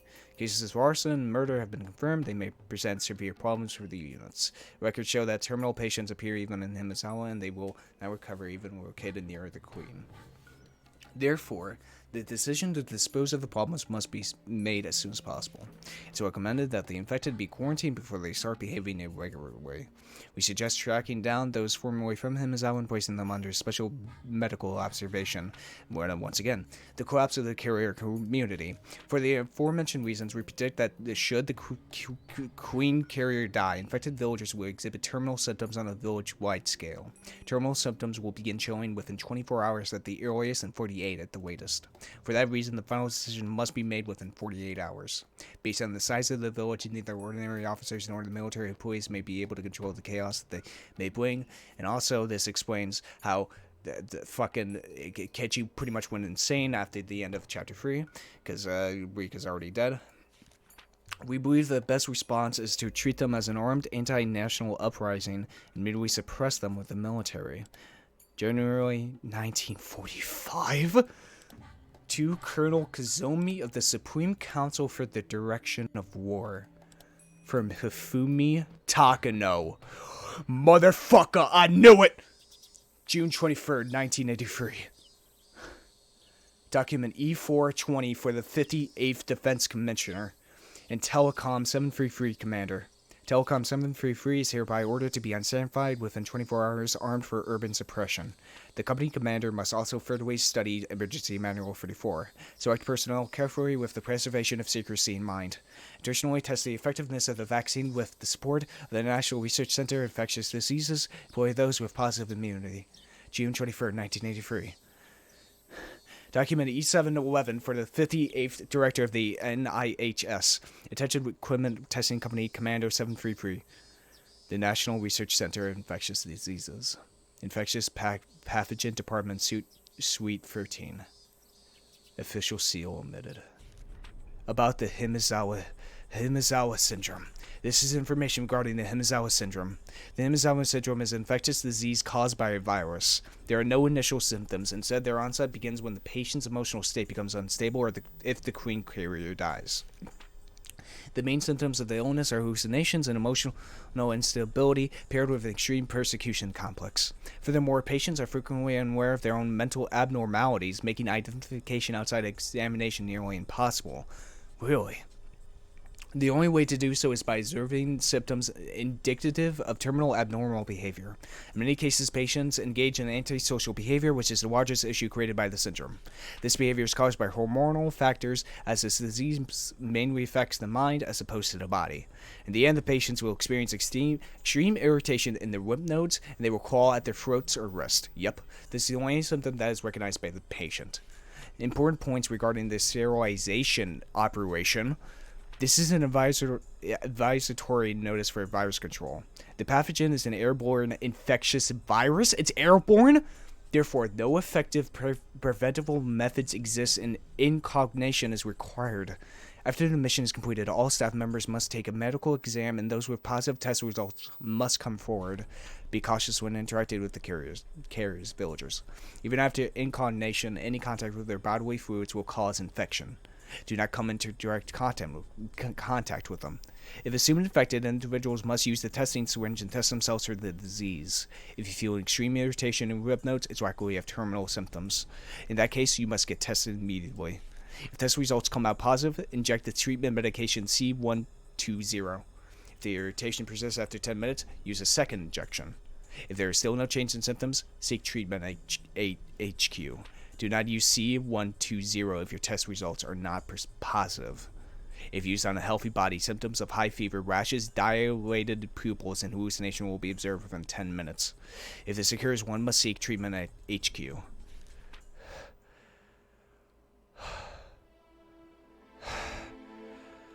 Government officials explained the entire situation in a luxurious meeting room adorned with a marble table and crystal ashtrays. The chief cabinet secretary was in a panic. He'd never heard about any of this before. Feelings of panic were only natural. One girl's death was going to drive 2,000 villagers into a frenzy. Hearing that a disease like this exists was surprising enough. But on top of that, it was secretly researched for military use, and now there was a horrific situation caused by the director of the local research institute engaging in embezzlement. そんな危険な病気、初めて聞いたよ。本当に治療の手段はないのか？はい。国立研究所の説明では、重度感染者の発症に対する治療法は確立したばかりで、全住民への対応は事実上不可能とのことです。最短で24時間以内、長くとも48時間以内に山荘の人口2000人がすべて末期発症するとのことです。甚大な被害と影響が予想されます。The danger of the Hinamizawa syndrome was explained over and over again to the chief secretary. He didn't have anything more to say, but that didn't mean that he could blindly accept it either. He simply couldn't believe that the only way to resolve the situation was to kill all 2,000 infected villagers. そりゃ大変なことになるのはわかるけど、そんなの許可できるわけないだろう。そもそもなんでこんな危険な病気を隠蔽して研究なんかしてたんだ。そもそもそういう事態を招いたのはその関係の連中の責任じゃないのかね。第一、こんな危険な研究は今や日本の国益に貢献しないどころか損ないかねんぞ。どうして昭和の58年までこんな馬鹿げた研究をしていたんだ。報告書によれば研究目的のために撲滅を意図的に遅らせていたそうじゃないか。しかも汚職をめぐるトラブルの果てにこんな事態だ。これはテロだよ、テロ。東京の老害だ。こんな研究を指示していた人間には全員責任を取ってもらうぞ。いつまでも大戦の亡霊に取りつかれている連中を追放したまえ。これは東京の海を出すいい機会じゃないのかね。責任者の追及は必ず行いますが、それより前に対応を考えなければなりません。 The man standing by the window slowly turned around and opened his mouth. 総理、ご決断を。滅菌作戦を承認しない場合のシミュレートを聞かせてください。はい。今から36時間後には村人のほぼ10割が末期発症。末期的な被害妄想に取りつかれ、反社会的な行為を行います。想定されるのは自殺、殺人、放火、強盗、その他異常行動。Jesus。治安の完全なる崩壊です。騒動はおそらくひなみざわ地区のみでなく周辺地区へも波及します。結果、世界規模での注目を浴びることになるでしょう。民間の独自調査の結果、奇病が原因であることが発覚するのは食い止められません。野党は奇病の対応の不手際を政争の具に、次期選挙を有利に運ぶでしょう。また東京内でも総理の対応に批判が高まるでしょう。彼らの指示は総理の列島改造に欠かせません。そして何よりも軍事目的での研究が政府内部から暴かれる可能性があります。これだけは断固阻止しなくては我が国に致命的信用ダメージを与えかねません。逆に滅菌作戦を承認した場合はどうなりますか？はい、自然災害を装いますので、やはり対応の不手際の野党追及は避けられません。ただし奇病研究について発覚することはないでしょう。もし万が一奇病の軍事的研究が世界に発覚したら、我が国はアジア地域でのイニシアチブを完全に喪失します。他国の援助を受ける政党は一大キャンペーンを張るな、売国どめ。そうなれば野党の政権奪取は必至だよ。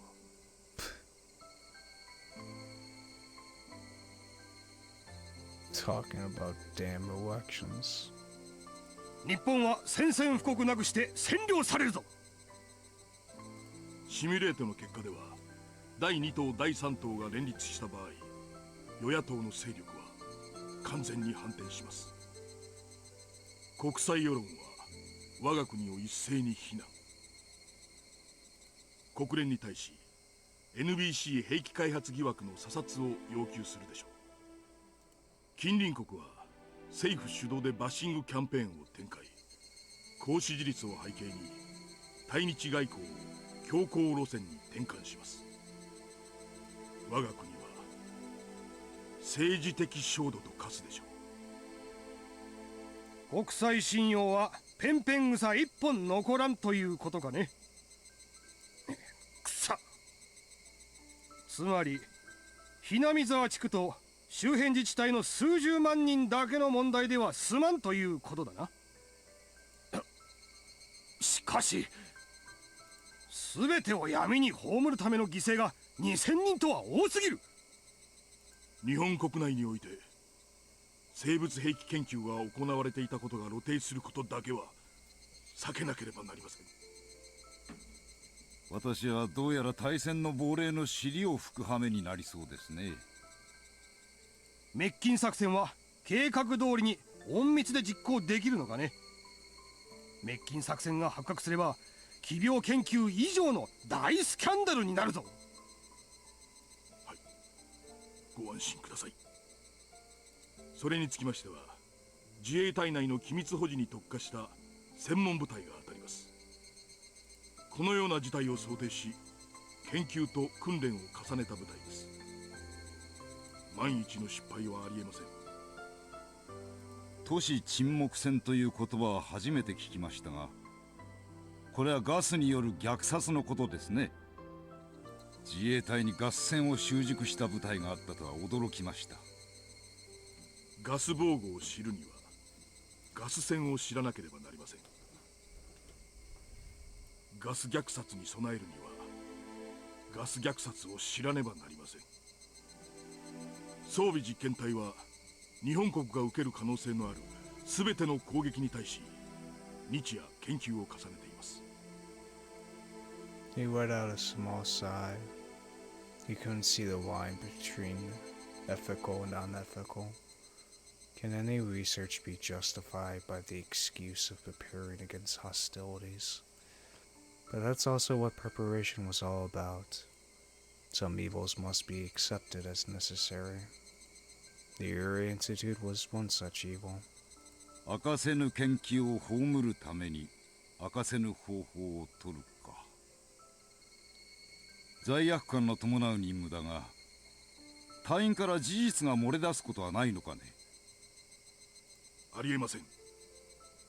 隊員は第一空挺から精鋭を選抜し、さらに高い忠誠心を持つ者のみで構成しております。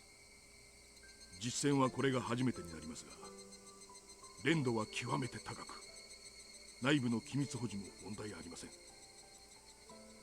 まさに暗殺の専門部隊ですね。総理、どうか緊急マニュアル第34号の執行にご決裁をお願いいたします。防衛庁長官、この作戦は必ず成功しますか。事件が大騒ぎになる前に食い止められますか。いえ、犠牲者を最小限に抑えられますか。はい、総理。すでに予備命令を発し、作戦準備に入っております。ご決裁がいただければ直ちに出動して作戦に入ります。私には人口2000人を虐殺する命令など下せません。ですが内閣総理大臣として犠牲者を最小に抑える義務もあります。胸中をお察しします。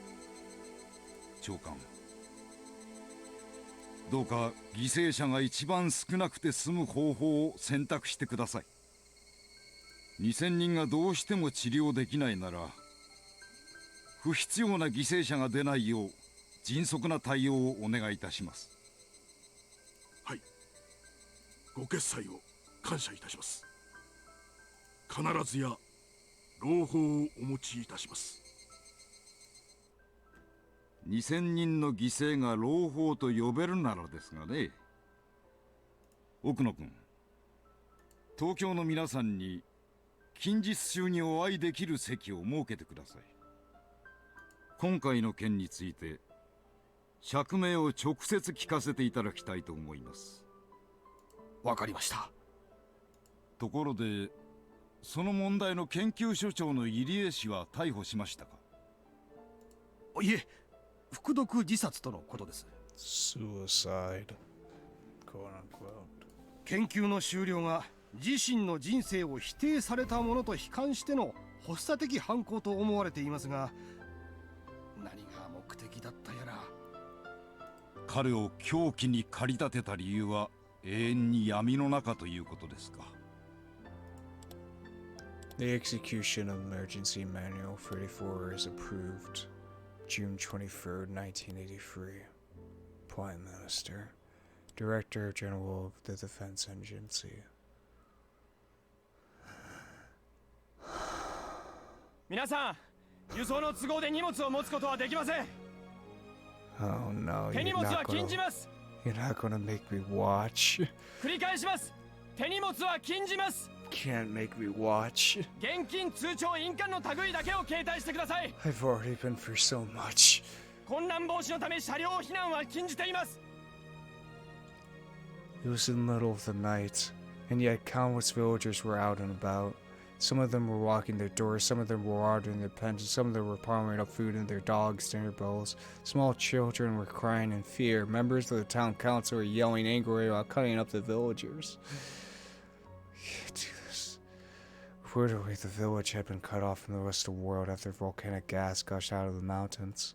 The number of policemen and military units in the village added to the strong smell of sulfur in the air, dispelled any doubts the villagers might have had. The more religious among the elderly convinced that this was the curse of Rika who had passed the day before. They were certain that Oshiro-sama was enraged and that the door to hell had been opened.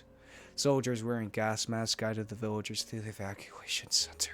なんで兵隊さんは災害なのに鉄砲持ってきとるんじゃ。 No, you can't make me watch this. You can't. I've been for so much. 皆さんが避難した後の家屋を守るためです。また災害に便乗して商店を襲撃するボートに対してです。Hinamizawaにそんな輩はおらんのじゃ。第一小隊避難誘導順調。了解。一個分隊を応援に向かわせます。兵隊さん、じいさまの位牌を持ってんじゃならんがね。位牌は構いません。急いでください。町会の方は天候を怠らないように。歩行困難な方は申し出てください。隊員が補助します。リカちゃまが殺されたからお社様がお怒りになったのじゃ。お社様、お社様、お社様、どうか怒りをお鎮めください。防災訓練通りに避難しちゃり。班長は天候終わったら町会役員に連絡せんかいで。鬼ヶ淵から正気が溢れ出したね。お社様はお怒りだね。こんなに大勢いるんじゃん。助かる方法なんかなかとよ。村で死なせてくれな。大丈夫です。輸送ヘリとボーガス仕様のバスが回されます。必ず助かりますから。みんなエリン署へ集まれ。4丁目は違うだろう。郵便局裏の公民館だぞ。皆さん、防災訓練と同じです。落ち着いて災害時避難場所に集合してください。団体行動をお願いします。一人の乱れが全体の足を引きます。どうか団体行動を。家には必ず戻れます。 God damn it. The villagers couldn't see the expressions under the soldiers' gas masks. They wondered what kind of expressions they were hiding under there. The soldiers were of course lying to the villagers, knowing that they would never return to their homes again. One such trooper cried under his mask, but the villagers never saw his tears. Stop. Stop showing me this. Just end it. God damn it. God damn it. Just end. Why can't you just fucking end? Some people try to leave in their cars so as to take large items with them. However, the quarantine unit had sealed off all roads waiting outside. Then they asked the troopers, and the smell of the sulfur persuaded them to return and obey their instructions. Some of them tried to contact Okiyama, but their phones would not connect. The lines were busy no matter how much they tried. They simply assumed that the phone lines were overwhelmed because of the disaster. Some of the villagers had access to radios. They tried to figure out what the situation was like outside, but all they could do was hear over their radios loud static. It was the same with the television.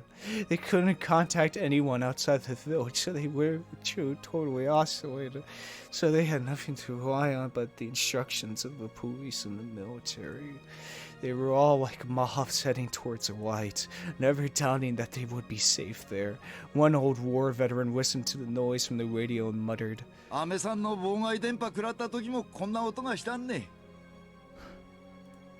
it turned out, he was absolutely correct. However, he turned off the radio when his son urged him to evacuate. The villagers had all gathered at their evacuation points. Some of them were at the school, some were at the community center. They were to stay in the building until the evacuation vehicles arrived. The soldiers told them to stay inside so they could keep track of the number of evacuees. 万一のガス流に備えて窓はすべて閉めてください。 That's so fucking... 念のため窓ガラスはテープで目張りします。申し訳ございませんがご協力をお願いいたします。よし、来た。若いのは率先して手伝え。They're gonna... People... They're gonna... People started to seal up all the windows and vents with duct tape that was handed to them. They sealed every opening, even as they heard the disquieting conversation of the soldiers. It was long past 3 a.m., but everyone was wide awake with fear. They were having an extremely long night, and up until then, the end of their night had almost arrived. 全部お社様のたたりなんしゃ。リカちゃま、リカちゃま、お社様、お社様。やっぱりフルデ神社の鬼隠しはお社様のお怒りの詐欺ぶれだったんだ。あの日フルデ神社は鬼の国に飲み込まれたんよ。リカちゃまは鬼たちに腹渡を食らわれたんじゃ。 They all started saying that the gas disaster was caused by the curse of Osho-sama, and Rika's death and the mysterious disappearance of your friends and the two doctors were also the result of the curse. People started talking about being demoned away. They had no idea that Kechi and his friend's short battle sealed their fate for that night. The more religious villagers had become convinced that the children and detectives went missing because they volunteered to become a sacrifice to calm Osho-sama anger after Rika's death. They didn't know the truth. They couldn't know. Not one realized that Kechi and his friends' efforts had all been in vain. Indeed, in Hinamizawa, everything that happens is the wheel of Osho-sama. But why did it have to be that way? Where the series of mysterious deaths occurred, no one really used the term the curse of Osho-sama that frequently. In other words, who set them up? People who this village were set up to believe that the curse of Osho-sama happens every year.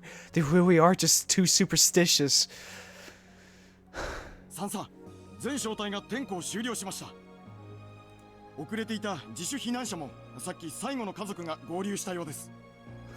全員揃いました。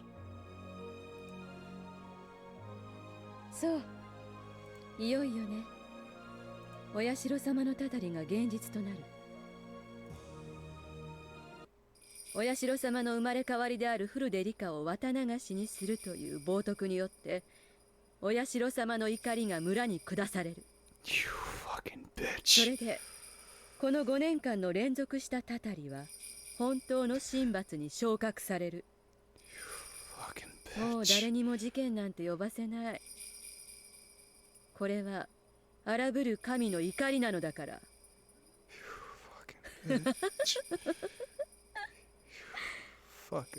始めなさい。中隊長より全隊員へ。Oh my god。彼らのために1分間の黙祷を捧げよう。サンサ、1分だけご許可を。お好きになさい。Takano gave him a despairing laugh. The company commander crossed his heart and began to speak. 天に召します我らの父よ。罪なき彼らをどうかお導きください。彼らの尊き犠牲がそれ以上の犠牲を防ぐことをどうか報いてください。そして願わくば罪深き我らをお許しください。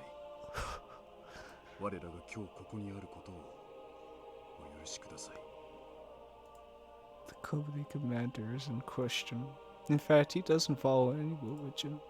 However, he prayed because he felt the need to ask someone for forgiveness.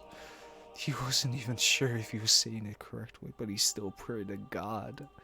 He asked forgiveness for committing his sin and continued to pray. Takano was speaking in a soft voice. She was talking to herself. 神がいつ降臨されるのかは誰も知らない。それは例えるなら泥棒がいつ訪れるのかわからないように。だから予期せずしてその時を迎えて不信心であったことに歯ぎしりすることがないよう常に目を覚ましていなさい。エセ預言者たちは神の降臨を声高に叫ぶであろうがそれに惑わされてはなりませんか。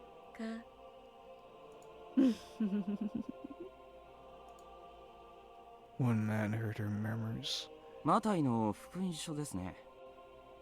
そうなの？祖父の好きだった言葉よ。 Grandfather. 報われる日がいつ訪れるかわからないから常に勤勉であれって言葉だと思っていたけど。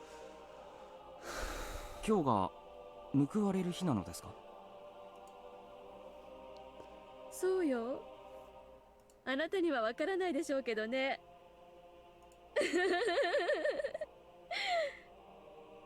失礼ながら主の降臨は慈悲深いものであるべきだと信じています。このような日にそれを例えられることは冒涜かと思います。 He was trying to tell her that using that verse of the Bible was inappropriate for the occasion. You think she gives a fuck? However, Takano simply laughed as though she had heard something very funny. ごめんなさいね。あなたは神に試されなさい。私は今日を境に試す側となるのよ。以上で黙祷を終了する。 Dear God. And with the end of the silence. 全小隊、滅菌を開始せよ。 The order was given. This hollow and reluctant a manner as an order can possibly be.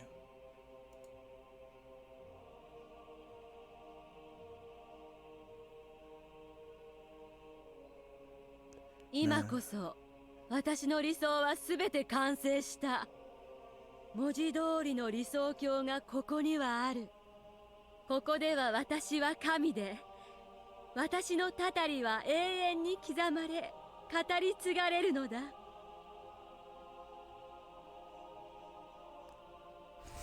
No, stop! End it!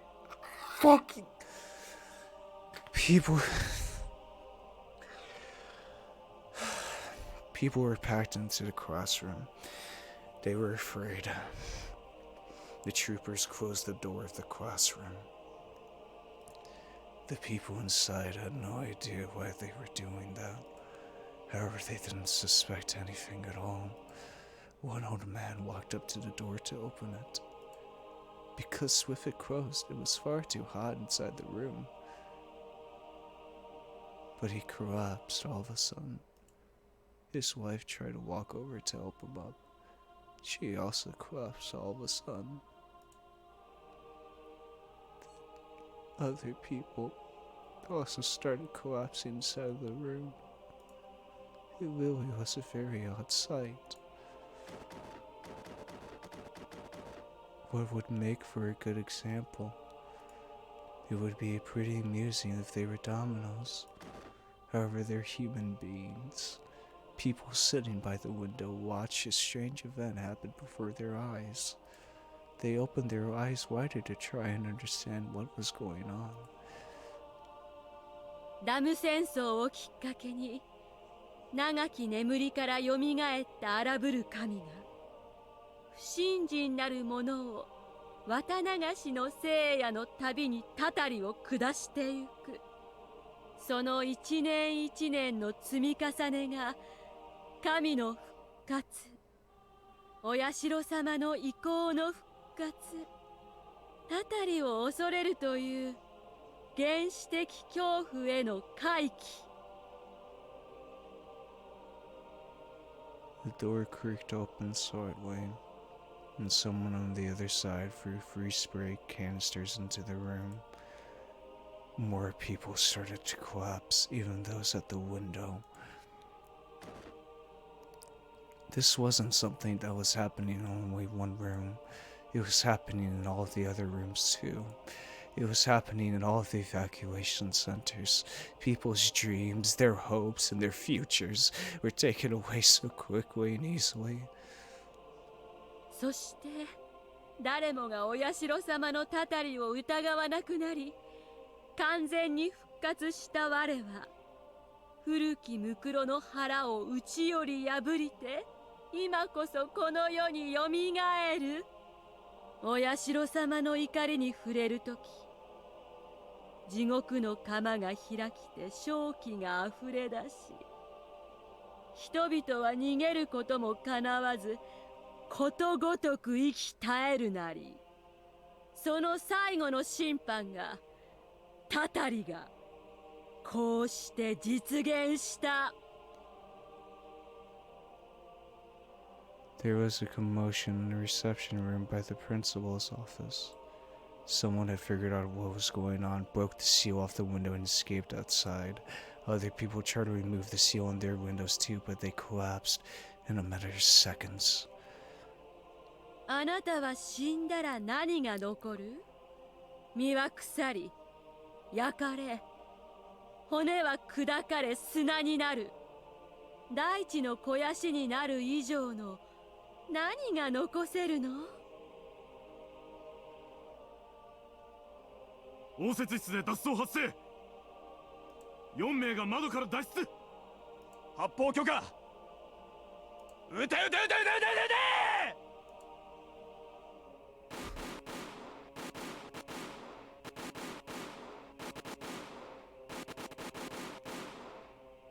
The soldiers shot the people who tried to escape in the back. The sound of the gunshots echoed in the silence. It was a noise filled with cruelty. They helplessly fell down to the ground. Their deaths were so pitiful compared to the silent deaths of those before them. The residential police officer was one of the escapees. He tried to shoot back at them with his own gun. His shots could be heard throughout the building. The soldiers ducked into the shadows upon hearing the noise. The officer seized his chance and ran towards the gate, but that was just a waste of time. Not only is the range of the automatic weapons they were using longer than the length of the schoolyard, but as a trained professionals, it would be nothing for them to shoot him from that distance.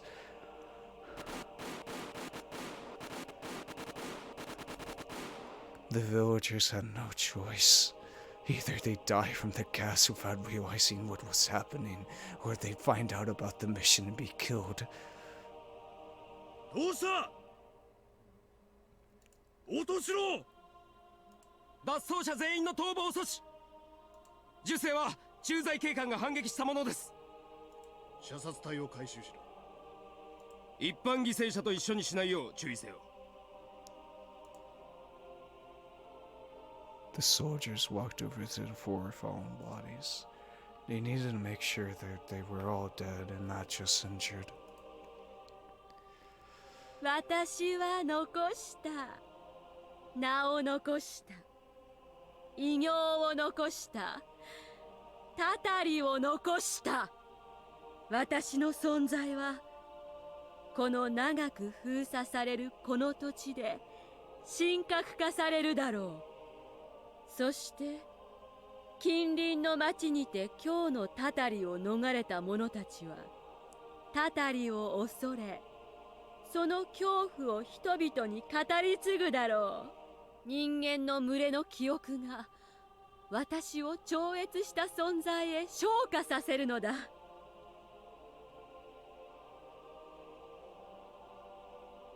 第一小隊より本部、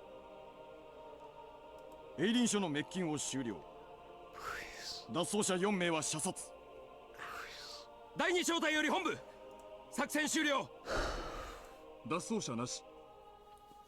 第三小隊より本部、脱走者10名以上。現在相当中。制圧は時間の問題。第4小隊より本部、滅菌終了。脱走者なし。第3小隊より本部、脱走者13名全員の射殺を確認。全員の滅菌を終了。了解。機密保持部隊の全小隊は確認を厳重に行われたし。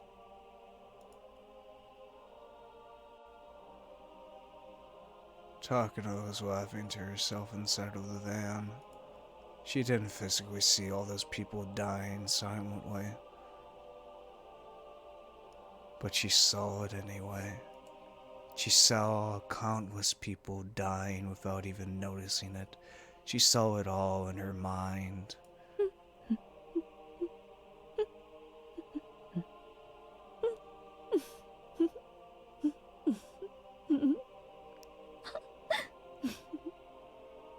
Like an orchestra from hell, Takano waved her arms in the air, beckoned the conductor.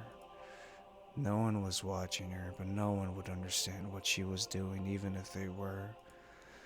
She was waving her baton.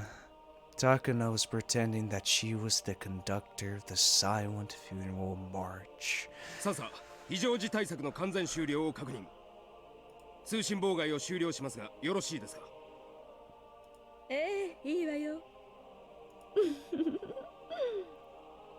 施設処理部隊より定時連絡。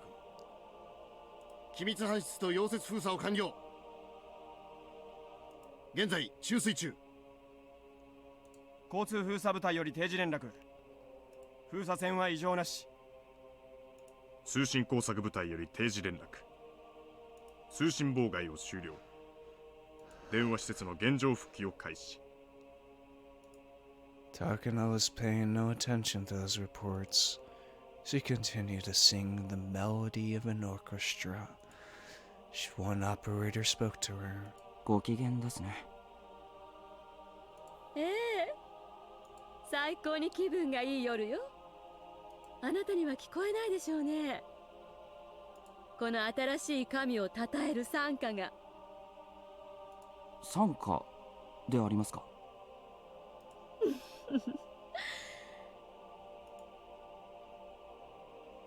？Takano laughed wildly, spreading her arms wide. ええ、そうよ。称える歌、賛歌。神のいなかったこの地に新しい神が誕生した瞬間を称える賛歌よ。このHinamizawaには神などいなかった。お社様という名が残るだけ。神がかつて存在した痕跡が残るだけのただの古ぼけた土地だった。その地に私は再び神を取り戻させたの。どういうことかわかる？わからないでしょうね。今の世界にたたる神が何人いる？人が試すことに耐えられる神が何人いる？一人もいやしない。それを私がたたった。Takano laughed, as if she was the only one who could comprehend what she was saying. None of the operators inside the car could comprehend her laughter. Takano was satisfied to know that. たたりなきは神にあらず。たたるゆえに恐れられ、恐れられるゆえに崇められる。それこそが神の真実。神が信仰を生み出すのではなく、信仰が神を生み出すのなら、神にたたりなど必要ない。でも太古の神々はたたったのよ。では神のたたりとは何なのか。それこそが真の神の証だった。たたらない神など人間に見下された神でしかないのよ。神の宿らぬ抜け殻の土地に神が確かに存在した痕跡を見た私は思ったわ。これは天の啓示だと。ダム戦争が終わるまで明治から100年にもわたりHinamizawaは神を失ってきた。それを私が蘇らせろという神の啓示だと私は思ったわ。そして天は私にありとあらゆる力を貸してくれた。天が与えたわずかの偶然が積もり、芽生えたたたりの芽を私が育てた。育まれたたたりは今や結実し、実をたわわに実らせてくれたわ。そうよ、わかる？つまりは今宵は収穫祭。お社様の伝説に刻まれた最後の神のたたりの日。この日が訪れたからこそ、お社様の存在は今こそ絶対となる。あなたたちは今は分からなくてもやがて知る。私が成した偉業がどれほどのものか、どれだけ長く語り継がれるか。そして私がどれほどの存在となったのか。神はたたる。そのたたりを私は起こす。今こそ我はお社様のたたりなり。我をあがめよ、たたえよ、そして恐れよ。 Fucking crazy bitch. 我が紡ぐはたたりにあらず、死にあらず。我が紡ぐは歴史なり。歴史はたたりを語り、我が存在を永劫に語り伝えるであろう。我こそはたたりなり。肉でできた身を超越せし者なり。この今こそ我は永遠を得たり。我が身を呪えよ人間たち。身が朽ちれば後には何も残せぬ無力さを呪い、悔やみ、恐れるがいい。そして我が偉大さを知るがいい。我こそはお社様なり。今こそ神の領域に至ったものなり。我は肉体が滅びようとも永遠にこの地で語り継がれるのだ。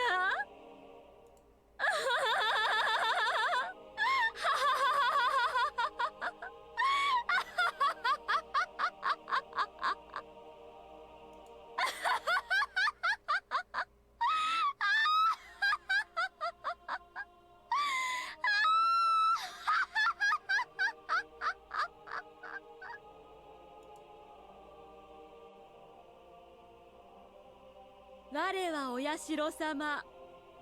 我こそはお社様のたたり。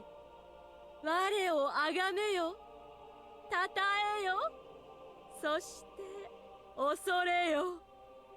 我が紡ぐはたたりにあらず、死にあらず。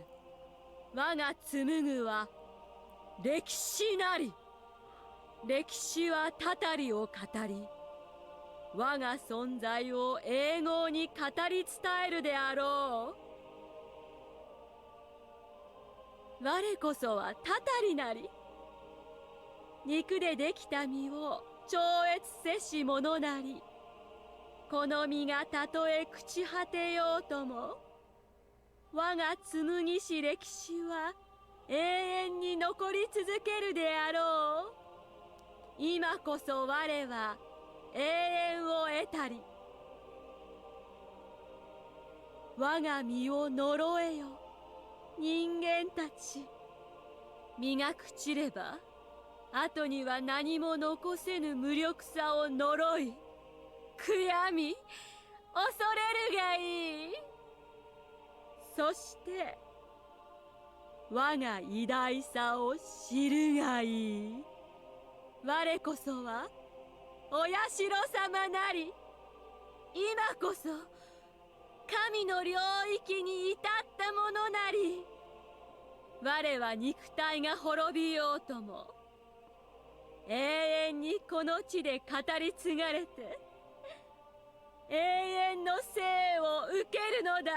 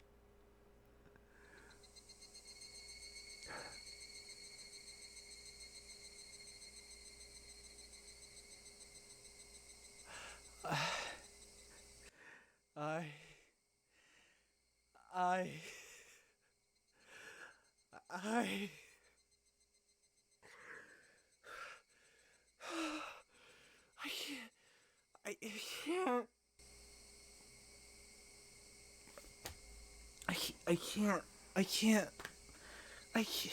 I know I've been at loss for words other times.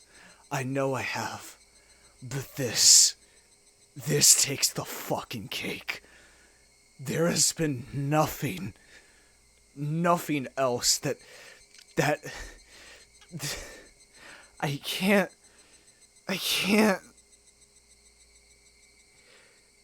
You know what that last section reminded me of? You know how people describe fever dreams? That last part. These last 2 hours have felt like a fucking fever nightmare. A nightmare that wouldn't fucking end. It just kept going and going, and I couldn't look away. I couldn't look away. I'm gonna check out the tips in the next video, and the beginning of the next video, because I can't fucking describe this feeling I'm feeling 2 times in one fucking video. This fucking feeling, dude. I can't. I need to process it. I need to fucking process it. If you guys enjoy this type of content, hit that subscribe button. If you liked it, hit the like button. Tell me something to put in the comments below. Check out Discord, check hang out, and or my Twitter. Check description below. Yeah, this has been Voidlego. I'll see you guys next time for the beginning of the final chapter of Higurashi When They Cry. See ya.